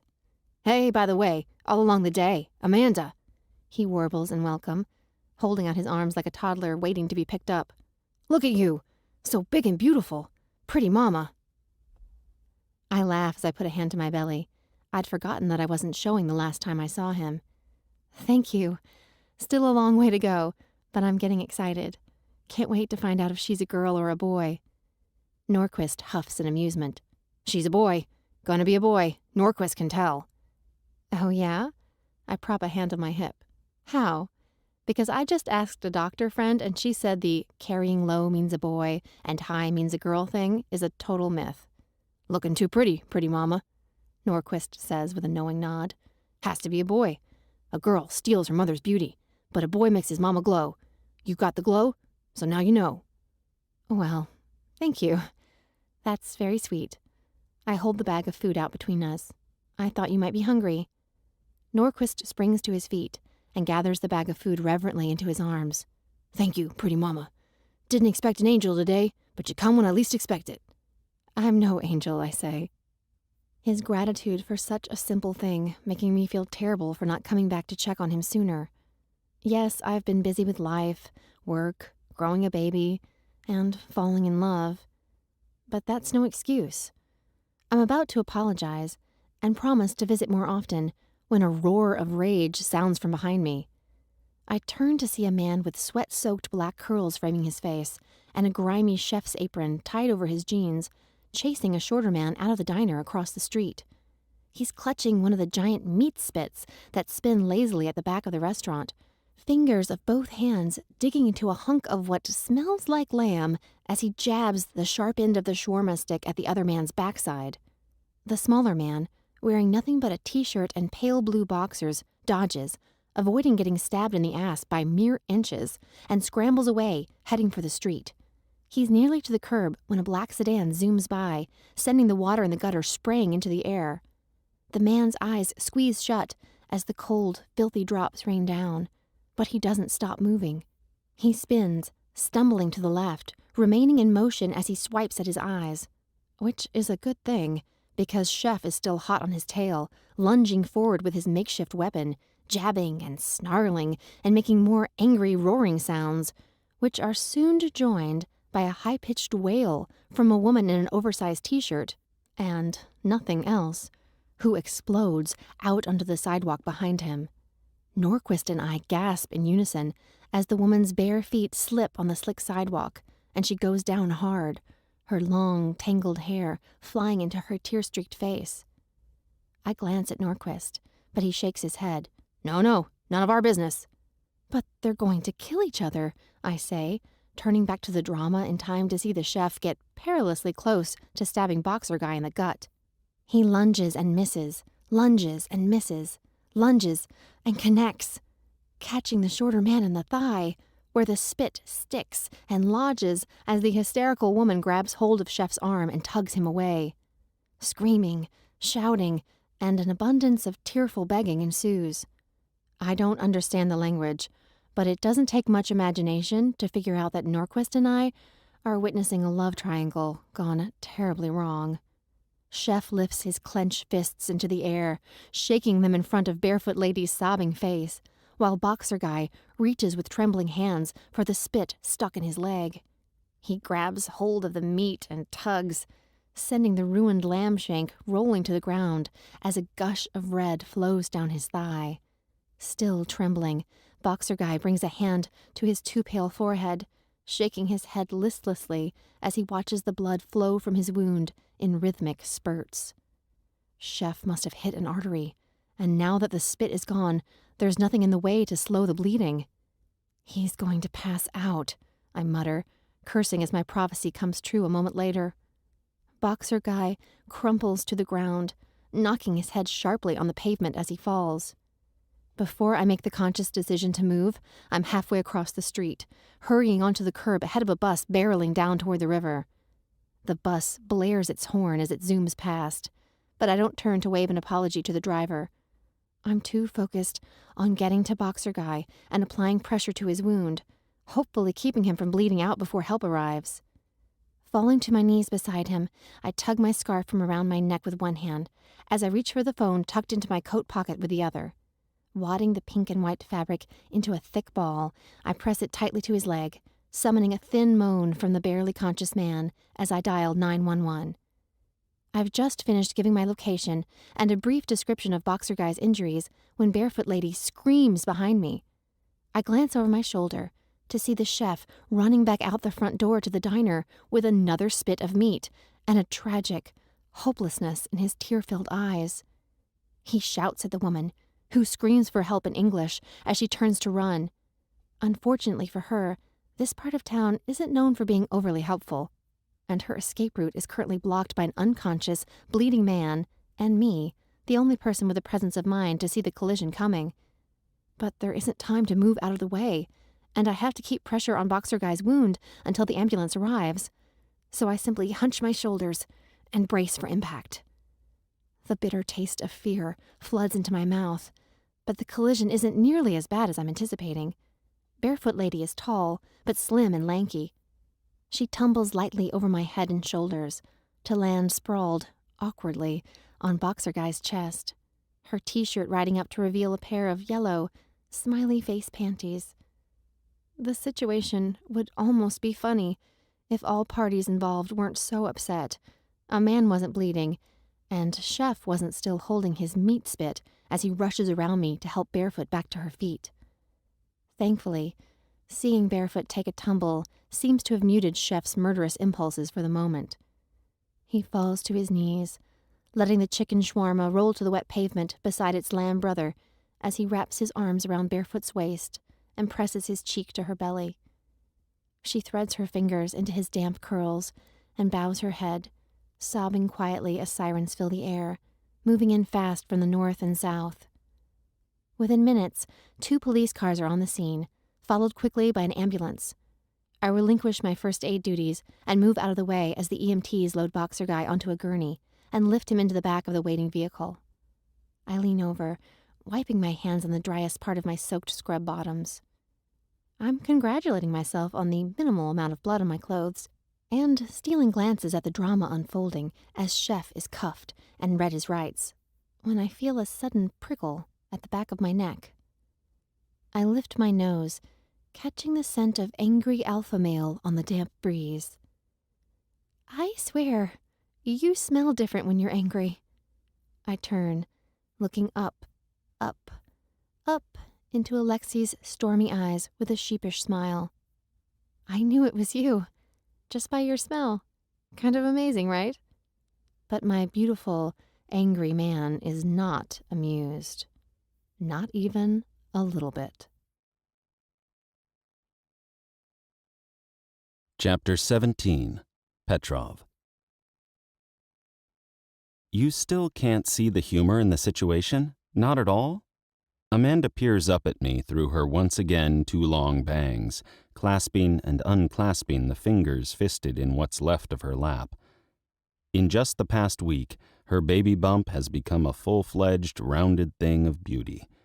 She gets prettier, sexier, more irresistible with every passing day. But I refuse to be sucked in by her big brown eyes. Not this time. Not when the memory of seeing her on her knees, hands soaked with blood, is so fresh in my mind. The weapon was a lamb shank shiv, she continues. A shiv shank, or a shank shiv, I guess. Either way, it's kind of funny, right? I mean, now that it's over and we know the man is going to be okay, of course. I grunt, still too scared to find anything about this situation funny. That's why, instead of heading for home along with the rest of the exhausted commuters streaming out of the city, we're here at the self-defense school Saunders runs with his girlfriend. Well, his now ex-girlfriend. But their ex status didn't stop him from reaching out to get Amanda a one-on-one appointment with Haley ASAP. He made the call while Mandy was giving her statement to the police, and I was grabbing her a sandwich so she wouldn't be late back to work. Now, 4 hours later, we're sitting outside the gym attached to the battered women's shelter off First Avenue, waiting for the teen self-defense class to finish up so Mandy can head in for her private session. I'd much rather be at home cooking Mandy dinner, feeding her something delicious before having my way with her up against the cabinets while she's loading the dishwasher. But if she refuses to stay out of trouble, the least I can do is ensure she's able to defend herself. As best she can, considering she's 5 months pregnant. "Did you remember that you were pregnant?" I ask, voice tight. I mean, Did that register anywhere in your mind before you jumped in front of a man with a knife? It wasn't a knife, she murmurs. It was a shank shiv. I shift in my seat, raising a pointed brow. Or a chicken shiv at that point. She hurries on, pulling her hair into a ponytail while avoiding eye contact.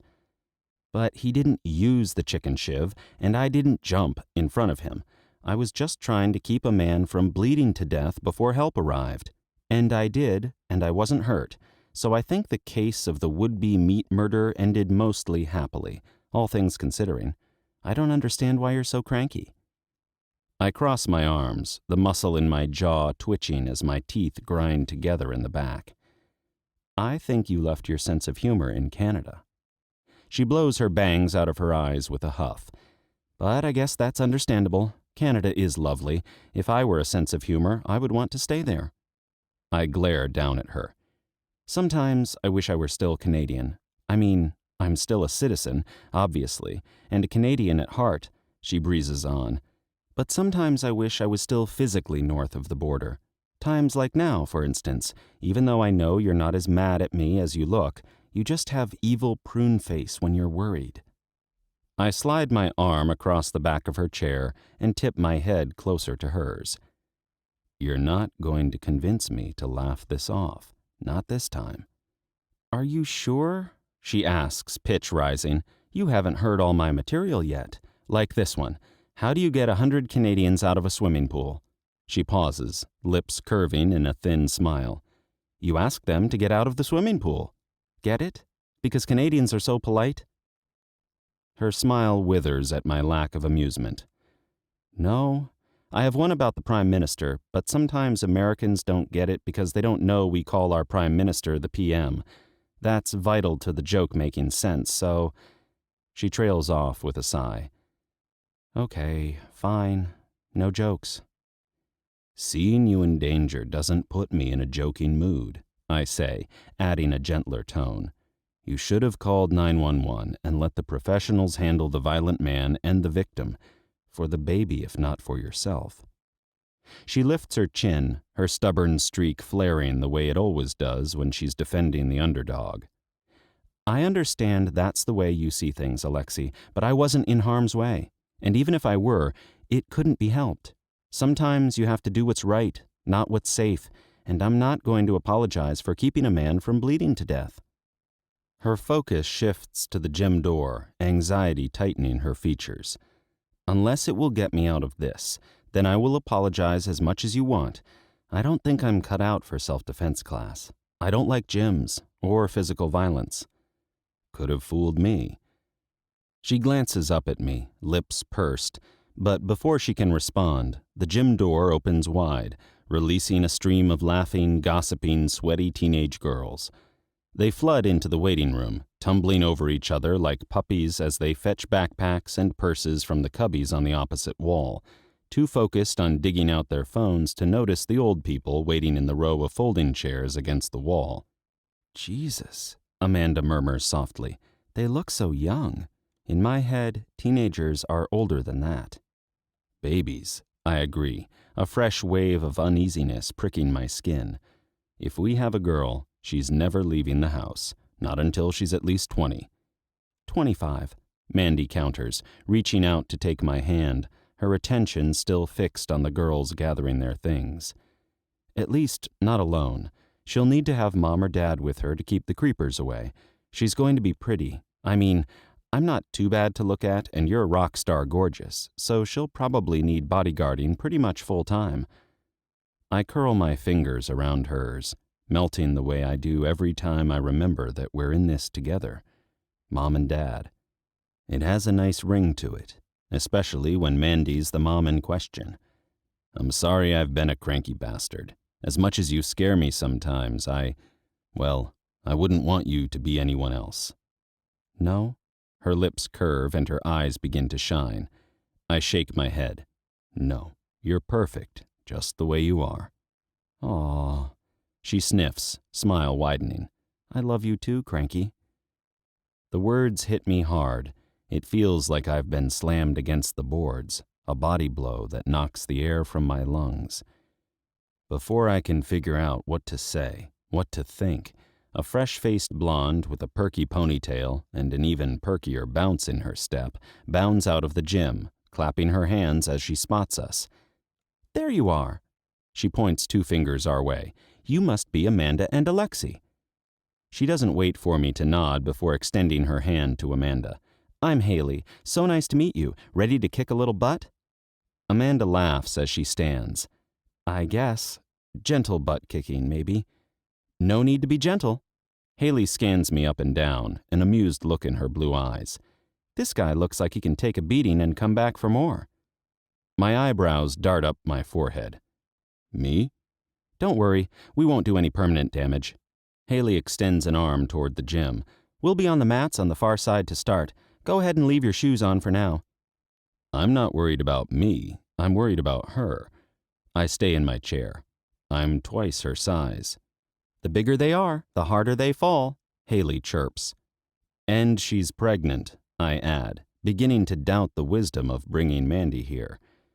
I don't want to brawl with my pregnant girlfriend. I just want to be sure she has the skills to defend herself in case I'm not there the next time she decides to be a hero. And in the meantime, I want to sit out here, remember how to breathe again, and figure out what I'm going to do about the fact that Mandy's in love with me. So in love, she didn't hesitate to confess it in public, in front of God, the grizzled old woman manning the front desk, and a dozen pubescent girls who were now whispering together in the corner and casting curious glances my way, making me suspect I've been recognized again. Haley pats my shoulder, her blue eyes softening.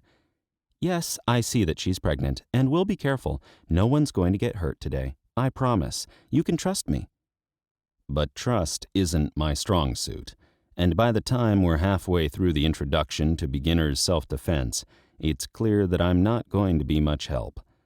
Haley has to get behind me and physically manipulate my arms in order to illustrate what would be considered real and imminent danger, the kind that makes it okay for Mandy to legally strike another person. I happen to think that any motherfucker who so much as raises his voice in anger to a woman who's visibly pregnant has waived his right not to get punched in the throat. But Haley is a professional and not interested in my opinions. "My goal is to keep my students safe from every imaginable threat," Haley says kindly but firmly, "and that includes getting sued for assault for using excessive force against an assailant." She motions for Mandy to join her on the mat again. "Okay, let's pretend that Alexi has been suitably threatening. Now you assume the ready stance." She guides Mandy in front of her and helps adjust her position. "Okay, remember, feet hip-width apart, dominant foot slightly in front, hips square to problem, which is Alexi in this case, a man who has proven he's an immediate threat to your safety. Keep your knees bent, lift your arms to form stop sign hands. This is body language universally recognized by everyone from babies to adults, in every culture around the world, and even by most animals. So if an assailant ignores your shouted no and the stop sign hands, you're clear to engage, no holding back." Haley guides Mandy through the heel palm strike into a groin strike, making me blush when she steps between us to make sure Mandy is aiming for my balls with her thigh, not her knee. "Your knee is easy to tweak," Haley says, "but your thigh is a big, tough muscle that can dish out a beating and stay strong enough to help you run away. You can really go for a target with your thigh." Though I would appreciate some punch-pulling with this particular target, I say, earning a laugh from Haley and an impish smile from Mandy as she says, "But you're the one who wanted me to learn how to defend myself. Don't you want to make sure I've got what it takes to bring down the bad guys?" I shake my head with a defeated sigh. "All right, do what you've got to do, dragon." "I'm kidding," she says, standing on tiptoe to press a kiss to my cheek. "I'll be gentle, baby, I promise." And she is.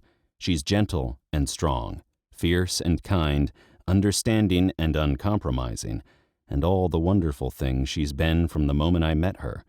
She's incredible, and she loves me. I'm the luckiest bastard in the world, but I can't seem to bring myself to tell her so, to tell her I love her too.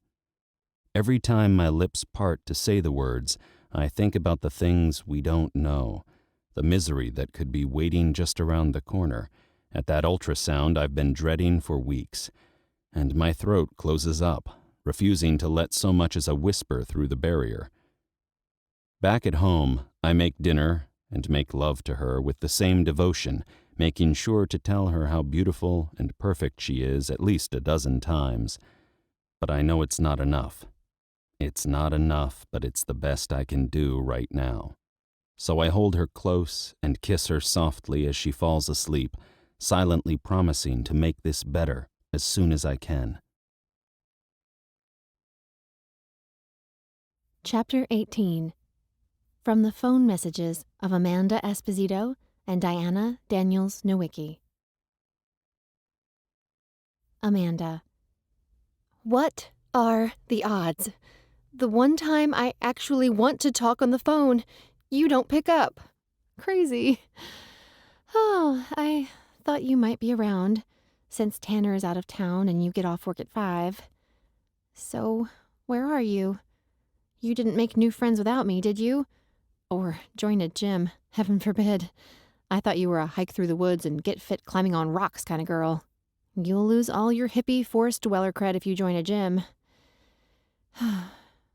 Don't go changing on me, okay? At least not too much. I mean, new friends are good.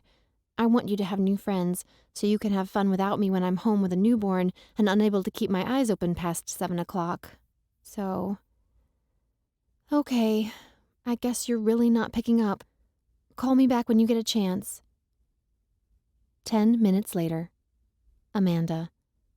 Where are you? Are you okay?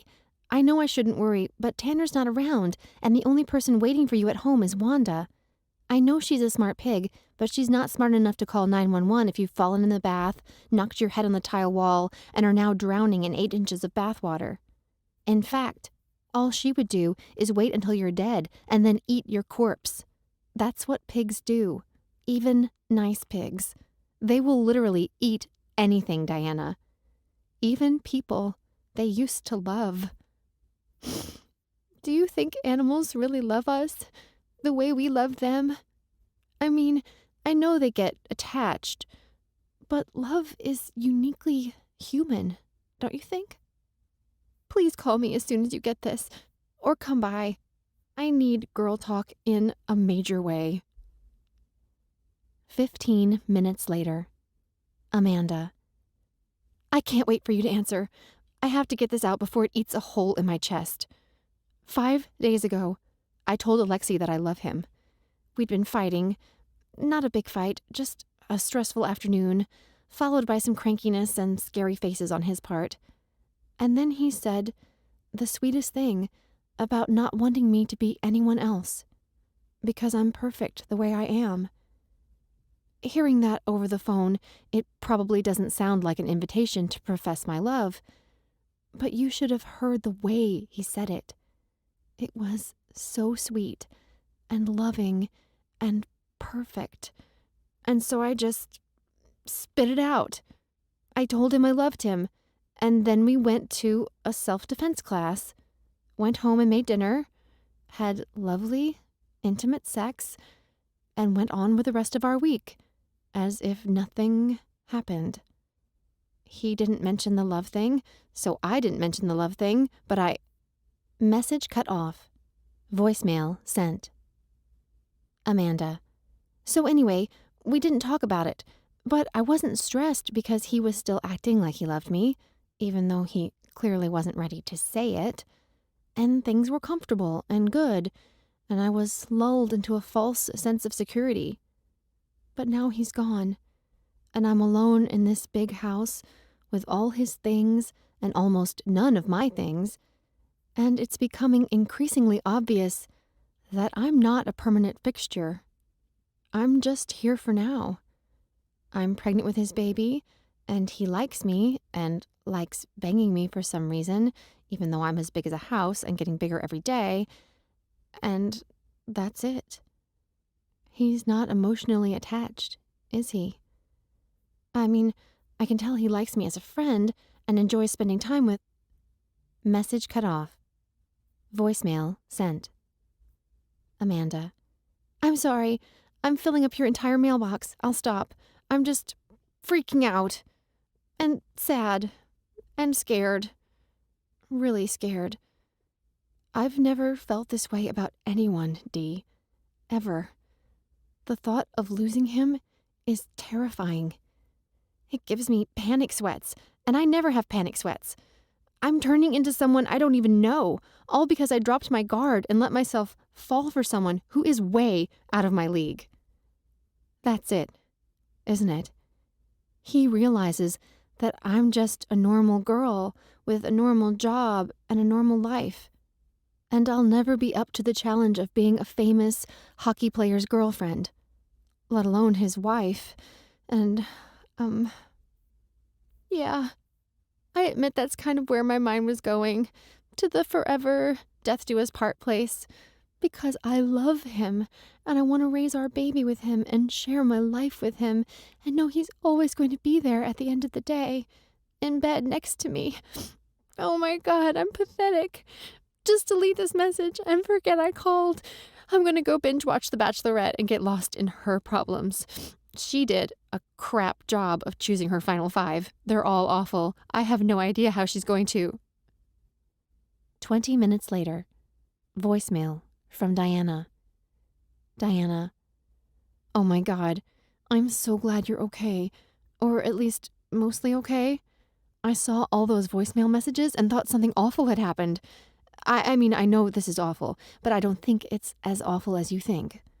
Yes, it sucks that Alexi's having trouble making his feelings come out of his mouth hole, but some guys are just like that. And you know that saying, actions speak louder than words? Well, that's a real thing. So if Alexi is still acting like he adores you, then he adores you. End of story. He just might need some time to get around to expressing it verbally. But I know how shitty it feels to stick your neck out and be left hanging, feeling like a fucking... Message cut off. Voicemail sent. Diana. But you're not an idiot. You are wonderful. And if Alexi has the sense God gave a banana slug, he'll realize that sooner or later. Just hang in there, okay? You want me to come over? I can bring ice cream. I'm eating some now with Laura and Chloe, but they're great at sharing, so... Call me Buttercup. I love you, and I will always love you, even if you woke up one morning and were covered in pink slime and smelled like rotten eggs and the doctors couldn't find a way to heal you. I would still be your bestie forever and ever. I wish I could wave my magic wand and make this better, but in the meantime, I have my ringer on. From the texts of Amanda Esposito and Diana Daniels Nowicki. Amanda. Got your message. I'm crying, but in the good way. You're the best friend ever. I was so smart to call dibs on you in kindergarten and claim you for my own. Diana. Aw, thanks. But I'm sorry. I didn't mean to make you cry. Do you want me to bring you some ice cream? We have tons, and it's delicious. Chloe got an ice cream maker for her birthday, and she's whipping up wild and wonderful things. The lime honey basil is really something special. Weird, but special. No, thank you. I'm good. I ate dinner, watched dumb TV, took a lukewarm bath, and talked myself down from the ledge. You're right. He just needs time. And I have to be patient, even though it's hard. You don't have to be patient. You could push the issue and tell him to quit being a cowardly ding-dong with his feelings. But that usually doesn't work out so well with the less verbal sex. No, it doesn't. And I don't want to push. He went through some messed up stuff with his last serious girlfriend. I don't know all the details, but I know enough to understand why he wants to take things slow. I would usually want to go slow too, but I don't know. I'm not myself lately. You've been through a lot too, you know. I think you should cut yourself some slack. And let me bring you ice cream. Okay. But if you come over, you'd better bring pajamas and a toothbrush. Because once I have you in my clutches, I won't want to let you leave. Perfect. I can't wait to be in your clutches. It's been way too long since we had a sleepover. I'll run by my place, feed Wanda, and get her settled for the night, and be right over. Or bring her if you want. We can make her model baby clothes. My mom sent me a giant package of things she got at an estate sale, all sizes. I'm sure there's something in there that will fit a mini pig. Yes, ice cream and pig dress up. Sounds like a recipe for good times, Mama. Be there soon. I'll leave the light on for you. XO. Chapter 19. Petrov. Despite the parental drama of my early years and a career spent facing down the biggest defenders in NHL history, compare team stats from the 70s to the present day, and it's clear that, as a species, we're getting larger. I haven't dealt with a lot of anxiety. I'm just not an anxious person. I seem to have been born with the instinctive knowledge that worrying about my parents' constant arguing, or getting sent away to boarding school, or being slammed into the boards hard enough to cause brain damage was a waste of energy. I evaluate situations logically, take steps to prevent bad things from happening, and then banish the capricious nature of fate from my mind. Because fate doesn't give a shit how much you worry. Fate has its own plans and will achieve its agenda, even if it has to send an airplane crashing through the window of the house where you've been hiding, thinking you're safe from all the terrible things waiting outside your door. There is no safe, but that's okay.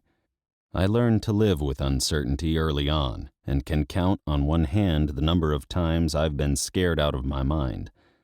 The first time, I was 4 years old. I ran out of the house while my parents were fighting, hopped on the bike I'd just learned to ride, and got lost in the city. By that point, I spoke both Russian and English fluently, but the people in this new place spoke a language I'd never heard before. It was that new and terrifying frustration, not being able to make myself understood or decipher what the strangers were asking when they leaned down, motioning animatedly to me, my bike, and the air around me, that scared me most. Being lost was something I'd experienced enough to know it was a temporary situation, remedied when my grandmother came by to check on me, or my parents stopped screaming at each other long enough to realize the house was too quiet and I must have wandered away again.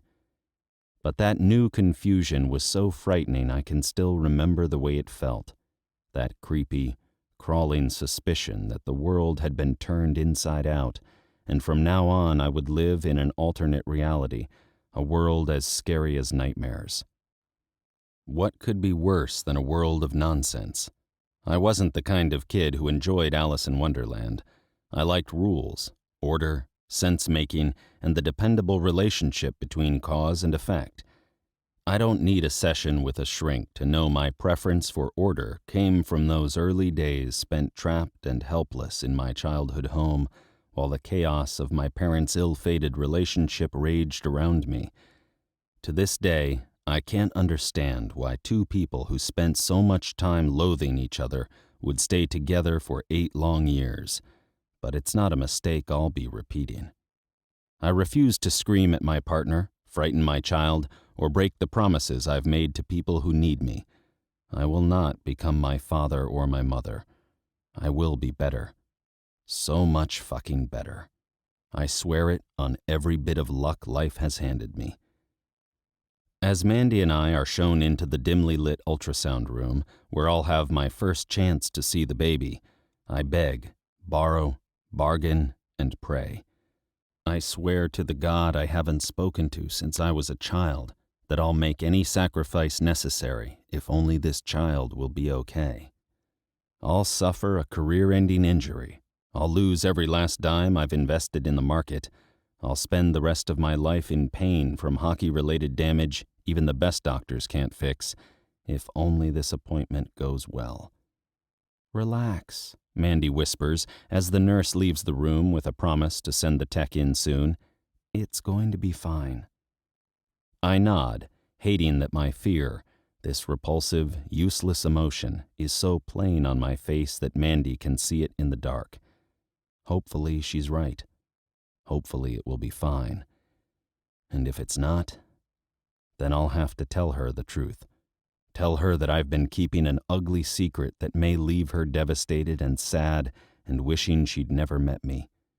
I should be focused solely on the baby, but a part of me can't help imagining what it will be like to have Mandy look at me with loathing, to have this completely wonderful woman despise me.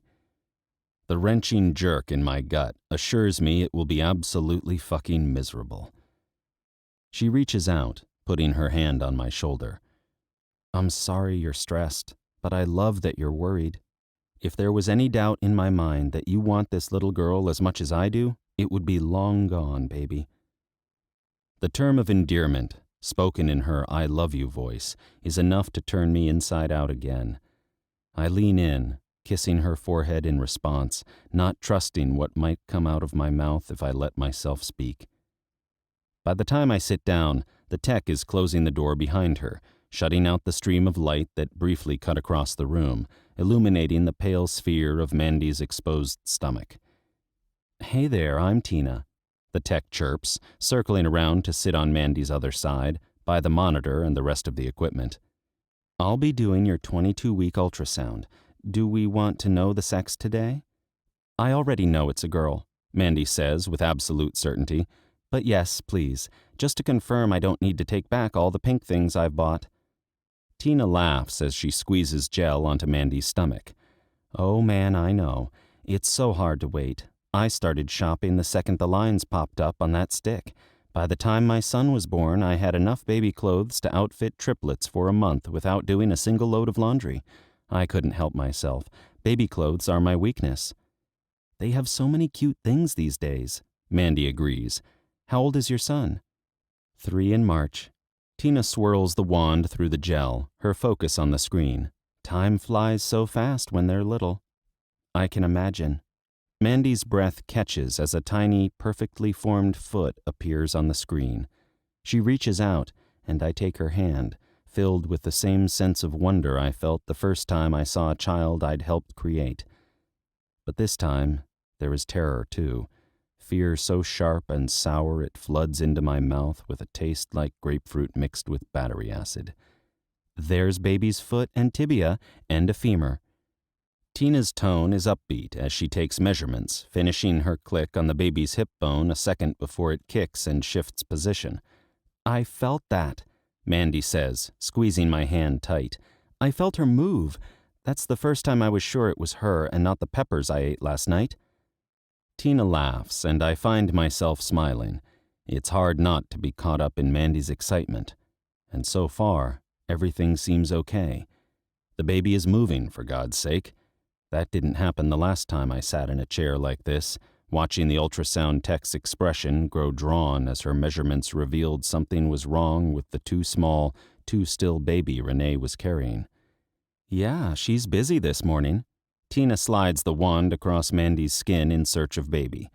Did Mama have coffee? Half a cup, Mandy says guiltily. I've only been having half a cup a day. Dr. Nash said that was fine, but if it's making her too hyper, I can stop. No, it's fine. Some babies are just more active than others. If Dr. Nash says you're clear for caffeine, no need to suffer. Mornings without coffee are brutal. Tina leans in as she brings a delicate string of pearls into focus. And here's the spine. So beautiful, Mandy breathes. I never thought bones could be so beautiful. I squeeze her hand again, heart twisting in my chest, breath held tight in my lungs. We're almost there. We're almost in the clear. I wasn't paying close enough attention the first time I sat through a developmental ultrasound, but surely we have to be through at least half of the measurements. Good baby, Tina murmurs, clicking away. Just hold still for a few more seconds. She smiles as baby shifts position again. Or that's good too, handsome. Okay, Mom and Dad, it looks like baby is ready to give up the goods. See this here? She motions to the screen with 2 fingers. This is your son's penis. What? Mandy's shout of surprise makes the baby flinch again. Makes my son flinch again.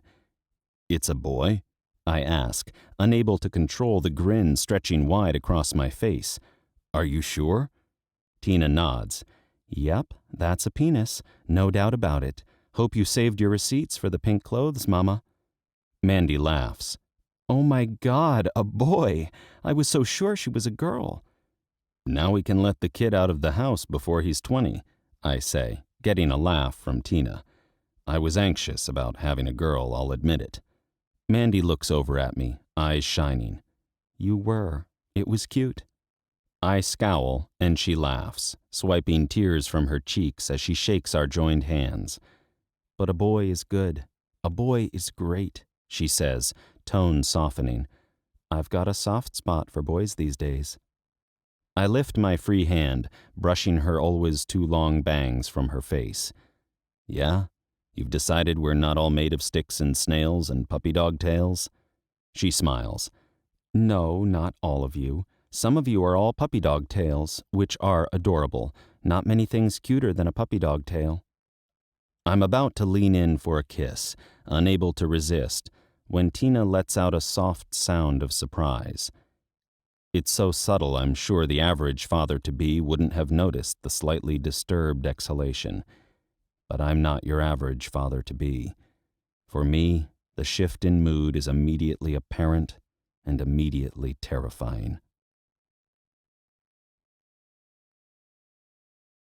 Chapter 20. Petrov. I glance the tech's way, watching her brow furrow as she clicks something on the screen. It looks like the baby's head, but it isn't small and narrow the way that other long-ago baby's head was. It looks normal, but what the hell do I know? Everything okay? I ask lightly, not wanting to scare Amanda if my gut is wrong and there's nothing to worry about. Tina presses her lips together, her attention fixed on the screen. Just taking a few more measurements and we'll be done. But everything's okay? I press. The baby is fine? I'm so sorry, but I can't discuss the results with you, Mr. Petrov, Tina says. Aside from the sex of the baby anyway, Dr. Nash will go over the rest of this with you in just a few minutes. The rest of this. And I'm suddenly Mr. Petrov. The tech is sitting in the same spot she was a few minutes ago, but I can feel her pulling away, stepping back, putting emotional distance between herself and the unfortunate couple beside her. There is no more laughing or friendly banter. She finishes clicking at the screen, offers Mandy paper towels from a pile near the monitor to wipe the gel off her stomach, and smiles stiffly without making eye contact. The doctor will be in just a few minutes. Good luck with everything. Thanks. I make no effort to hide the bitterness in my tone. It's amazing how quickly people turn and run. The first tech did that too, as if she were afraid our bad luck was contagious, like Renee and I had done something to deserve a broken baby, something aside from having bum DNA. Yes, thank you, Mandy says with considerably more warmth, compensating for my lack of manners. As soon as Tina leaves the room, she frowns and adds in a whisper, What's wrong with you? She was telling the truth. She just does the scan. The doctor is the one in charge of interpreting it for us. I shake my head, tongue curling at the back of my fear-tightened throat. What can I say to her? How to explain that I know everything's going bad? How to tell her that our baby's in trouble and it's my fault because I'm a bad egg, a shitty bet, a monster who should have had himself sterilized no matter how many times the doctors assured me that rapid advances in genetic testing could ensure the next baby was safe, assuming my wife and I used IVF and had the embryo screened prior to implantation. But Amanda and I didn't have the chance to take those precautions. And now we're going to suffer for those broken condoms or forgotten pill or whatever shitty twist of fate made this happen. Again. Fuck, I can't do this again. I want to run, to gather Mandy in my arms and get the fuck out of this room, this office, this city. The primal idiot deep in my brain insists there has to be a way to get ahead of this, to escape, to avoid the threat that's making my heart slam in my chest. But that voice is wrong. There is no escape, no way out. Nothing to do but sit here trying not to be sick into the trash can in the corner as the doctor steps inside. One look at Dr. Nash's unusually sober expression, and Mandy's hand flies to cover her mouth. "Oh no, what's wrong? Please tell me fast. I don't think I can take it slow." "The ultrasound shows an abnormal amount of fluid in the brain. It could be something that will resolve itself as development continues," the doctor says, even as her furrowed brow telegraphs her worry. "Or it could be a sign of a genetic problem." "Oh no," Mandy whispers, her voice hitching. She reaches out, taking my hand again. I hold it tight with both of mine, trying to be there for her even as my synapses are melting down in a miserable combo of guilt, shame, and self-hatred. My fault. My fault. This is all my fucking fault. "We won't know for sure unless we do an amnio," the doctor continues, "but the most likely candidate in a situation like this is trisomy 18. I look up, frowning hard. Trisomy 18? "Yes, which I'm so sorry to say doesn't have a high infant survival rate, especially for boys. Only about half of affected children live through delivery, and those who do usually only survive a few days to a few weeks. There are some exceptions, but they are very rare, and the quality of life for those individuals isn't high. They need constant care, and most still die before they see their first birthday." Mandy makes a gasping, suffering sound that cuts straight through my heart, carving it into pieces. "Why?" I force the word through the misery-curling thick fingers around my throat. "Why did this happen?" "It can happen when the mother is older," Dr. Nash says as Mandy leans into me, sobbing softly into the curve of my neck, making the carved pieces of my heart sting like an open wound. "Or a parent may be a carrier of the faulty gene but not present the disorder, but often it's just bad luck." Bad luck. She's probably right. After losing my daughter, I had my DNA profile tested. I'm a carrier for neonatal Marfan syndrome, but that's it. Aside from that terrifying, almost entirely fatal nightmare lurking in my genetic code, I'm sperm donor-worthy material. What's happened to this baby isn't my fault. Too bad that doesn't make it one iota less painful to hear another baby I want to love might die before he has a chance to be born. As the doctor hurries through the rest of her spiel, directing more and more of her monologue to me as it becomes clear Mandy is too traumatized to process information, I do my best to think clearly. I memorize the statistics, catalog the information, and evaluate the risk factors associated with each decision we could make. When the doctor leaves us to discuss next steps in private, I kiss Mandy's tears away and calmly repeat everything to her, stopping to answer her questions and telling her this isn't her fault every time she tries to apologize. "Stop it. This isn't your fault. And even if it were a genetic thing, I would never blame you. I love you, and I know how hard you've tried to do everything right." She sucks in a breath, blinking fast through her tears. "What did you say?" "I said this isn't your fault. I'm doing my best not to fall apart. It isn't anyone's fault." "No, before that," she whispers. "You said you loved me." "I do love you." Tears rise in my eyes. "I love you so much, and I'm so sorry this is happening to you. I'm so fucking sorry." As I break down, losing my shit with low, wrenched from my gut sobs, she wraps her arms around me and pulls me close. I try to stop, but the more I try, the worse the falling apart gets. Finally, I stop pretending to be strong, because clearly, I'm not. I'm weak, helpless, and a fool for thinking I could protect anyone or anything. After God only knows how long, I become aware of Mandy rubbing warm circles on my back and whispering, "It's okay. It's okay. I'm here." I lift my head from her shoulder, swiping at my eyes, completely ashamed of myself. "Sorry. I don't know what's wrong with me." "I do." She cups my face in both hands, holding me close when I try to sit back. We just got horrible news, Alexi. It's okay to cry. I shake my head, but she continues in a firm voice. Yes, it is. You don't have to pretend or play tough with me. I'm scared too, but we can't lose hope yet.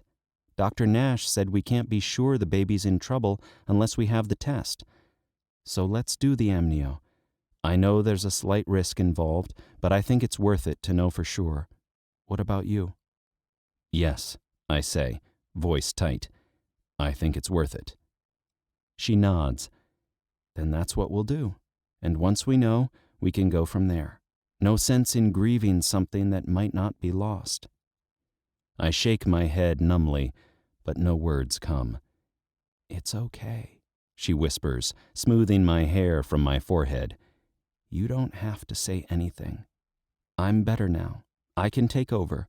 I'll tell Dr. Nash how we want to proceed and see how soon we can have the test done. The doctor comes in a few minutes later, nodding her approval of our decision and sharing the good news that there's an opening for an amnio appointment this afternoon. That's the kind of good news we've been reduced to, that we won't have to wait as long to find out if the worst is true. That because I've got money and am willing to spend it, we can have the results rushed and get our verdict in as little as 3 days. 3 days. It's going to be an eternity. We step out into an unusually warm, unusually sunny December day, but the sun can't banish the big black cloud hovering in front of me, a void I won't be able to see past until we know what we're facing. Want to have a drink? Mandy asks, slipping her hand into mine. I mean, I obviously can't drink, but you could. After all the crap with my dad, I don't usually advocate medicinal drinking, but there are times when getting numb is good. She glances down at her wrist. And it's almost 5 o'clock, so it won't even be scandalous. I shake my head. No thanks. I don't want a drink. Morphine drip? My lips curve. You got one? No, but I know a couple places that serve breakfast all day. How about French toast? My treat, and we can both drown our troubles in syrup. I squeeze her hand. Sounds good. It doesn't sound good, and food is the farthest thing from my mind, but she's trying to be brave, and I'm going to help however I can. I might not have much hope of my own right now, but I can cup my hands around Mandy's and keep the wind from blowing it out. It's the very least you can do, though you might want to step it the fuck up if you don't want to lose her. No matter what happens with the baby, you can keep Mandy if you pull your head out of your ass. It shouldn't be a shocking thought. I meant what I said in the ultrasound room. I'm totally and completely in love with her. But it is. From the moment Mandy swept back into my life, the baby has taken center stage. The baby is the reason she didn't walk away from me and never look back. I suspect the baby is also at least part of the reason she moved to Portland after she was let go from her old job, in hopes that the move would make it easier to track down the father of her child. And the baby is the only reason she moved into my pool house. She says she loves me now, but if it weren't for our accidental, miraculous conception, she wouldn't be a part of my life at all, let alone the most important part. And she is the most important part. I want her in my life for 1,000 reasons aside from the child she's carrying, but I've been so focused on the baby's health and the secret I was trying so hard to keep that it somehow managed to escape my notice. Escaped it to the point that I waited to tell her I loved her until it slipped out in an unguarded moment while I was trying not to fall apart. The inner voice is right. It's time to step it the fuck up. Past time. How about we do French toast at home? I hold open the truck door, helping her into the passenger's seat.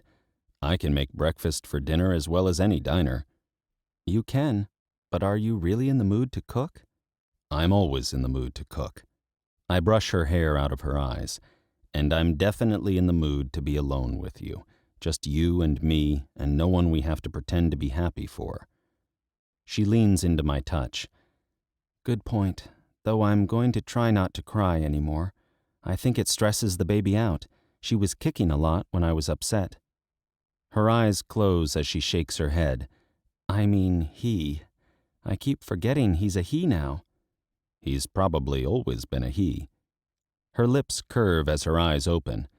No, all babies begin as female. They only become male if chemicals come along to suppress their ladiness. Really? I ask, cocking my head. No, not really. But I had a teacher in high school who insisted that was true.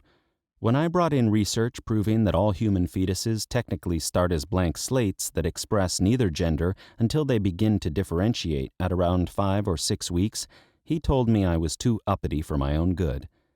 Asshole, I say, making her curved lips become a full-blown smile. You're just uppity enough, and you're crazy smart.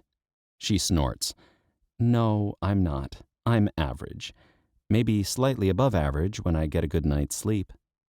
No way. You're very smart, and you should apply for medical school. There's no reason you can't be a doctor if you want to be. I can think of a few reasons. She glances down, running a hand over her belly. The most important being that I want to be there for him as much as possible, especially when he's small. I loved having my mom home with me when I was little. It made me feel safe to know she was always there. Then you should stay home with him, I say. If that's what you want, there's no reason we can't make that happen. She puts a hand on my chest, right over my heart. Let's talk about this later, okay? Right now, I just want to go home, turn on the television, and watch something stupid and silly that will keep me from thinking about anything serious for at least 4 or 5 hours. Then that's what we'll do. I kiss her forehead, letting my lips linger as I whisper, "It's going to be okay." It is, she agrees, the faith in her voice tempting me to believe her. Hope is dangerous, but so is fear, and I know which one I would rather cling to right now. With a final squeeze of her hand, I circle around to the driver's seat, ready to get home where we can be alone. Chapter 21. Amanda. In addition to being a gambler, an alcoholic, and generally a not great human being, my father was a crier. Early on in his marriage to my mother, he realized that a few tears were all it took to get him out of just about any tough spot. Hell, he and Mom never would have made it to the altar if it weren't for my father breaking down in front of the chapel, sobbing as he begged Mom not to call off the wedding, even though he'd shown up wasted and reeking of alcohol with lipstick staining the zipper of his pants. I spent my formative years watching my dad sob it up and my mom melt in the face of those crocodile tears, taken in by this man for whom sadness was simply another tool in his manipulative arsenal. By the time I was 12, man tears meant nothing to me. When our history teacher broke down in class after learning his son had been in a car accident, I couldn't understand why everyone was so horrified. Diana had to explain to me that men don't cry. Or, at least, most men don't. So that when they do, it's a big deal. That hadn't been my experience. And I didn't think it was fair to expect men to act like they were made of stone when we all experience sadness and grief. But I eventually realized she was right. Aside from my father and my history teacher, I've only seen 2 men cry. One was my high school boyfriend, the day he found out he didn't get into the university of his choice. The other was Arnold, the night I confronted him with his lies. Neither of those instances made me uncomfortable, however. My high school boyfriend was being a big baby. There are far worse things than only getting into your safety school. And Arnold reminded me far too much of Dad. He'd been caught in one hell of a whopper and was trying to cry his way out of trouble, not realizing that I was wise to that trick before I was old enough to date. Until today, I'd foolishly assumed I was immune to the horror some people experience when seeing the male of the species break down. And then Alexi started to cry. This strong, intense, always in control man crumbling to pieces in my arms. And my heart was suddenly stabbed through with 1,000 needles. I would have done anything to make it stop, because I knew how much pain he must be in to lose control like that. I could feel it, soaking through my skin as I rubbed his back. Despair so intense it took my breath away. As I pulled myself together, locking down my own grief so I could comfort him as best I could, I realized all over again just how much I love this man. I love him more than anything in the world. Love him to the moon and back, and then out for another trip around the farthest star. And he loves me too. He finally said it, and said it in a way that left no doubt in my soul that he meant it. Finding love like this is a miracle I wasn't sure would ever happen for me. And even though a dark, frightening, emotional storm is swirling inside me, there is still a quiet place, filled with light at the center of the chaos. A place where a man who loves me is spreading out a blanket in the living room for an indoor picnic and laying down plates piled with eggs, homemade hash browns, and French toast he whipped up just for me. "I don't know if this is what you had in mind," he says, as we settle down onto pillows on the floor in front of the TV. "But I called Justin, and he said this was the funniest, most ridiculous thing he'd watched lately. And he's usually a good judge of ridiculous, so..." Alexi hits a button on the remote, starting a show he queued up while I was showering the stickiness from my stomach and changing into pajamas. It's an over-the-top comedy about an upbeat redhead who has recently escaped from a doomsday cult. And it is, unexpectedly, hilarious. By the time I finish my breakfast for dinner, I'm hooked. We watch 5 episodes back to back, laughing as we cuddle on the couch under our biggest, fuzziest blanket. And it doesn't feel like a sacrilege. It feels necessary and important to be close to him and laugh with him and show the misery demons lurking outside the door, waiting to lap up our pain, that they are going to have to wait. That we refuse to give in or give up that easily.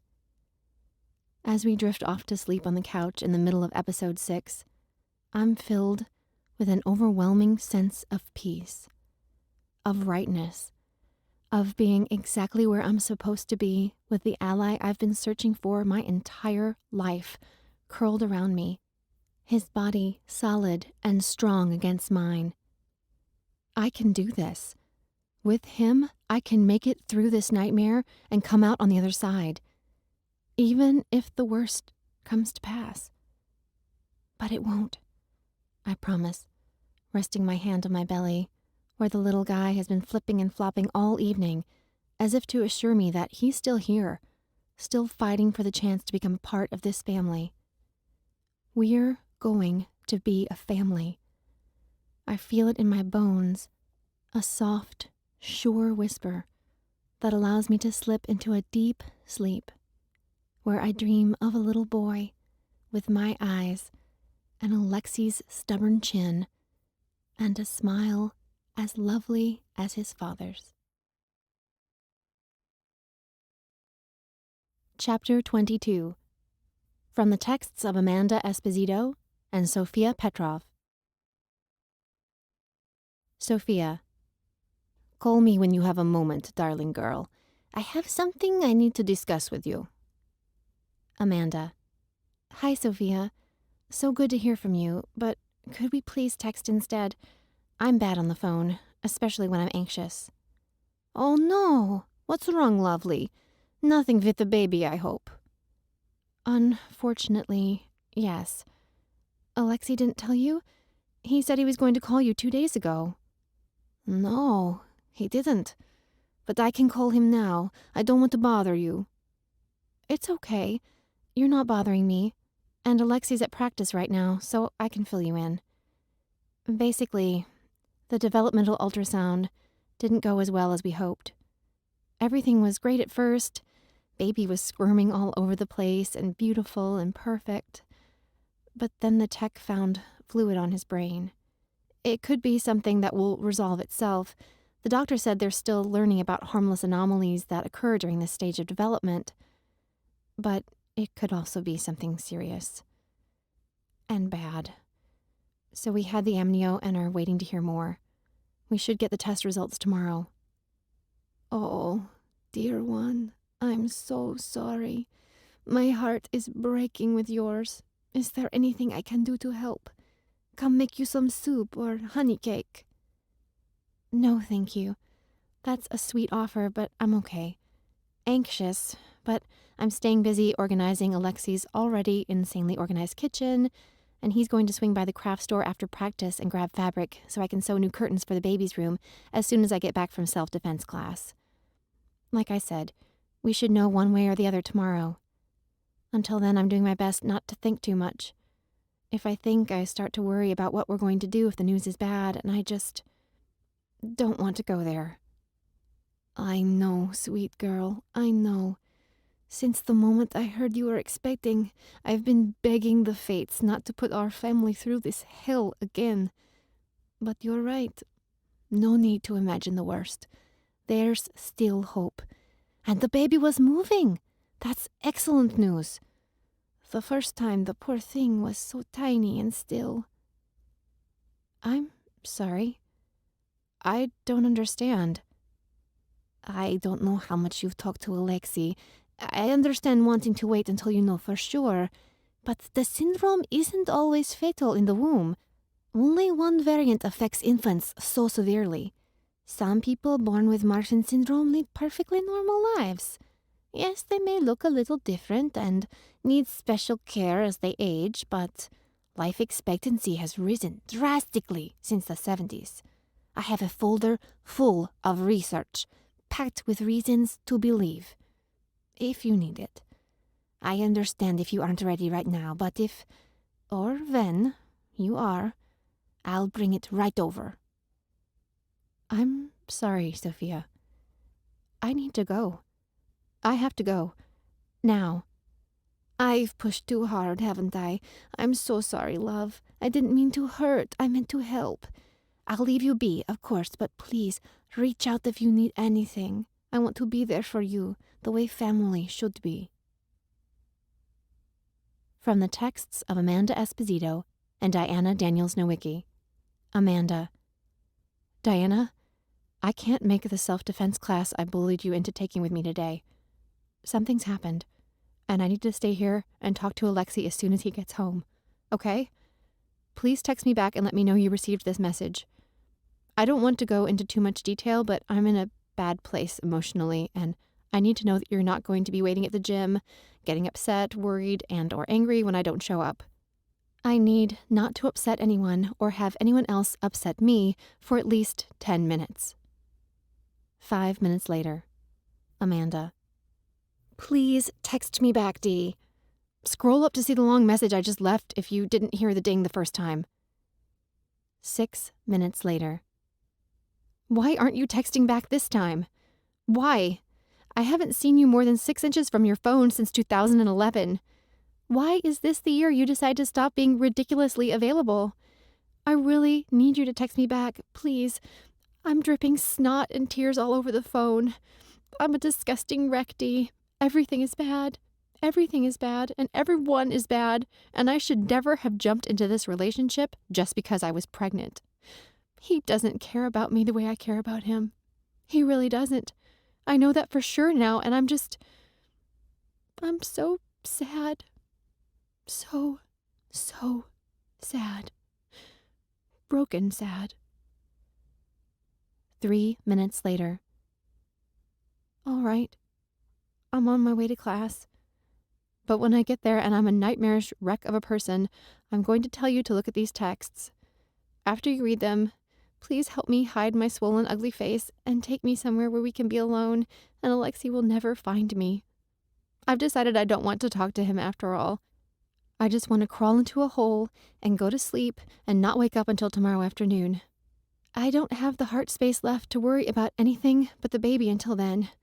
So, yeah, the ultrasound went badly on Monday. That's why I didn't return your call last night. But don't try to talk about it when you see me. Help me hide first, please. I need to hide. Disappearing would be good too. It all feels so hopelessly big, Dee. Like there's a war being fought right in front of me, but my hands are tied.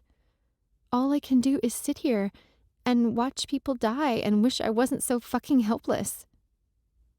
Please, don't worry if I don't show up at class after all. I may decide to go hide on the way to the gym. I just put both candy bars from the fridge in my purse. Remember in high school, when we used to buy tickets to the earliest matinee and then sneak from movie to movie with our purses full of candy, getting lost in stories and high on sugar until we stumbled out into the dark 10 hours later? I never said anything before, but I think those days saved my life. I know your friendship did. There were times when things with my dad were so bad I just wanted to disappear. Run away. Go away. Forever. Whatever form that took. If you understand. And of course you do.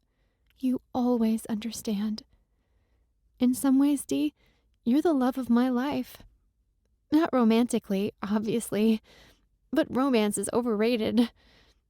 Fact is, you're the only person who accepts me for who I am, loves me anyway, and has never broken my heart or let me down.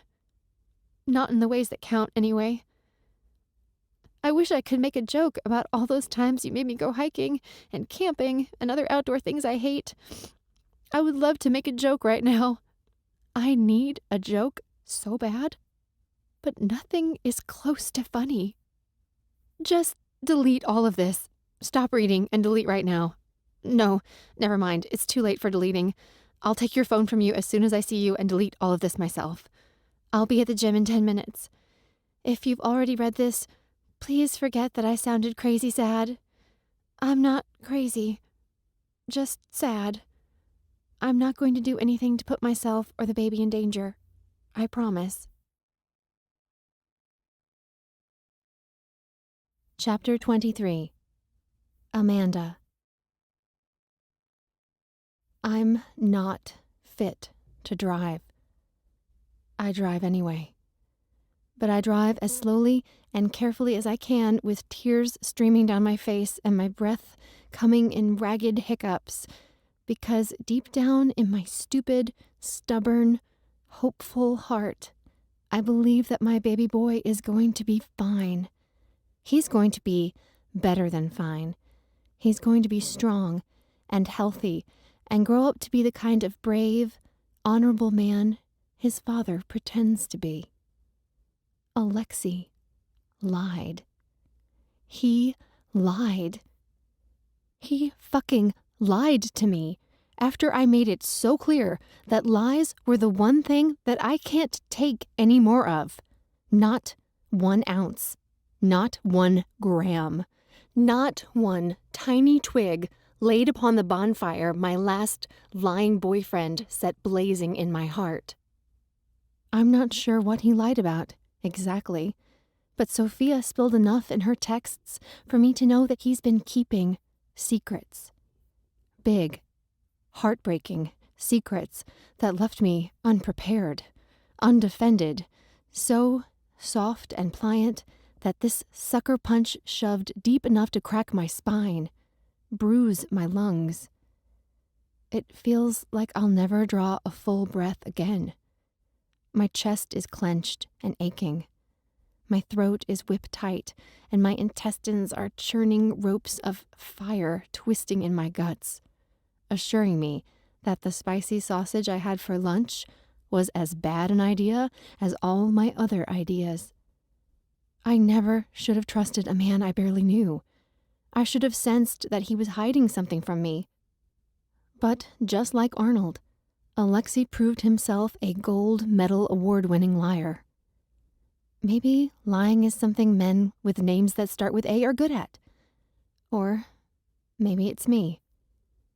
Me, who can't tell the difference between a lie and the truth. Between love and deception. Between a reason to believe and another disappointment dressed up in its Sunday best. Putting on a good show before it goes home, drinks a fifth of bourbon, and pops me in the nose for forgetting to fold the clothes I left in the dryer. Dad only hit me that once. But once was enough to break the sunglasses I'd saved all summer to buy and shatter something even more vital. My belief that I was precious to him. That I was precious to anyone, really. If my own father, one of the two people who were supposed to find me miraculous and lovable, thought I deserved to be punched in the face for being such a shitty example of womanhood and daughterhood, why hadn't anyone taught me how to properly care for my laundry or for a drunk when he's a shot away from passing out? Then how could anyone ever truly love me? I was punchable, not lovable. For years, I've talked a good game and played the part of the happy, helpful nurse who always has a joke ready to help ease her patient's pain, suffering, and shitty insurance-related stress. I'm the one who seems to have it all together. Unlike my mom's friends' kids who are constantly giving them fresh ulcers and bills for rehab. And I'm the friend who gives calm, sensible advice. But deep down, I'm still that girl who knew she was never going to be loved. Not unconditionally, not absolutely, not the way other people get to be loved. That's why I stayed with Arnold for so long, no matter how many times he tipped his hand, showing me the cards he was holding and the sad, confused man behind them. For all his faults, and there were many, Arnold truly did love me. His was a selfish, passive-aggressive, prickly sort of love at times, but he loved me when I was dressed to the nines for date night, and when I came home rumpled and smelling of doctor's office, industrial cleaning products, and toddler vomit from the last patient of the day, a poor little girl who'd eaten her first cookie and had an allergic reaction, learning the hard way that even the sweetest things in life can be dangerous. Maybe the most dangerous of all. Losing Alexi is going to be so much worse than losing Arnold.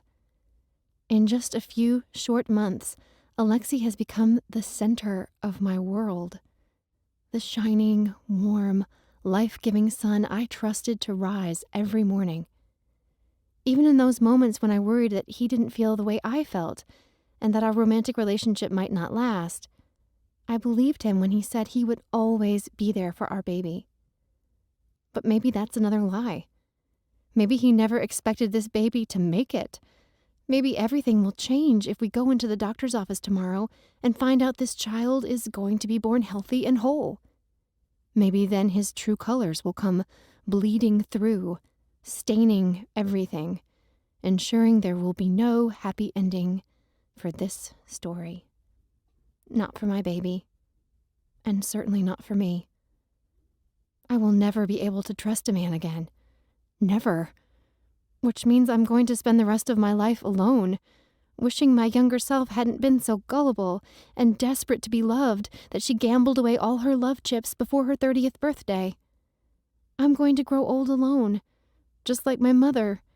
I will be one of those people who sees doom everywhere, who believes that every lovely thing has a dark secret hidden inside, because that's what the world has taught her. That no one can be trusted, that her heart is safe only when it's kept under lock and key, and that romantic love is the biggest lie ever sold to the human race. Oh, God, I moan as a wave of nausea rises inside me. I don't know if it's the lunch or my sickening thoughts succeeding in making me physically ill, but I suddenly know I'm not going to make it to the gym bathroom. The poison inside me wants out, and it wants out now. Jaw clenched and sweat breaking out along my hairline, I manage to hold it together until I guide the car into a loading zone only spot near the seedy pizza place on Burnside, where I throw open my door, launch myself out into the cool evening fog, and am violently ill behind a shriveled potted shrub beside the restaurant's entrance. Thank God it's still closed, so at least I don't have an audience. My stomach heaves and clenches until every last bit of that demon sausage is lying in a putrid puddle beside a filthy hoodie and a pack of cigarettes someone must have stashed behind the pot and forgotten about. The good news is that, once the unholy gut bomb is out, I feel better. Physically better, anyway. Tears are still streaming down my face, and my heart aches like I've been kicked in the chest by the world's meanest draft horse. But at least I'm not too nauseated to drive. And the baby is still flip-flopping away, the way he's been doing since the day of the ultrasound. I stand, swiping the back of my hand across my mouth. The baby. I have to keep my thoughts on the baby. I have to stay strong for him, even if I'm having trouble mustering strength for myself. I turn back toward the car, ready to give getting to the gym another try, and see someone in a red sock hat sliding into the driver's seat. "Hey, that's my car!" I shout, but the thief is already peeling away, setting the rear wheels of my Prius to swerving as he, or she, takes a hard left, heading down 2nd Avenue. "Shit!" I curse, fresh tears surging into my eyes as I stomp my foot on the concrete. Someone stole my car. They stole it, right in front of me. And thanks to bulky clothing and a sock hat, I have no idea if the thief was even a man or a woman, let alone what he or she looked like. I will be useless to the police. Totally, completely useless. But I have to call them anyway. I reach for my purse, grateful that it's strapped across my body and not in the passenger seat where I usually toss it when I'm getting into the car.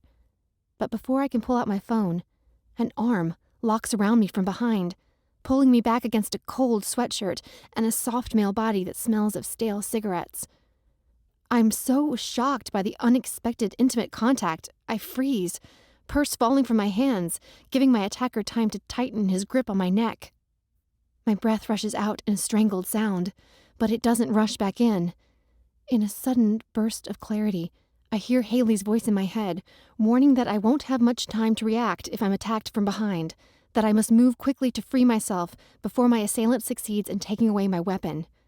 And in this situation, my weapon is control over my body, which will become this strange, stinking man's to do with as he pleases if I can't keep breathing.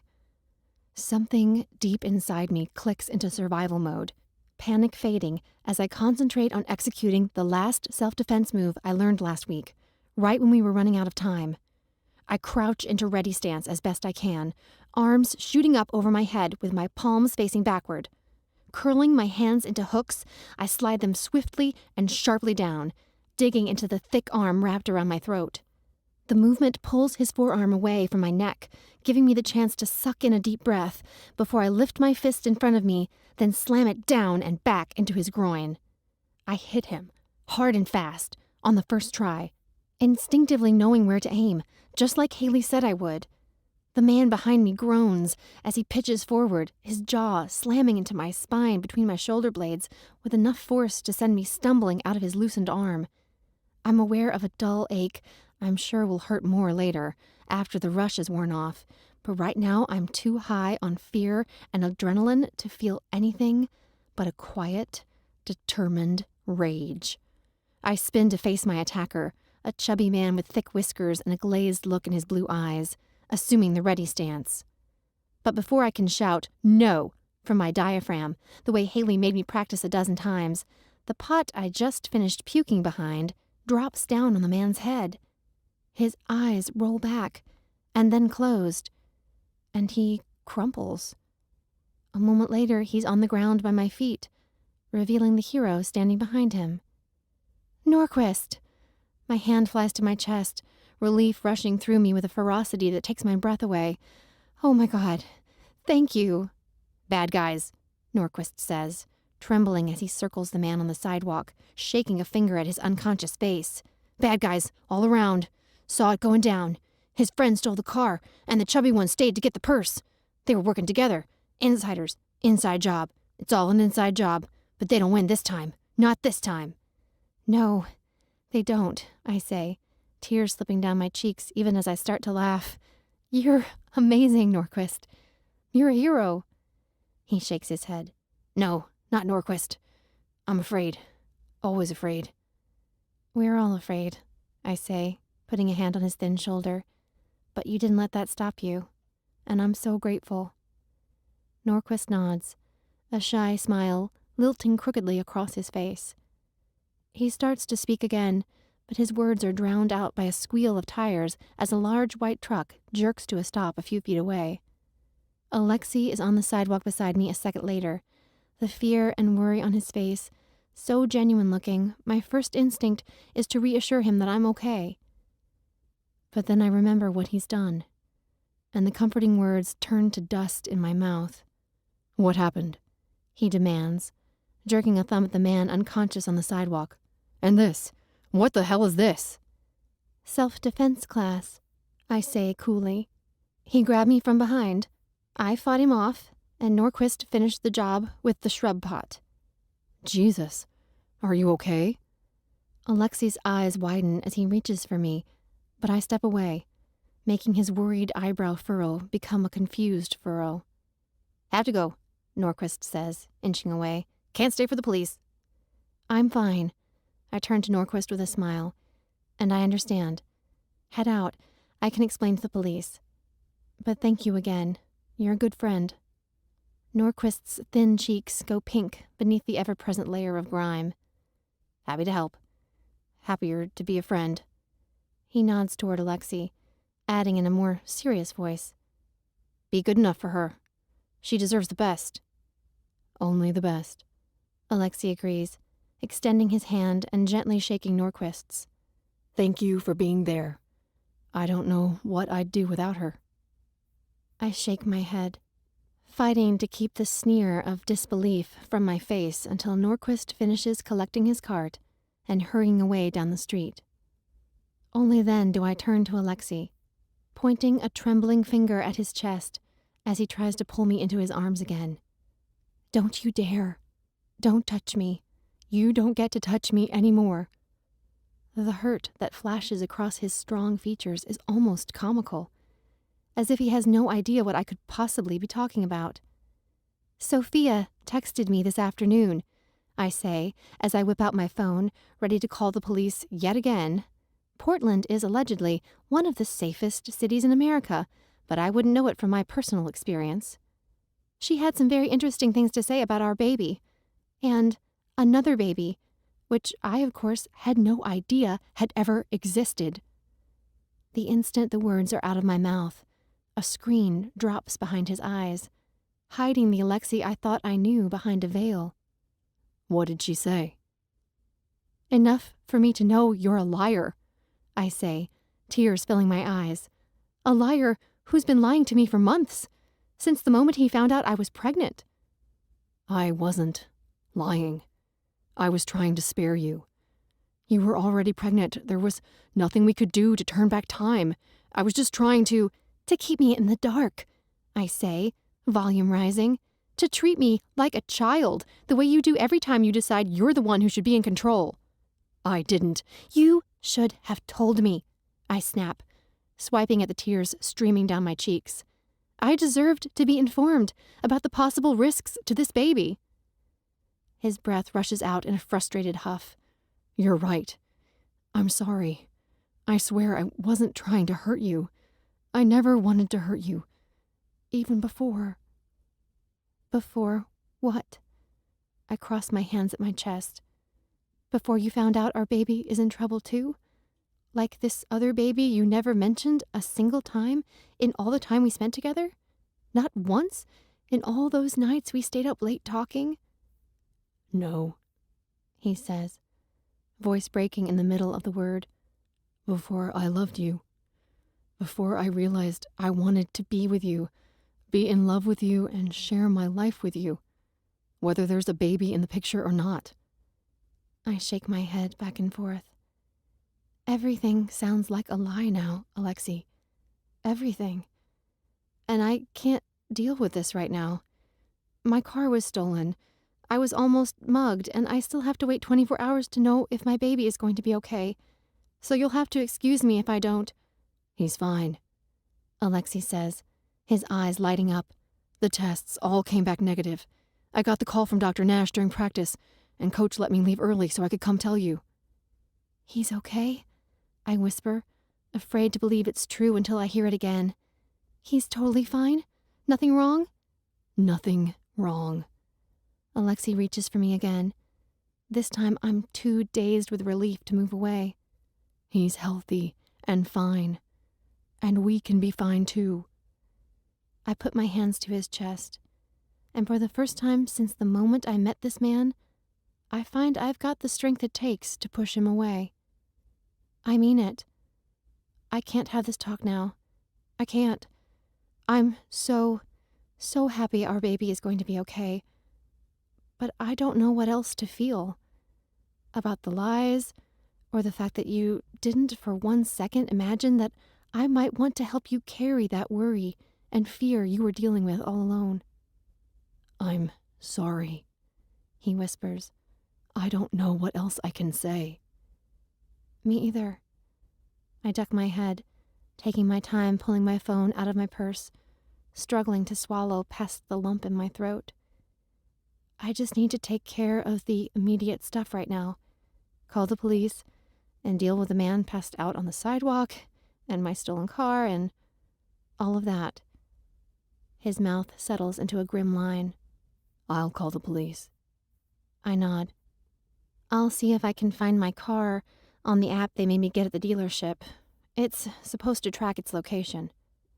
Alexi and I click into crisis management mode, and just a few minutes later, there are more police and ambulance lights spinning through the evening air, reminding me of the way this all started. That moment in the ambulance when Alexi found out he was going to be a father and immediately decided to lie to me, even as he got pissed off at me for not working harder to track him down the instant I learned I was pregnant. I have every right to be angry and stay angry, but learning my baby is okay has made every other trouble seem small in comparison to that miracle. My rage has been washed away in relief and gratitude, but that doesn't mean things with Alexi and I will ever be the same. "I've called Diana," I say, as soon as the police tell me I'm free to go, promising to keep looking for my car, even though I couldn't find it with location tracking. "She's going to pick me up any minute, so you can go. I'll be staying with her for the next few days while I decide what to do next. I just need some space." Alexi shakes his head with what looks like a miserable expression, though I don't trust myself enough to be much of a judge of those things anymore. "Please, Mandy," he whispers, so as not to be overheard by the cops still milling around near the crime scene, though my attacker has already been loaded into an ambulance and whisked away. "Please, believe me. I never meant to hurt you. I love you." "I love you too," I say, but I don't move into his arms. And when Diana pulls up to the curb a moment later, I don't hesitate to climb into the passenger seat, leaving Alexi alone on the sidewalk. Chapter 24, from the text messages of Alexi Petrov and Will Saunders. Saunders. "Hey man, I got a call from Haley a few minutes ago. She said Diana had to leave 5 minutes into their session last night because Mandy was stranded downtown and needed someone to pick her up. And she, didn't want to go home with you. Sorry, I didn't know how to put that more delicately. So anyway, I gather some pretty serious shit went down with you and your lady last night, and I wanted you to know I'm here if you need to talk, okay? Hang in there. Alexi. Thanks, I'm trying, even though Mandy sent Diana to pack up her things this morning. You think she's moving out for good? I don't know. She asked me to give her space, so I'm giving her space. Yeah, well, can I give you some unsolicited romantic advice? Sure, since I clearly have no fucking idea what I'm doing. Of course you do. You're fucking Alexi Petrov. Women fall at your feet, man. I've seen it happen. You've just been out of the serious relationship game for too long. You've forgotten that women never want space. Not so sure about that. Mandy usually says what she means, and she certainly couldn't get away from me fast enough last night. Okay, well, yes, they might want physical space, when we've just done something stupid, for example, but they don't want emotional space, not if there are big feelings involved, and Amanda clearly has big feelings for you. One look at her face is all it takes to see that. I'm not sure about that anymore. I lied to her. A lie of omission, but still a lie. A big one.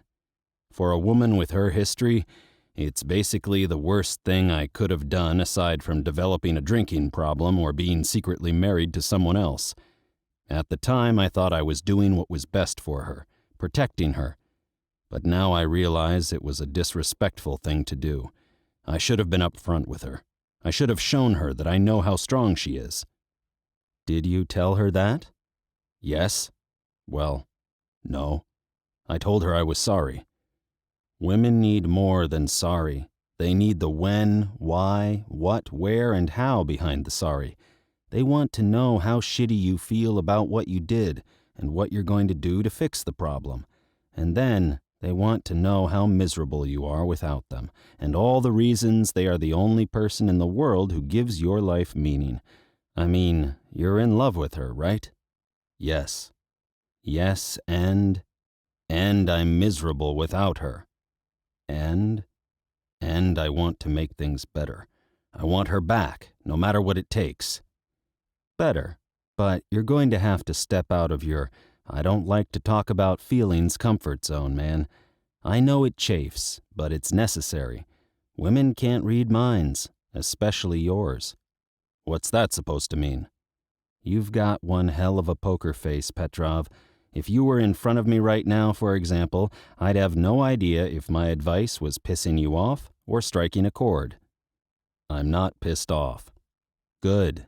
And look, you obviously don't need to open up to me, but at least think about what I've said. Opening up works. It really does.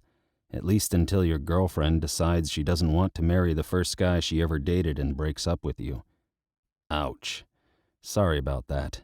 Haley seems great. She is great, and I can't blame her. If I'd only dated one person my entire life, I wouldn't be ready to settle down. It's not her fault that I sowed my wild oats before we met. And we're still friends, I guess. Sort of.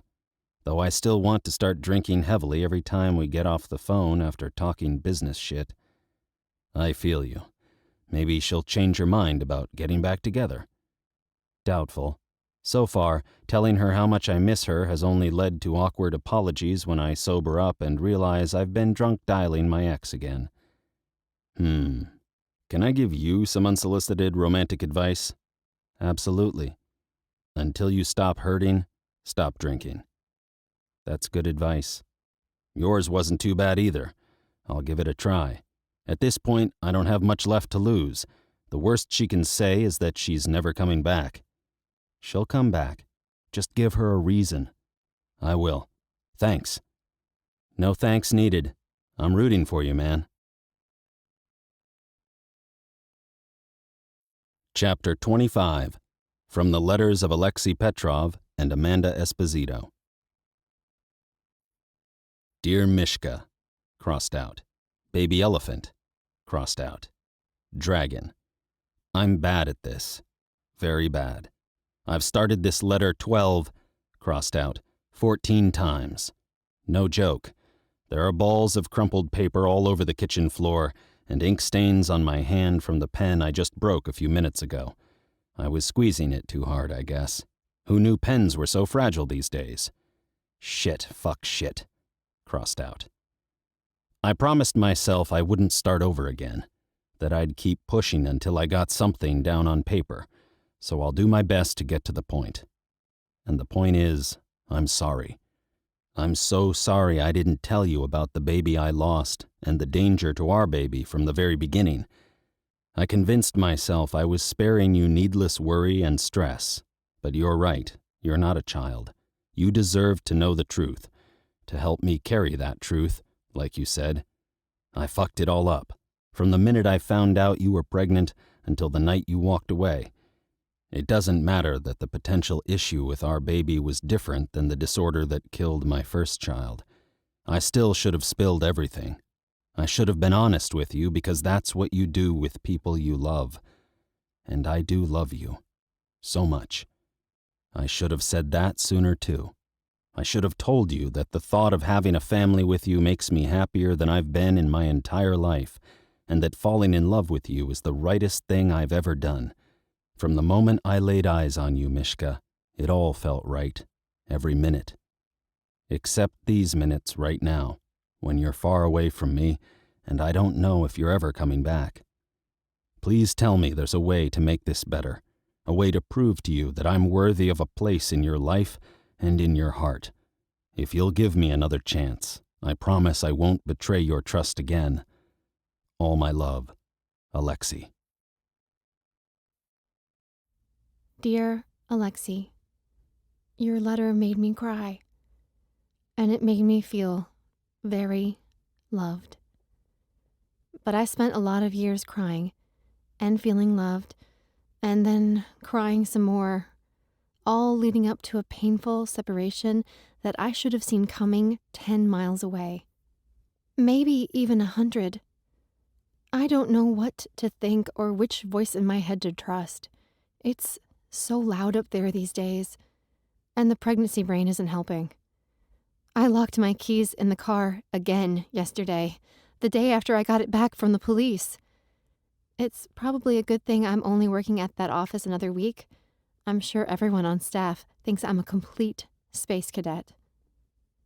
Anyway, I'm sorry I can't give you the answer you want right now.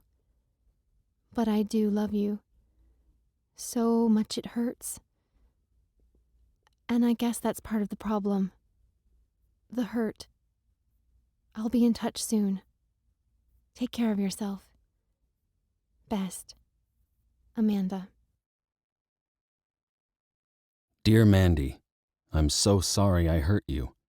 My biggest regret in all of this is that I brought suffering into your life when all I wanted to do was make you happy. Your smile is one of the most beautiful things I've ever seen.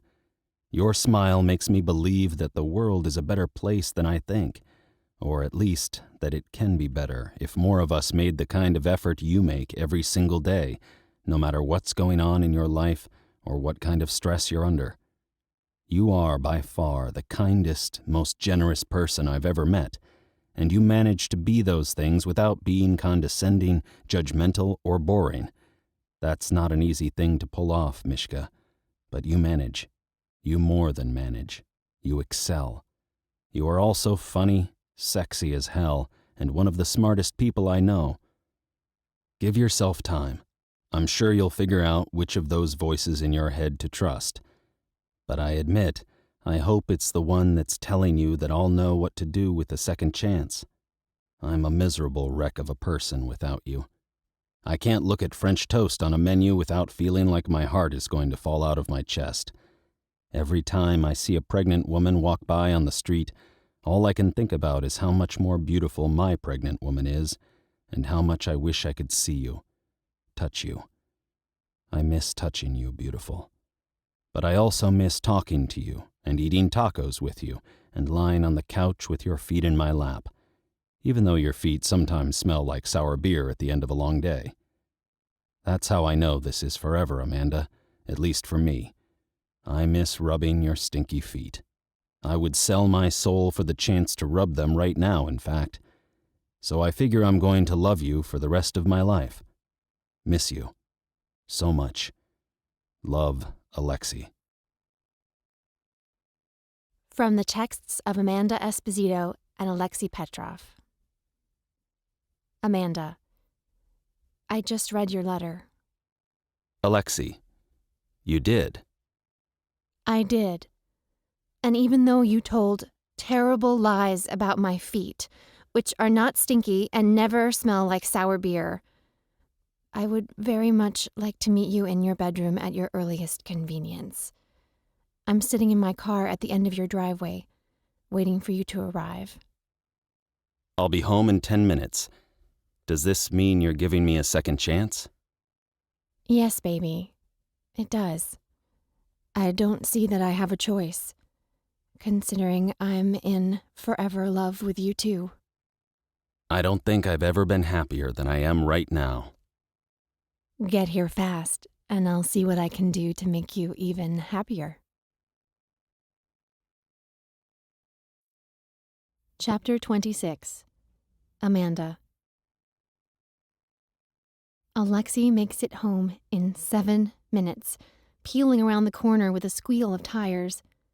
But instead of pulling into the drive, he jerks his truck to a stop behind my car, leaps out, and makes a run for my door like he's rushing to put out a fire. I jump out as fast as my increasingly large belly will allow, managing to find my feet seconds before Alexi swoops me into his arms for the most savagely sweet hug in the entire world. Thank you. He kisses the top of my head, murmuring into my hair. Thank you, Mishka. You won't be sorry, I promise. I know I won't. My arms tighten around his neck. God, I've missed you so much. So much. Nothing has felt right, he says, setting me back on my feet and bringing his hands to cup my face. Nothing. Life is shit without you. Absolute shit. And I'm one cranky motherfucking son of a bitch. I laugh, even as tears fill my eyes. You? Cranky? Yes. Me. His lips curve with a wonder-filled smile as he brushes a thumb across my mouth. Your smile. There it is. I missed it like air and water. And French toast? He nods seriously. Yes. Will you move back in? Please. On one condition, I say, letting him lead me down the drive toward the house, our boots making footprints in the fresh dusting of snow that fell this morning. Name it, he says, squeezing my hand tight. Anything. You guarantee in writing that the price of oral sex will never go up. I can handle back scratching and morning kisses, but I don't want to get into a situation where I end up selling the farm to support my habit. He nods with a relieved sigh. Done. A lock on oral sex pricing in perpetuity. Anything else? And I want a puppy, I say, to keep baby and me company while you're gone at away games. I get lonely when you're gone. Done. He stops at the bottom of the steps leading up to the front door. Though I'm going to do my best not to be gone any more than absolutely necessary. All I want to do is be with you, Amanda Esposito.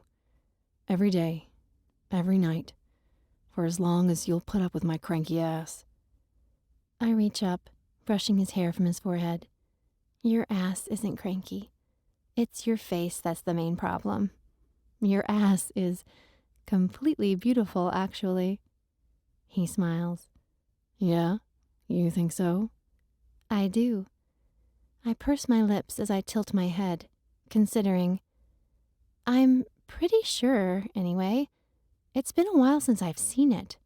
Maybe I need a refresher course, a little one-on-one time with said ass in private. That can absolutely be arranged. He scoops me into his arms, and I laugh.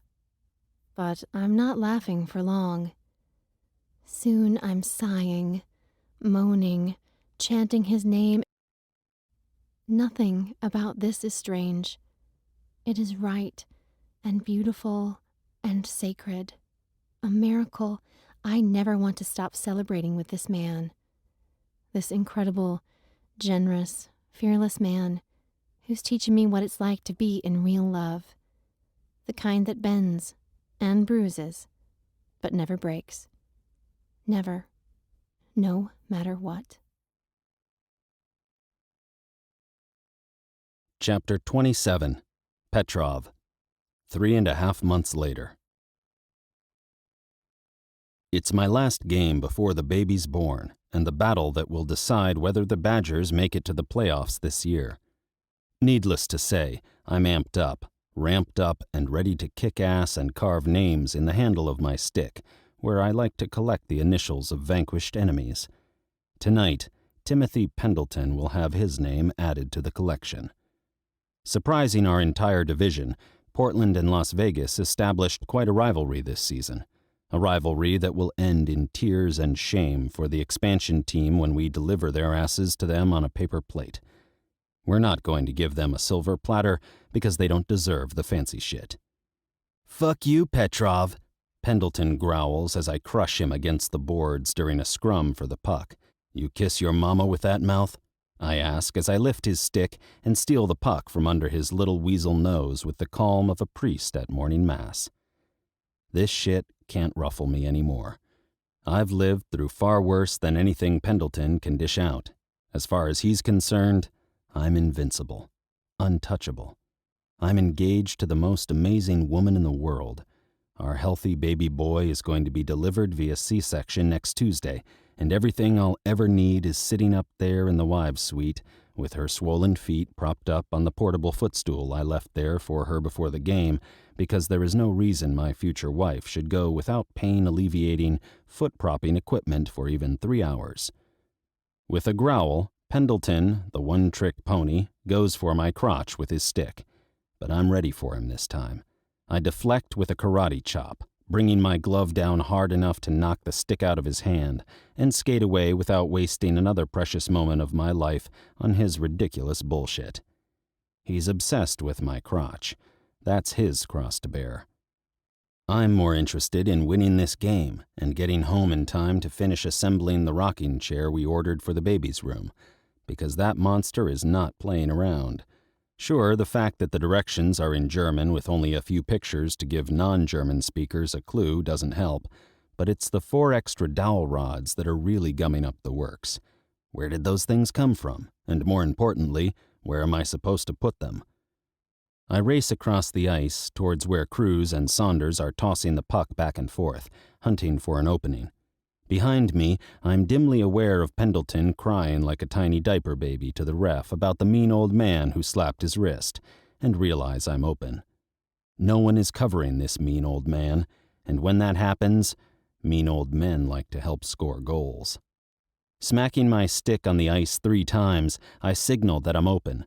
Without so much as looking over his shoulder, Cruz drops the pass perfectly into my wheelhouse. By the time the puck reaches my stick, I've already unloaded everything I've got into a wicked slap shot that connects with a smack so loud they can hear it in the cheap seats. It's perhaps the hardest shot of my career. The puck careens past the goalie so fast he's still reaching up in a futile attempt to block its passage when it rips a hole in the back of the net. Yes, a hole, ripped in the back of the net. There's a moment of confusion, the play continuing for a few seconds before the refs call a timeout to verify that yes, indeed, I did score a net ripper to put the Badgers up 2 goals in the first period. As soon as the replay shows what went down, the home crowd loses their shit. The roar is literally deafening. By the time the fans stop screaming, shouting, and cheering, my ears are ringing so loudly I barely hear the announcer mentioning a commotion in the wives' suite and EMTs en route from the front of the arena. "What's happening?" I ask Cruz on the way back to center ice for the face-off. "What's going on in the suite?" "Don't know," he says, glaring at Pendleton, who is spewing obscenities on his way to the bench. "I can't hear shit. I have an ear infection. I think I'm allergic to dairy. How are you with dairy?" "I'm not talking to you about dairy right now," I growl. "Mandy's due date was yesterday. We've got a C-section scheduled for next week, but that doesn't mean the baby's going to wait for it." "Fuck."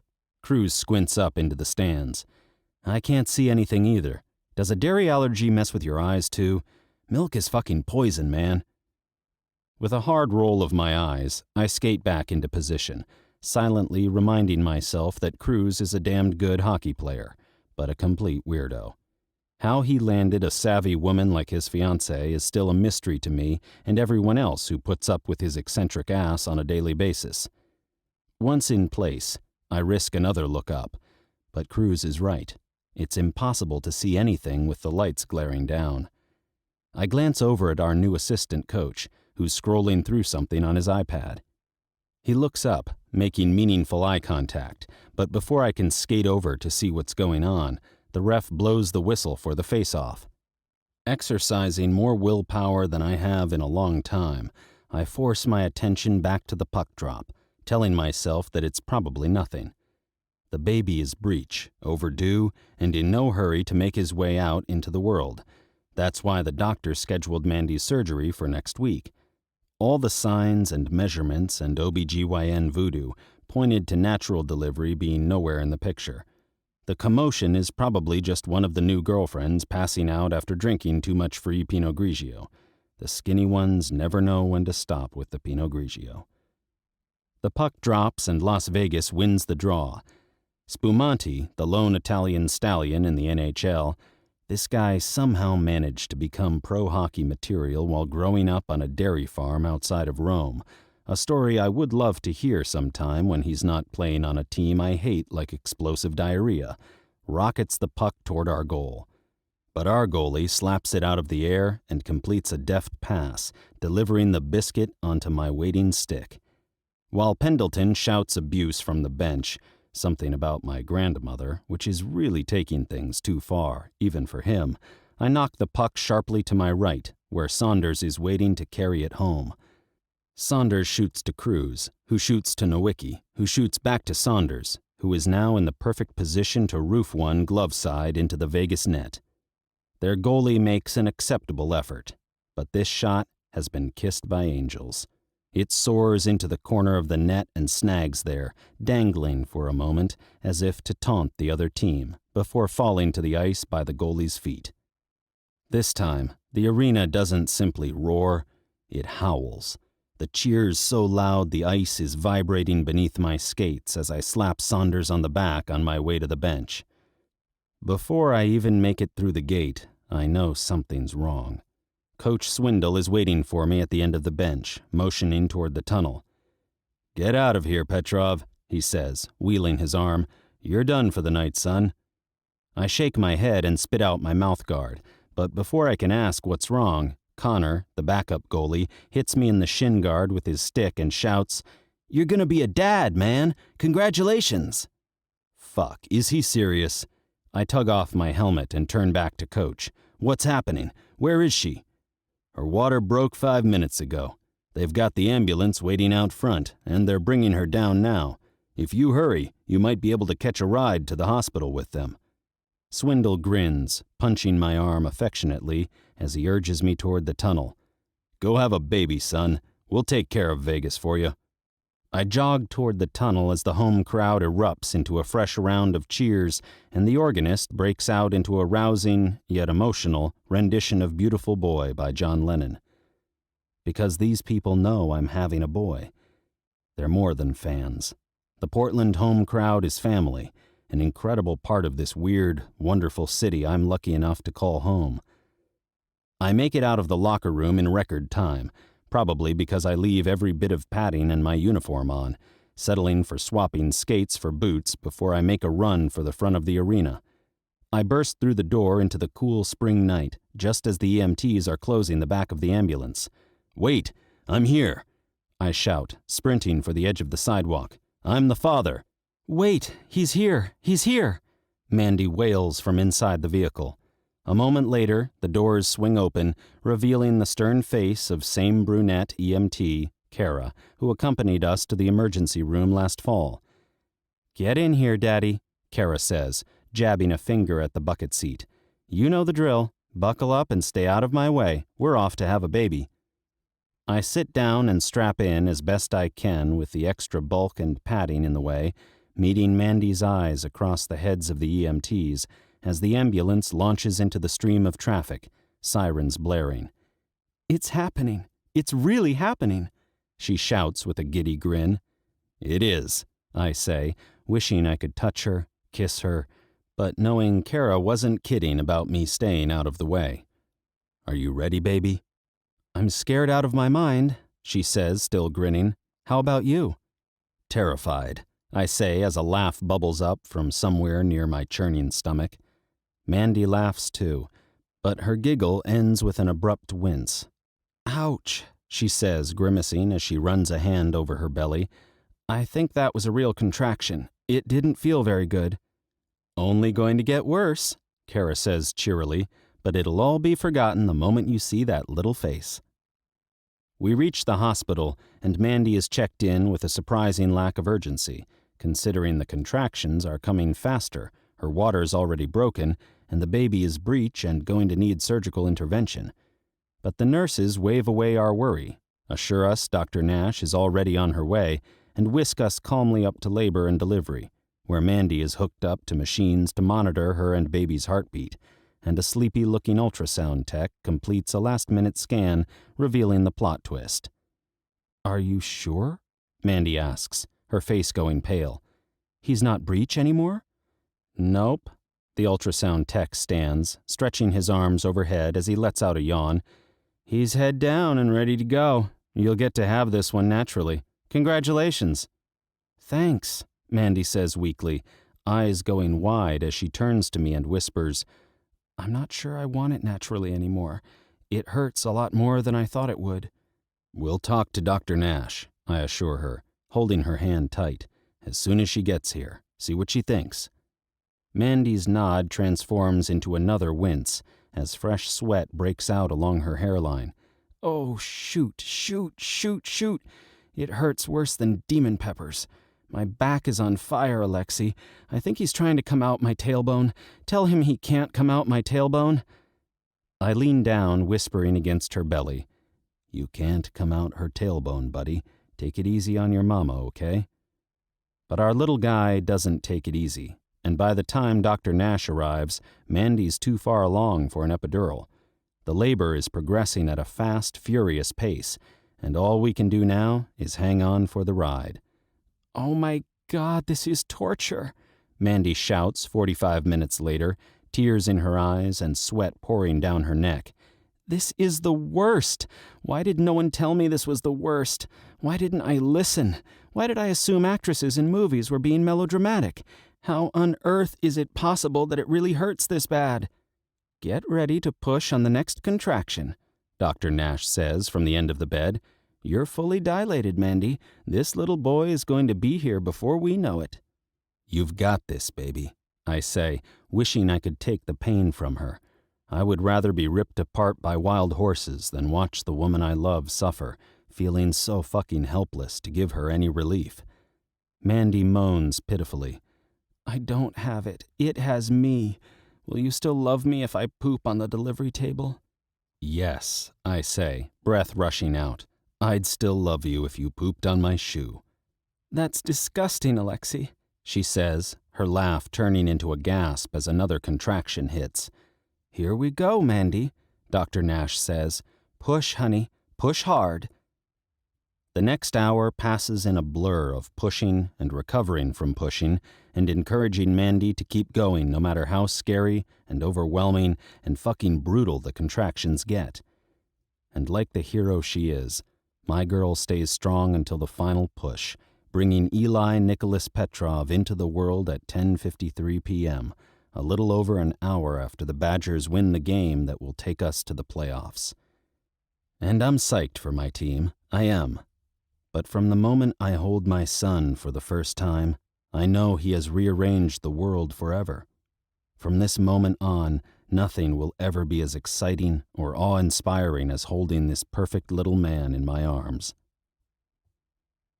"He's so beautiful," Mandy whispers later in the recovery room, running her finger back and forth over Eli's delicate hand as he sleeps. "Even prettier than I thought he would be." "He has your eyes," I say, throat tight with emotion. "I was hoping he would. Thank you." "I would like to take credit, baby, but nature decided this one," she says, smiling as she leans her head against my shoulder. "Not for the eyes, for Eli, and for you, and for being my family. I can't believe I got this lucky." "You really did hit the jackpot," she says. I turn, smiling down at her. "Don't I know it?" "You're not too bad yourself," she says, eyes shining as she adds in a serious voice, "I'm so happy, Alexi.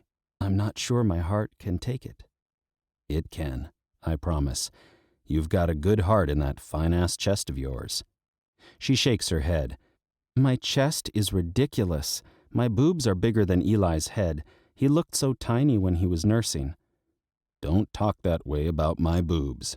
I lean down, careful not to disturb the baby sleeping warm and heavy in my arms, and whisper to her left breast, Don't listen to her. You're beautiful, Lefty. You're a sexy, milky angel. Mandy's laugh ends in a soft hum of discomfort. Ouch. It hurts to laugh. Stop being funny. Yes, ma'am. I kiss her forehead. Do you want me to put him in the bassinet so you can try to get some sleep? No way. Her fingers curl around my arm. I want to stay right here, right like this, with you and our baby, forever and ever. Sounds good to me. We don't make it to forever, but we last long enough for me to imprint the moment in my memory, this first of many moments over the next few months, when I discover how much bigger my heart can get, how much deeper I can love, how much better being a family is than I ever imagined. And, in early October, when Mandy finally walks down the aisle toward me, dressed in white and smiling just for me, I'm a different man.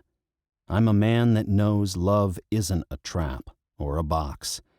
It's a pair of wings and a wide open sky, and absolutely no limits to how high you can fly. This has been Puck Me Baby, written by Lili Valente, narrated by Lili Valente and Tyler Donne, a member of SAG-AFTRA. Copyright 2017 by Lili Valente. Production copyright 2018 by Lili Valente.